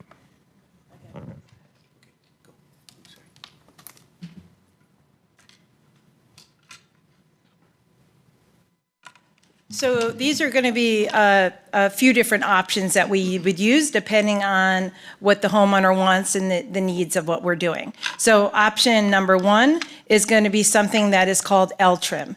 And basically what that is when we are replacing the exterior trim with PVC, or they don't want to replace the exterior trim, we would use L trim. In this particular case, there are some windows that also have rot that's on the brick mold and sill, so we're replacing it, so we would go ahead and use the L trim.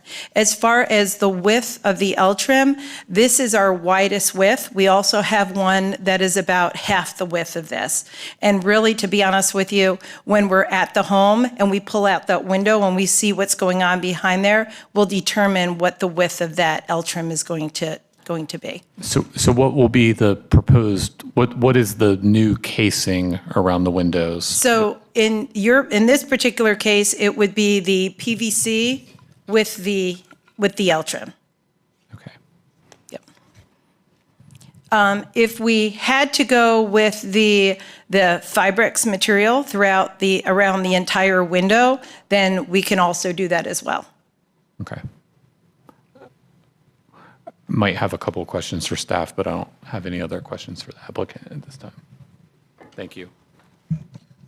Other questions from the commission?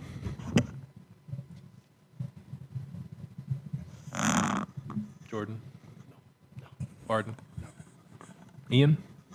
All right. Go ahead and close the, what do you want to go ahead and ask your questions for staff? So for staff, I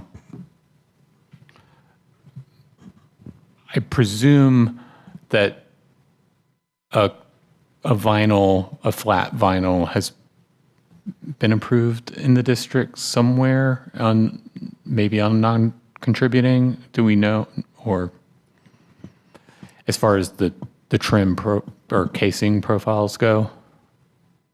PVC. Yes. And like a composite product, but vinyl has not. Okay. And you said PVC, right? Or PVC. okay. Yeah. So PVC has been approved. PVC Yes. sills specifically, also trim. Okay. I believe. And then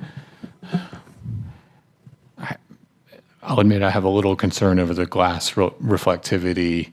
I don't know how, some of the staff concerns were about full specifications. I think we've got a lot more information now.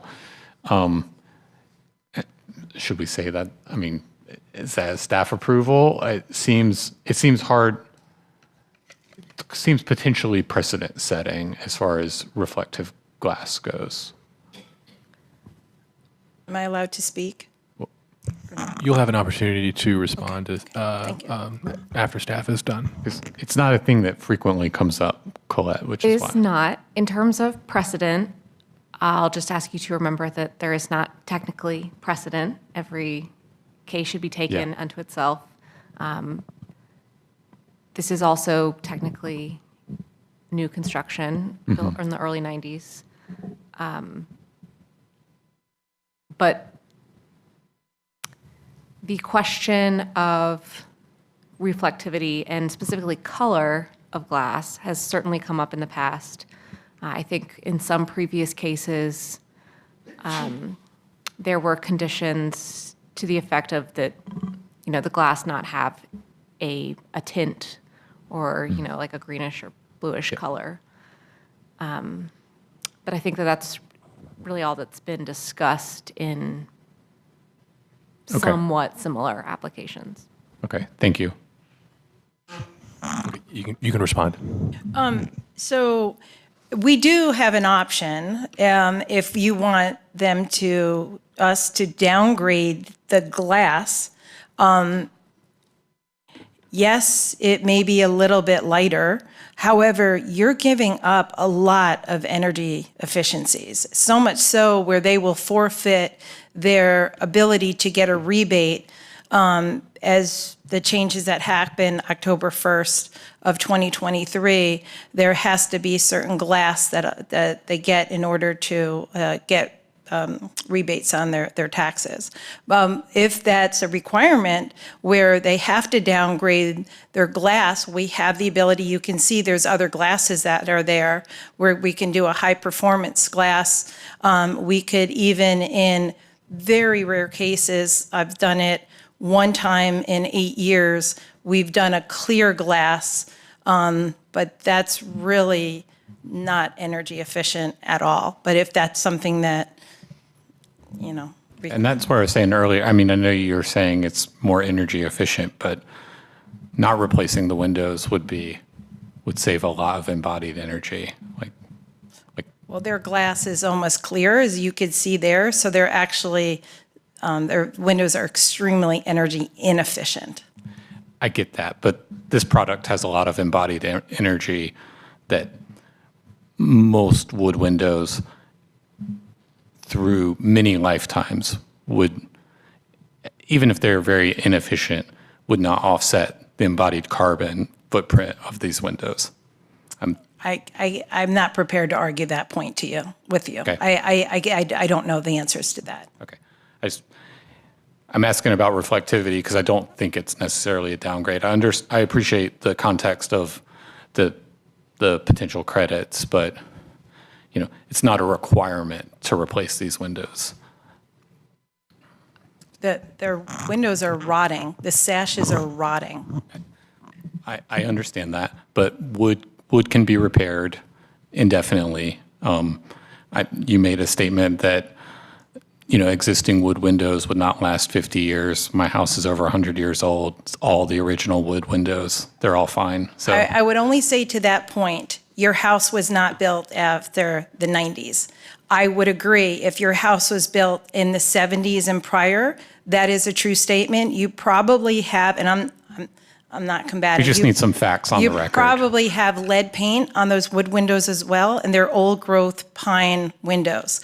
For new growth pine windows, and I do this every day and manage a team of 50 plus sales reps, and when you have new growth pine windows, that's not the case. We are replacing wood windows that are less than 10 years old right now, and we can't keep up with the demand.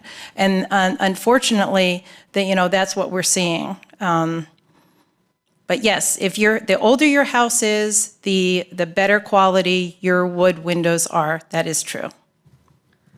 Can I ask, Yes. in the sample or the ones that you've provided, do any of those have the glass that is proposed with the coating? So right that there. is exactly... That is the exact glass. So I don't know if we want to take a Those moment to let samples that everyone- were passed around, this is the glass.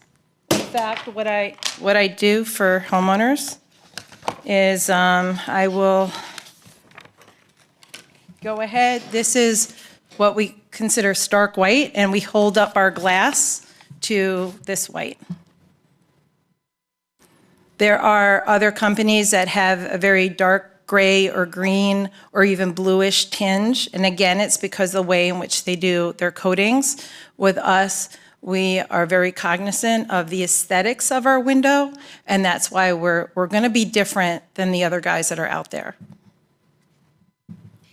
And just a moment ago, you mentioned they're 10 years old, so have that windows on this house been replaced previously through a COA? 10 years old. I don't think she meant these windows specifically are 10 years old. I think she's talking about. The windows they're replacing currently in Okay. market. Yeah. Thank you. Yeah, as a whole, I'm saying what we're seeing is that we're replacing wood windows that are less than 10 years old with, because of rot. Okay. But not on this application? No, Okay. this one was built in 94. Yeah, okay, thank you.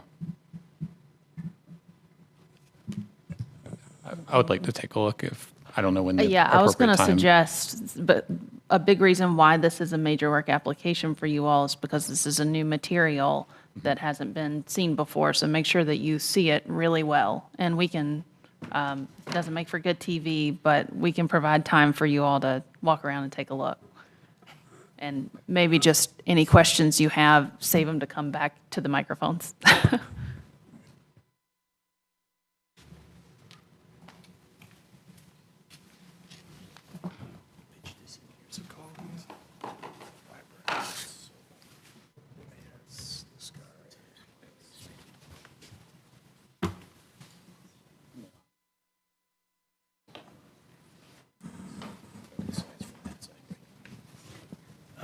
Question for staff. Is the evidentiary hearing still open? Yes. I believe we have approved a similar product by a competitor, which would have been the Marvin Ultrex product. Obviously, I can't speak to the similar, the chemical or physical compositions of those products, but I guess my question is,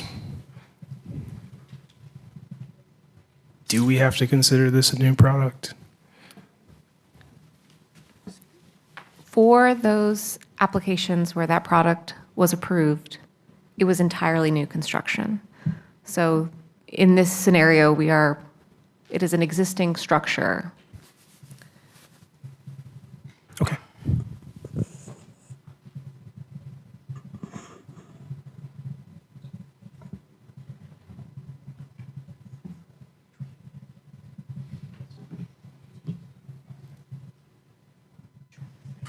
Question for staff. I think I had found it, but make sure I'm looking in the right place. What do the guidelines say about reflectivity of windows? I do not believe reflectivity is specifically mentioned. Typically,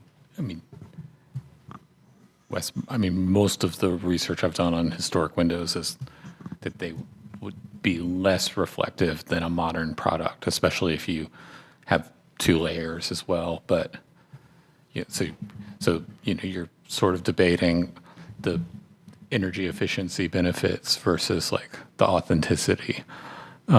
Seems like a small detail, but it's what we're here for. It's not a small detail in this arena. One thing I have seen under 2.10 sustainability and energy retrofit. This isn't a guideline, but it's under the things to consider as you plan. It says non-reflective energy films can be applied to the interior window face, but that's about the only thing I've seen that's anywhere close to touching this in the guidelines. So a little more context that is provided as a potential solution because doing that would not require COA approval. It's considered an interior change, even though it's potentially visible from the outside. I think the closest guideline that we have currently to address questions of reflectivity would be 2.7.2, which states it's really in relation to historic character. So a lot of our guidelines speak specifically to historic things, which these windows are not, the ones that would be replaced or installed. But it says preserve, retain and preserve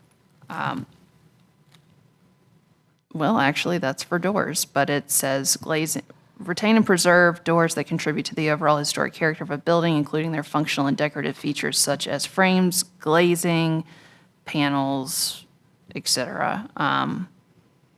For the window version of that, it says frames, sashes, muntins, sills, etc. Any other questions? I think we're kind of shifting into discussion. Any other questions for the applicant?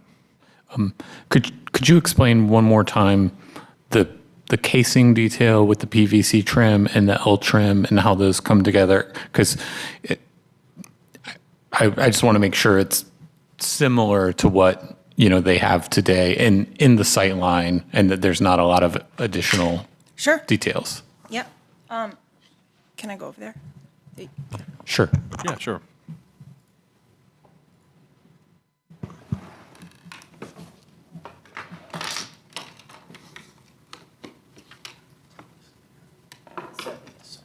So this is going to be the L trim. So what we would do is right here, there is wood brick mold that's here. And that's a lot of where the rot is that we see. It's usually on the bottom. In their particular case, there's also rot on the sashes themselves. So if you were to pretend that this is your wood brick mold that's here. So what we would do is we would take... He's bringing you a microphone, since we are live streaming.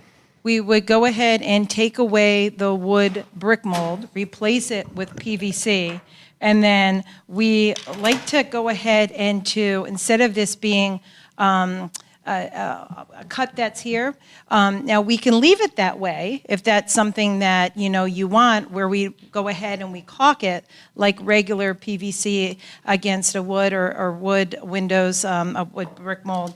Or we could take a piece of L trim. This particular L trim is thicker. This is what it comes in. But what we do is we rip it down to go ahead and to have this kind of fit in here. And it may be 1/4 of an inch thick, just depends. And it meets with that brick mold that's there. Now, if that's not something that is acceptable, then we can go a different route where what we do is we go ahead and we do the Fibrex material, the composite material, and make the brick mold there, and it meets, it fits in together, if that makes sense. Yeah, it does. So it seemed like you mentioned 3 options. The first one seemed like just the brick mold covering, coming up to the gap, and then around the side of the brick mold, you would have your wet joint, the sealant, right? That's correct. Can that brick mold, can you get it in just a flat stock? Because it looks like they've got like a 1x4 or. We match the exact brick mold that they have. If it's flat, then we'll match that exactly. That might be a condition that we suggest, but I feel like that might be more aesthetically pleasing than the addition of the L trim. Could you explain the brick mold, the first option you mentioned one more time of the brick mold? The brick mold would just, okay. So this is going to be your brick mold, and this is PVC, but wood brick mold looks exactly the same. And it would fit just like that. And then we can either leave it so it's just caulked in between, like what we got now with wood windows, or we have the option of putting what we call a piece of L trim in there. And again, it's not going to be, we would rip that down to give us the size that we want, but that helps kind of marry the two together as opposed to just the caulk. Okay, and then with the L trim, I mean, I would assume the L trim gets painted the sash color. Correct. And then you transition. Right. Well, in their particular case, their sashes are the color, but their trim is white. Yeah. Okay. But it's all. Can do it without the L trim, though. We could. Okay. And this is all paintable material that we're talking about. So yes, they could do that in that way. Yeah, I think the paintability of it is a really strong selling point. Yeah. So okay, thank you. I don't have any other questions at this time. All right. Any other questions from the committee? All right. Hearing none, we'll close the evidentiary portion of the hearing. You can just lay it right there, and that'll be fine. We'll proceed with committee discussion. All right. Hearing none, we'll close the evidentiary portion of the hearing. You can just lay it right there, and that'll be fine. We'll proceed with committee discussion. All right.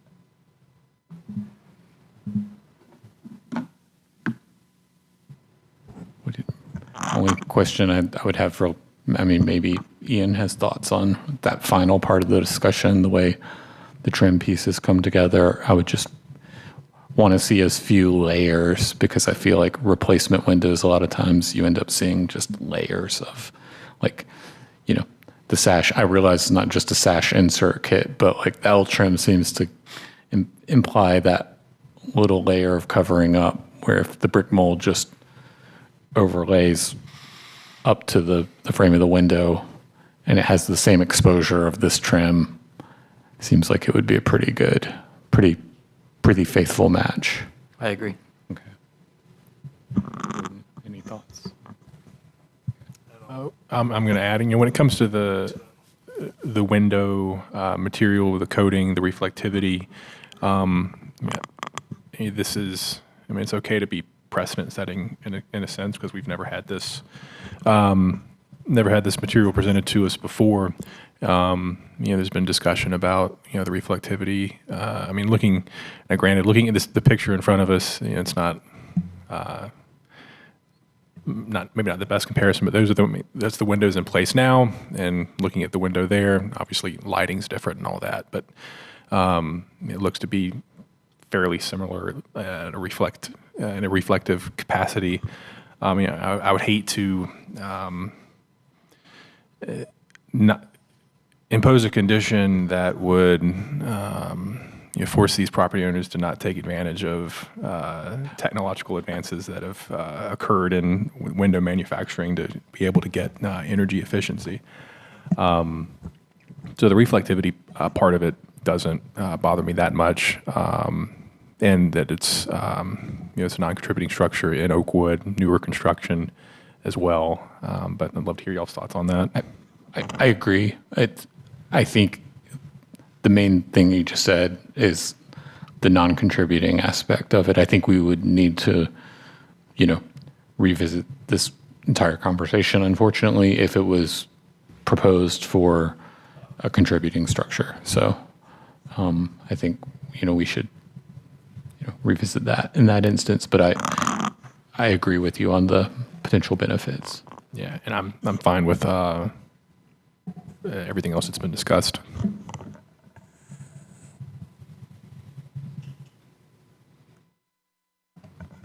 Any other discussion?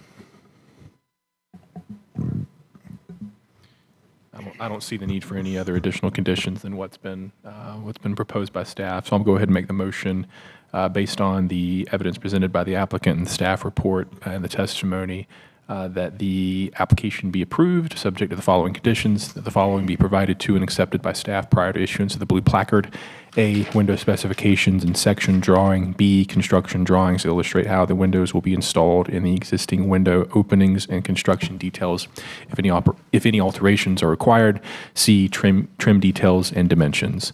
Motion's been made to approve. Is there a second? Second. All those in favor say aye. Aye. Any opposed? Motion carries unanimously. Congratulations. The decision will be final after next month's meeting when the minutes are approved and signed. Thank you. Thank you.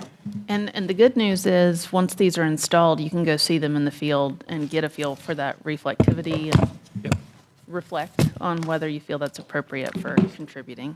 Yes, feel free to come over. Thank you for, Thanks. Thank you for your Yep, good luck. Thank you. Can we grab those samples back? All right, next, COA 157, 2023, 1301 Fillmore Street. Go and have the applicant and anyone who will be presenting come on down. Do you want to pause a minute to? Oh, let them- yeah, we can do that.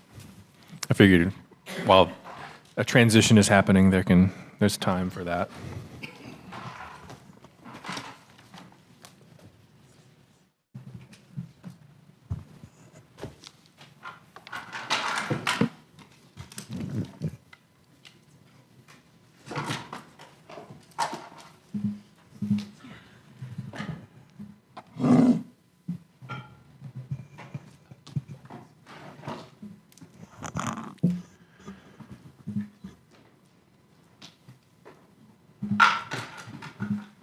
Thank you for your patience.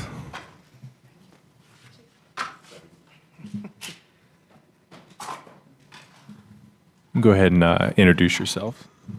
Good evening. I'm Brooke Tate, architect. Kyle Schoenbeck, applicant. Hey, y'all. Good evening. I'm Katie Schoenbeck, and I'm also an applicant. All right. Go ahead and have all three of y'all raise your hands, please. Do you solemnly swear that the testimony you're about to provide is the truth, the whole truth, and nothing but the truth? Thank you. I'll recognize staff for their presentation. Okay, this is case 157, 2023 for 1301 Fillmore Street, which is in the Glenwood, Brooklyn Historic District. The nature of this request is to construct a rear addition, change roof covering, install walkway, remove vinyl siding, and remove shutters. So this property may seem familiar to some of you. You may recall that a different addition was proposed a few years ago that was not constructed. So this is a view from the intersection Fillmore and the view along Jefferson Street of the current rear yard space from the rear yard looking back at the existing rear wall of the house.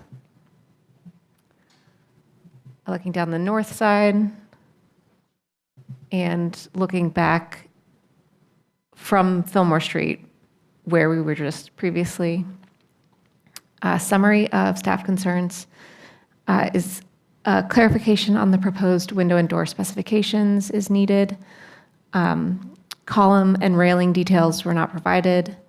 A tree protection plan was not provided, and then the typical additional materials and details that are provided through conditions. All right, thank you. I recognize the applicant for their presentation. To address the staff concerns, there was an erroneous comment on the front elevation that was left over from before, and I apologize about that. So I've reprinted the elevations with revisions, removing that note, as well as included aluminum clad windows instead of the wood windows for the addition. We're not messing with any of the windows on the main house, but they are not original anyway. You may not even want to look at the changes here. It's very minor. I'm going to keep it simple and short and happy to answer any questions. As you can see, this was a challenging house to begin with to try and add on to, but I hope that we have done it in a respectful manner to keep the original, because you can see it from the side and the front. You can see those double gables. And so given that we had the previous application approved, the new homeowners didn't really like the floor plan for their lifestyle, so we had to make some revisions and to meet their needs. So again, happy to answer any questions. Thank you. Thank you. Are there any members of the public who wish to speak in support of the application? Anyone who wishes to speak in opposition? Anyone with questions or comments? Seeing none, we'll proceed with commissioner questions. Can you, I'm confused. Are you removing the vinyl siding or are you keeping it? So the plan right now is to keep it, correct? The original house, they're keeping the vinyl siding. They wanted the option, if they could remove it, to restore the wood that's underneath. And I have peeled back some and seen what's under there, and I think it's in good shape, but they're kind of scared to take on that without knowing. So they just wanted the possibility, if in construction, they could remove all that vinyl just to restore the wood. So hopefully it wouldn't be anything other than like scraping and painting and replacing a few rotten boards. But I think it's in fairly good shape. And also what Brooke is describing is something we could approve as a minor work if they choose to move forward. But the way the work now, they won't have to touch, any of that. But when they go to add on the back, they're going to be affecting that vinyl that's there that will inform them more of the condition of the siding. And you have confirmed that the original siding is the German siding? Yes. Okay. So I peeled back on the back deck and got the exposure, and also it's described in the, I believe it's described in the report. National Register report as German. Okay. Rob, I know you have questions. I do have a couple. So the north elevation, so if you're facing the house, the right side, tell me a little bit about the existing windows. Are they original, or they've already been replaced? Well, on the right side, again, you wouldn't be, the one window that's kind of odd That is window, yeah. existing and obviously not original. Mm-hmm. We're not going to mess with it. It's there. Like I said, they're not going to touch any of the windows that are there because they're functional and someone already did that work for them. So. And then the other 3/1s, are those existing, or are they? Yes, okay. they're existing. We're not touching that side. I'm sorry. Are they original? All of to my understanding, they're all replacement. They're not a very high quality replacement, but they are replacement windows, wood replacement windows, but of a lesser quality. Okay. And I don't know when those were done. So where I was going with that was to try to see if there was any benefit of the ones on the rear facade being reused, but there might not be benefit in that based on what you just They're not, said. because they're not original. I would not recommend putting in, like trying to use them again.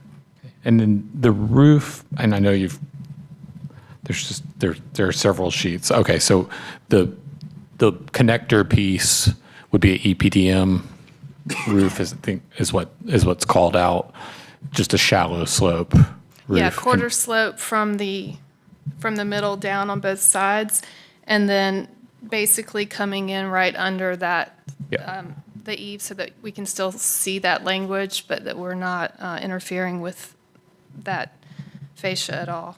And what is there a color in mind? Does that come as white? I was or thinking gray. Yeah. Okay. So we do a light gray shingle, similar color, and we haven't selected that yet. But the hope is, kind of make it go away. So that could be submitted to staff with all the other selections. And color is not reviewed in Glenwood, Brooklyn. Okay. Thanks. Okay. I don't have any other questions. Anyone else? Yeah. Have you considered TPO instead of EPDM? For sure. I'd be fine with that. I talked to the builder. This was his preference, but I don't think it's a big deal either way. Okay. Any other questions from the committee? All right, seeing none, we'll close the evidentiary portion of the hearing. Proceed to committee discussion. And they already got approved for a smaller addition before, so. I think the proposed is It's a good, it's a nice design.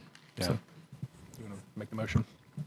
sure, there were some, let me just, give me a second to read Oh, through yeah, these yeah, sure. conditions. Okay, I move that based on the evidence presented within the application and the staff report, as well as the testimony provided during the evidentiary hearing, that we move to approve the application with the following conditions. One, that the fiber cement or composite trim be painted white or be painted and installed with the smooth side facing out. Two, that if the vinyl siding is removed and more than 50% of the wood siding on any given side is determined to be deteriorated beyond repair by a contractor or craftsman with experience rehabilitating historic buildings, the entire side may be replaced, provided that the condition assessment be provided to and approved by staff. B, that the new siding match the original in design, dimension, detail, texture, pattern, and material. And C, that the details of the new siding be provided to and approved by staff prior to removal of the existing siding.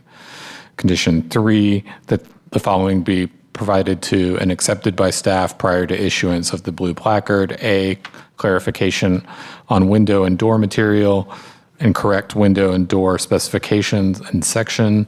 B, tree protection plan noting tree locations, construction access, and material storage. Condition 4, that the following be provided to and accepted by staff prior to installation or construction. The south elevation railing section and step construction details. B, front porch column details if changing. C, exterior lighting specifications and location if any. Motion's been made to approve the application subject to stated conditions. Is there a second? Seconded. I'm losing the ability to speak. Any discussion or debate on the motion? Hearing none. Question for the committee's approval of the application. All those in favor say aye.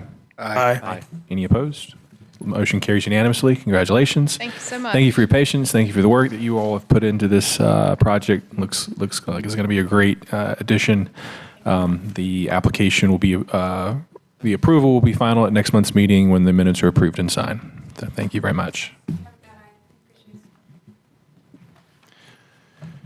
All right, last but not least, COA 5, 2024, 907 West South Street. Have the applicant and owner come forward, please.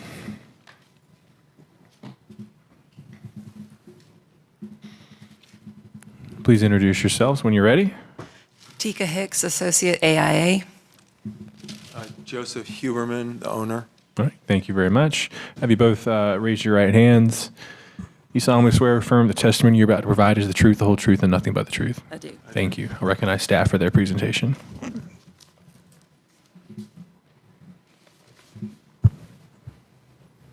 All right, this is case COA 5, 2024. Is this the first 2024 tonight? All right, we finally got to this here. This is 907 West South Street in the Boylan Heights Historic District. The request is to remove a one-story rear addition and deck, construct a two-story rear addition and one-story deck, replace roofing, install skylights, replace masonry foundation infill panels, repair, replace historic siding, replace historic windows, remove storm windows, relocate one side window opening, remove utility chimney, replace gutters and downspouts, excavate grade, and construct rear retaining wall, remove fence, construct rear 6-foot fence, install EV charger at rear alley, remove 2 trees, plant 2 replacement trees. All right, this is 907 West South. You can see the context of the houses on either side. This is one of the lower scale streets in Boylan Heights in terms of building mass. Some of your typical bungalows. Going down the west facade, you see the existing windows on the historic portion of the house and that back infilled porch addition. Looking back towards the street and the full rear facade. An overall view from across the rear alley. This is looking toward the alley along the west property line. You can see the fence relationships here. And down the east property line toward the alley. And moving back up, this is generally the location where the new basement door and excavation will occur. And the east side facade. Summary of staff concerns were evidence for the proposed rear window fenestration pattern and relationship of solids to voids, some proposed window dimensions and profiles, a lack of clarity on historic window replacement, full rear deck and stair design details, and some additional details listed here. And the applicant has provided additional information in paper form. Lots of paper. I apologize. Thank you, staff. This is the first one. This is just revisions to the summary of work. So I think maybe that's more of just a reference.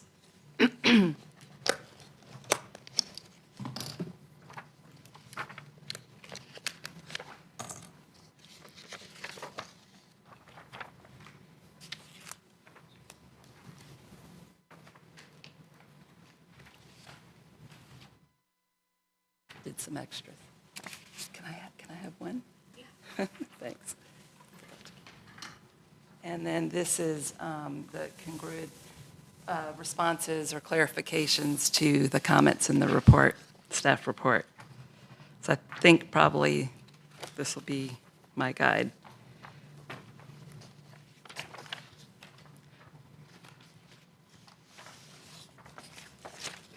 I also have some window sections and some elevation studies. I can hand that out now if that's helpful, or I can do it when we cover the topic. Oh, that's a yes. Just do it all. Okay. There's more. Do you want it all? Yeah. Okay. I'm going to keep one for myself. All right, this is going to, there's one more. I apologize for all the paper.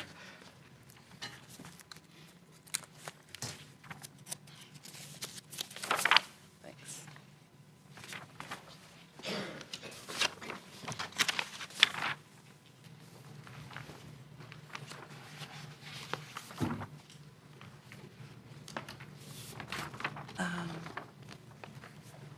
That's not it.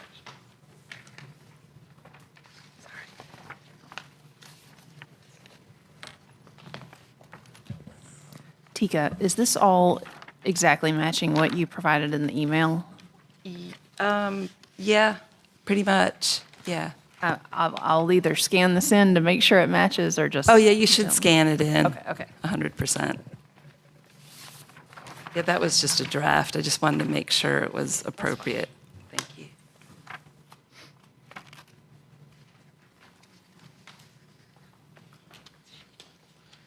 While she's handing that out, I'll just take a few minutes to introduce the project.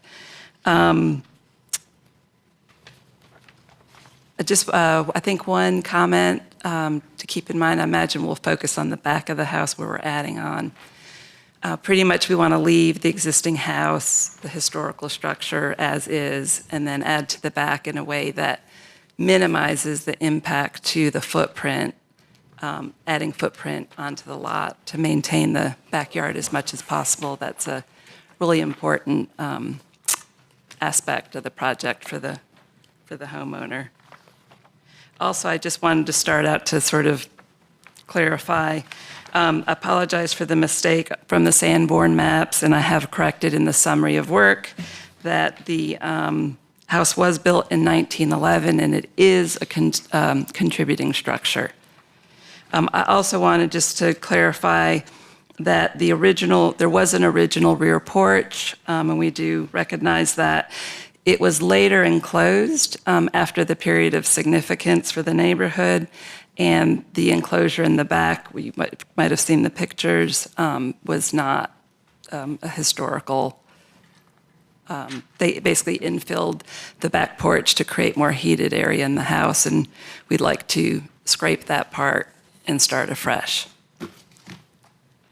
I can either walk through the major works applications responses to the staff report, or I'm happy to leave it at that and y'all can ask questions.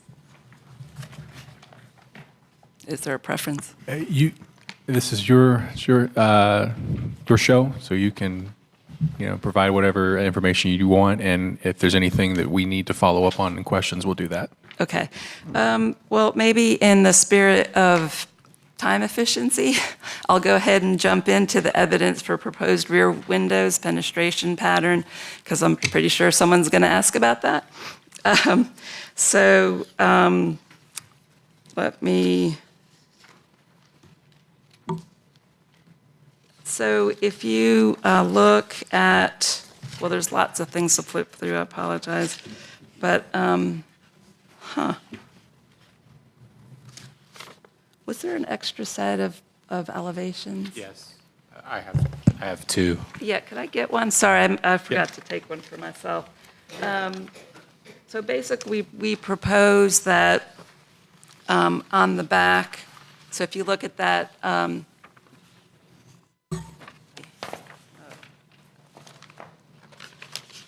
just bear with me here. This first one, well, there's two that have the front elevation, but on the second page, it has the rear. And then, if this is the right one, On the third page, it should have a window study. And so we're proposing, and to clarify about the existing windows as well, we're proposing to keep all the existing windows as is and not touch them at all. We would like to paint them. And in thinking about that, since we initially submitted, we'd also like to request that we just go ahead and retain the storm windows that are on there as well, and just leave everything intact so that we have some thermal protection by keeping those in place. And if they ever want to change the windows at some point in the future, we can handle that then. There's one window on the east side of the existing house that we would like to shift over about 1'7". We intend to relocate the exact same window, wood window, over, and this would allow us to accommodate a modern bathroom facility. We need that space to get all the toilet and the shower where it needs to go. So that's a small change that we'd like to make, and then we would propose that we would feather in reclaiming wood taken off the back, feather it in to patch what will become a hole when we slide it over. On the back, we are proposing that on the main level, which aligns with, which is basically the one-story house, the historical house, that we would maintain that alignment with the headers, with the tops of the windows. And then for the smaller windows, they're proportional like the top sash on the existing house. On the back of the house, where you have the larger windows in that gabled end addition, what we're proposing is that on the main level, we would continue to align with the rest of the historical house, and that recognizing that this is an addition and it's not original, that we would maintain the proportion of the existing house, the window of the existing house, and there's a little diagram to show that, but that they would definitely say and speak to the fact that these were new and this was an addition that was made in 2024, that it's not trying to copy the existing house, but to maintain the language of the windows by maintaining the vertical proportion of the window, but also the overall proportion. If you look at the sections that I gave you, our windows fall somewhere in between two stock windows, and the company would provide us with a custom size window so that we could maintain that proportion.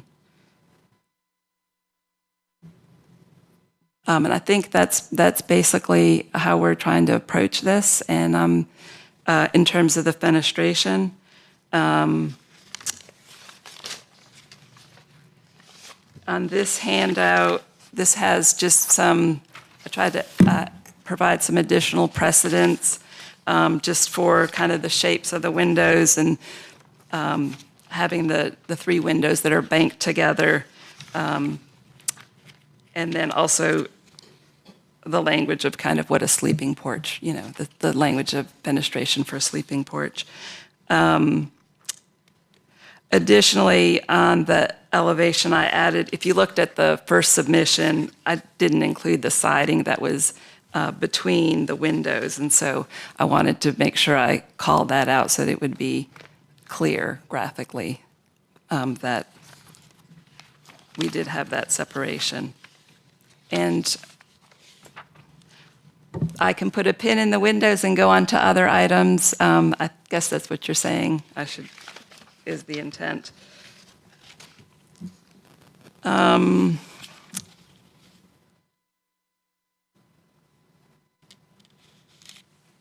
Obviously, there's materials that through conditions we will provide more information for staff to approve, including the trim details, the new siding details, the brick for infilling the existing foundation.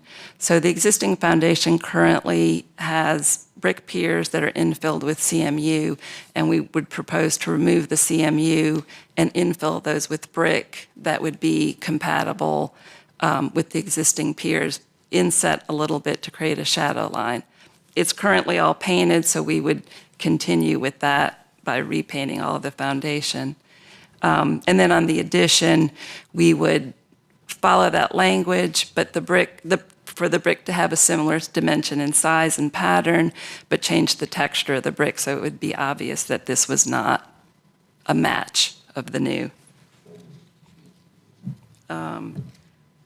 We can, of course, provide specifications and samples for roof shingles, the low profile skylights. I talked about the brick, half-round gutters and downspouts.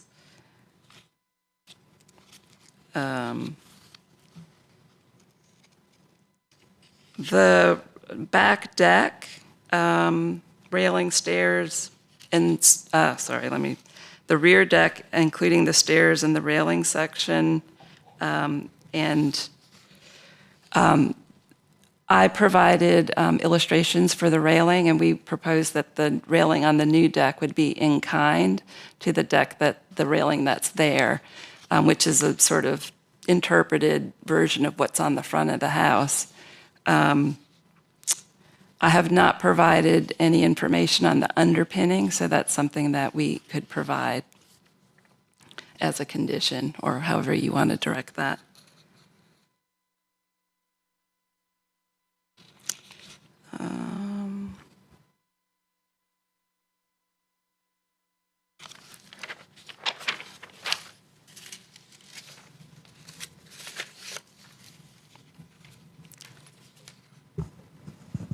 We do intend to repaint the house with a new color that would be a historically appropriate palette. And of course, we would provide samples and the color scheme for approval by staff.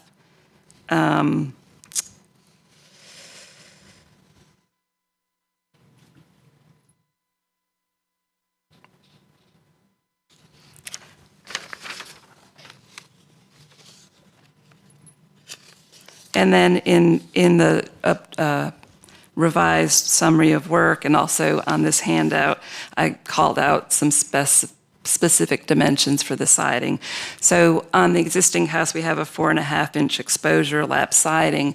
We propose on the addition to maintain that 4.5-inch lap siding, but to provide it in a smooth finish rather than the finish that's on the historical house, so that it would clearly be distinct. And that's sort of a theme for the addition.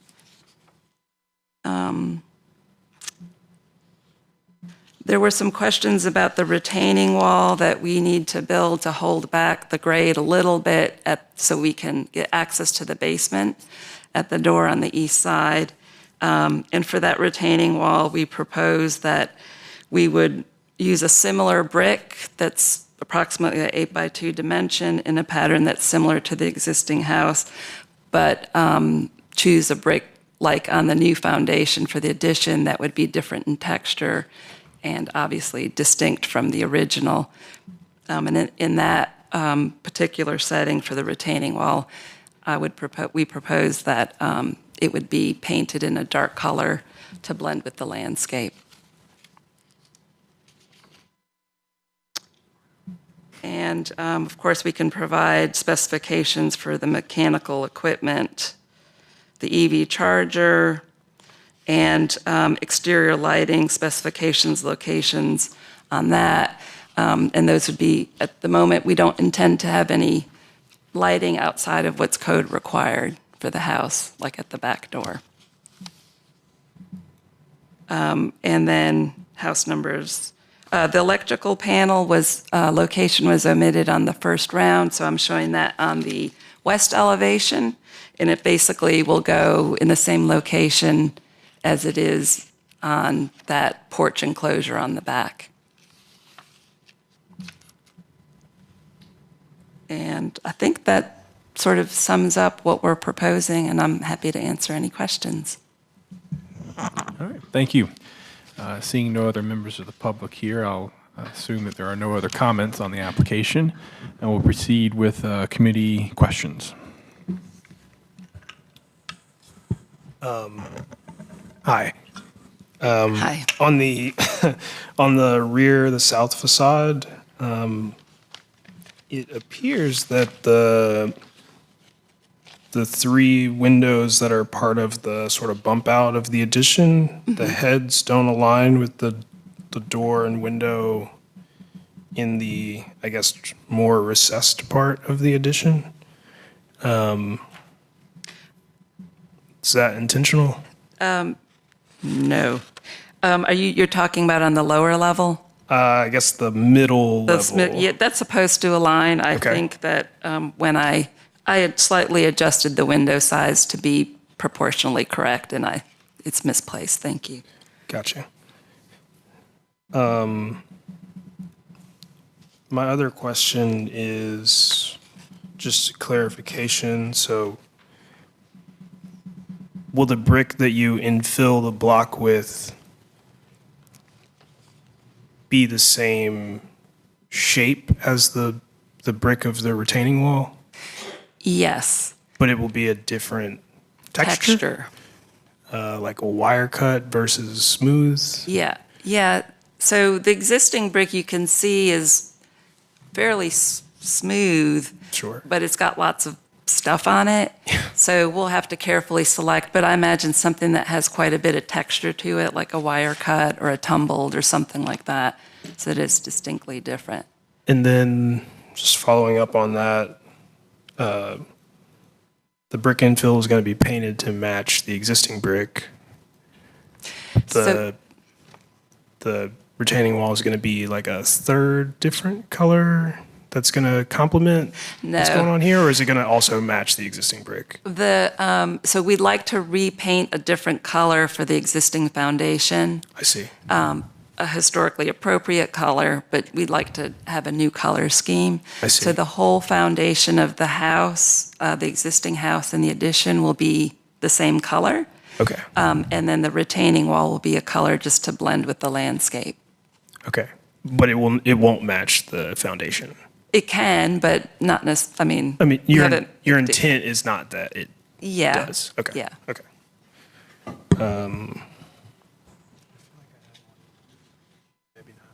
I do actually. It's a little unclear from the drawing, but there isn't. Well, I guess tell me if there is head trim, and above the sort of three windows in that triple height addition. I'm talking again about the middle band of windows. Is there head trim there, or have you just aligned the heads with? There is a piece of trim at the top along the sides, and also a sill. I think the dimensions are somewhat close, so it's hard to read. Right. That is why I wanted to clarify, because it kind of looks like you've just aligned it with the siding, but yeah. Okay. It will have trim. Great. And it will be similar dimension to what's on the house, but in a smooth finish. Okay.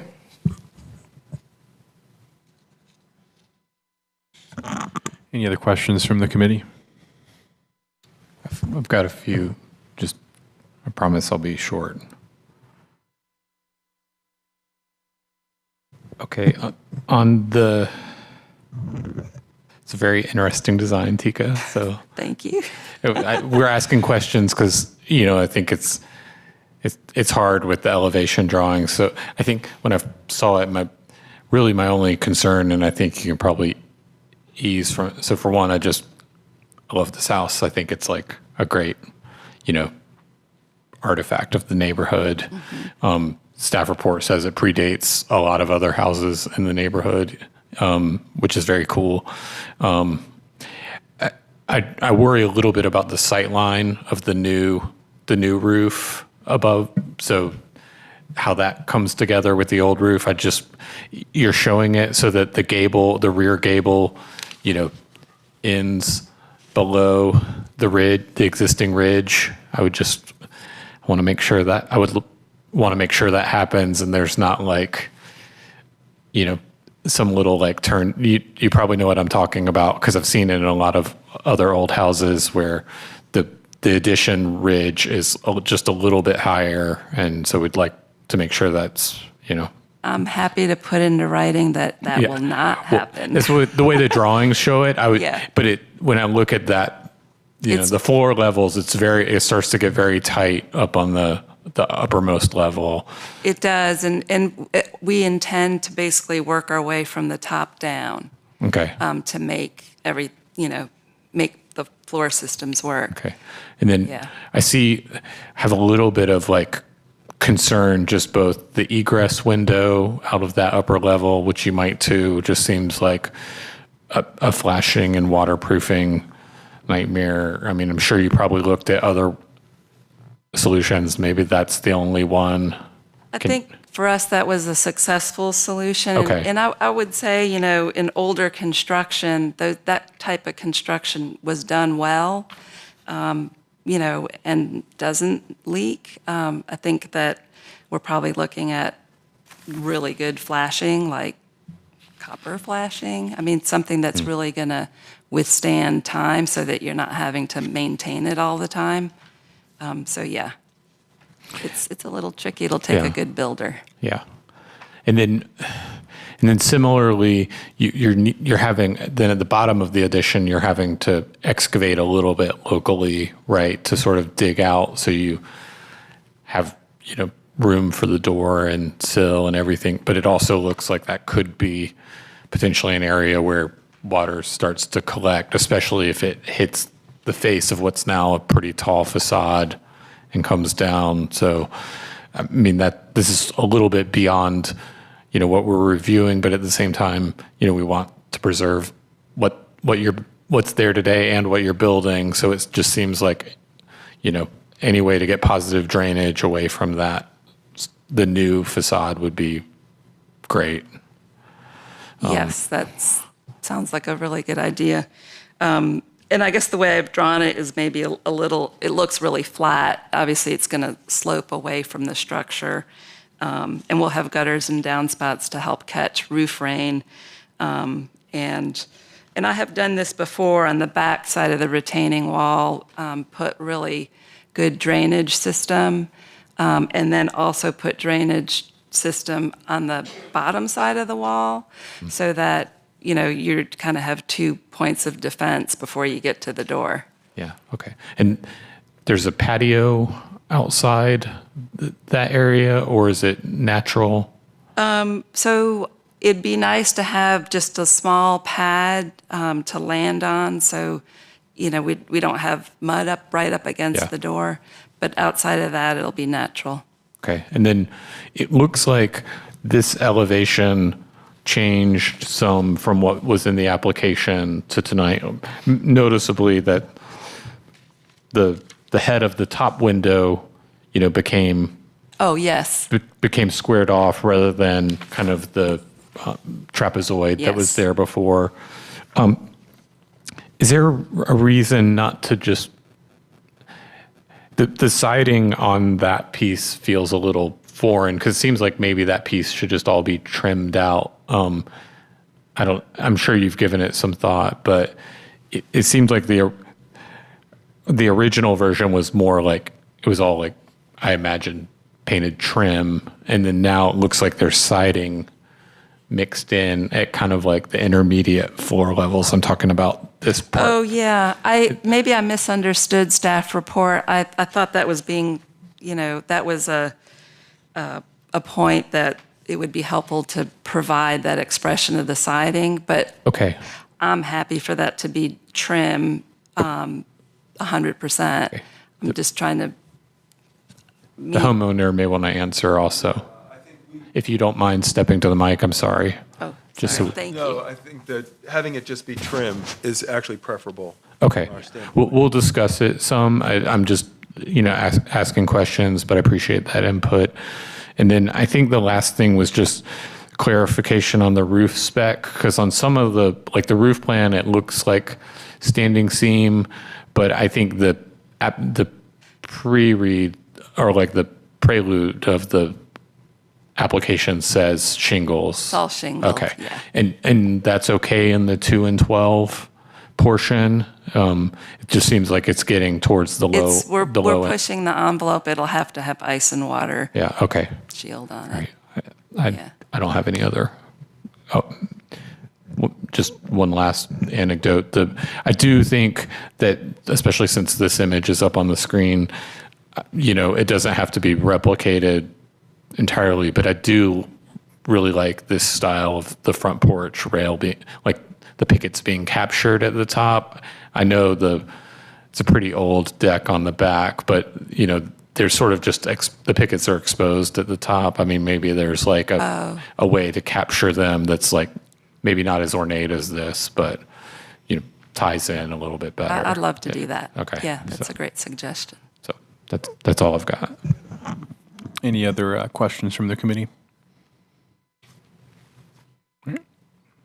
Hearing none, we'll close the evidentiary hearing portion of the hearing. You can have a seat. Thank you very much.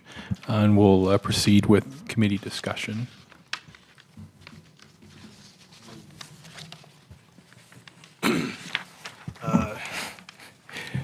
I think the only thing I really have is kind of what you were talking about in the original application, that sort of triple height window wall is much more similar to like this sleeping porch, the way there's bands of trim in between full height windows.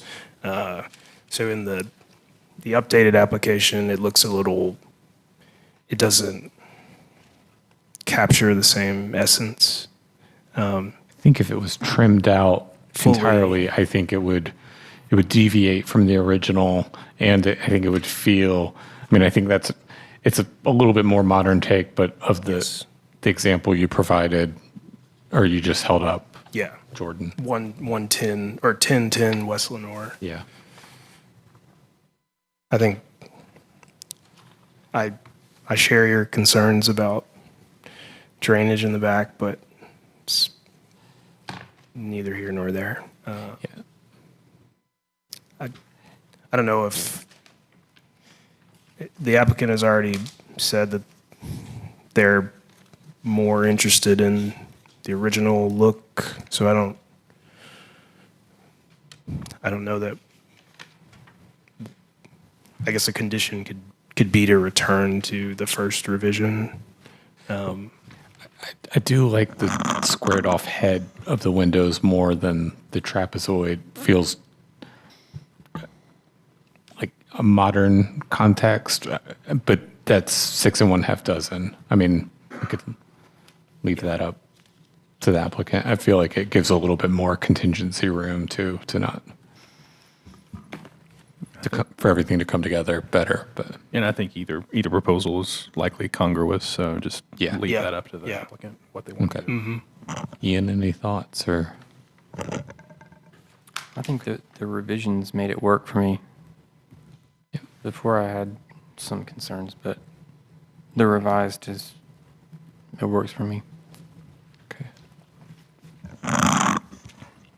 Any other discussion? All right. Based on the evidence submitted by the applicant and their testimony and the staff report, I move that the application be approved, subject to the following conditions. 1, that a full landscaping plan be submitted as a separate COA application if any additional plants will be installed. 2, that any new post holes in a critical root zone be dug manually, and tree roots larger than 1-inch caliper that are encountered while digging shall receive a clean final cut using tools designed for the purpose, such as loppers. 3, that the 2 replacement trees be of similar species, mature height, and canopy coverage as the trees proposed for removal. 4, that the header and sill heights of each level of the addition's rear facade windows be reduced to match the 4-foot tall historic windows. Wes, you can strike that one if you prefer the original window condition. Oh, you mean the new trimmed out? The original rear window facade window sizes and trim infill, basically their original rear facade proposal, if that's, Oh, if removal of that condition matches their new, or what I'm trying to say, if, yeah, removing that condition that matches what the new proposal, then yes. We'll strike that Offer a condition. friendly amendment at the end if. yeah, so, sorry to interrupt. No, Go ahead I and finish appreciate it. and So we can adjust it. Do we need to strike that condition to match their? Well, because a revised design has been submitted, we actually probably should condition it back, so we can work on that. Okay, all right. Well, I'll skip that one. And then we can tidy it up later if necessary. 5, that any historic, well, I guess this will be 4 then. Yeah, this will be 4. 4, that any historic house replacement windows be labeled on the drawings and match the existing windows exactly in material, design, dimension, profiles, and finish. 5. That all addition windows and doors be painted wood or aluminum clad wood with a smooth painted finish. 6. That all addition windows sash dimensions be at least 2 inches wide and have similar depth profiles to the historic windows. 7. That the brick foundation piers and infill panels be painted to match the existing house. 8. That the addition siding be either all wood material or smooth painted fiber cement to match the historic siding exposure, profile, finish, and color. 9. That the rear deck railing design match the existing rear deck railing in kind and have underdeck screening. 10. That the following materials and specifications be submitted to and approved by staff prior to issuance of the Blue Packard. A, revised scale drawings. B, revised manufacturer's windows specifications, including section details. C, skylight specifications, including section details. D, siding specifications. E, replacement tree species and locations. 11, that the following materials and specifications be submitted to and approved by staff prior to installation or construction. A, shingle roofing product data, including color image. B, retaining wall specifications, including dimensions, pattern, finish, and color. C, gutter downspout specifications and locations. D, mechanical equipment specifications. E, EV charger specifications and mounting height. F, exterior lighting specifications and locations, if any. G, paint schedule and samples, if changing. H, electrical panel specification and location, if changing. I, mailbox specifications and location, if changing. And J, house number specifications and location, if changing. Are there any other conditions that need to be added as a friendly amendment to the motion? Yeah, I would like to offer a friendly amendment that condition 12 be, hold on a second.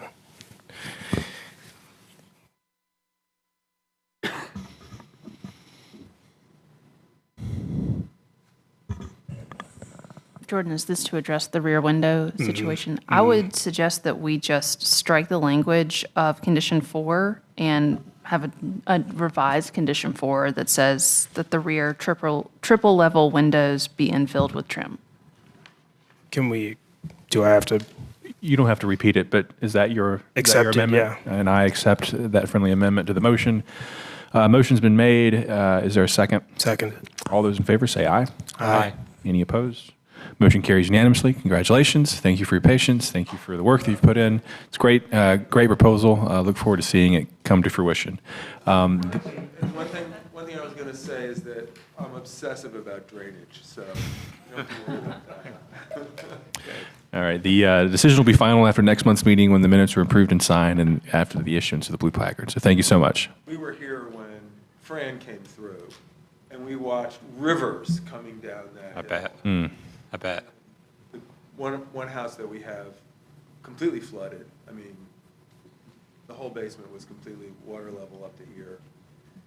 So you're on it. We're on. Yeah, great. Thanks, y'all. Thank you Thanks so for much. hanging out so long. All right. I'll note that COA 143, 2023, 2212 Bedford Avenue was deferred and will be heard next month. Is there any committee discussion? Seeing none, meeting adjourned.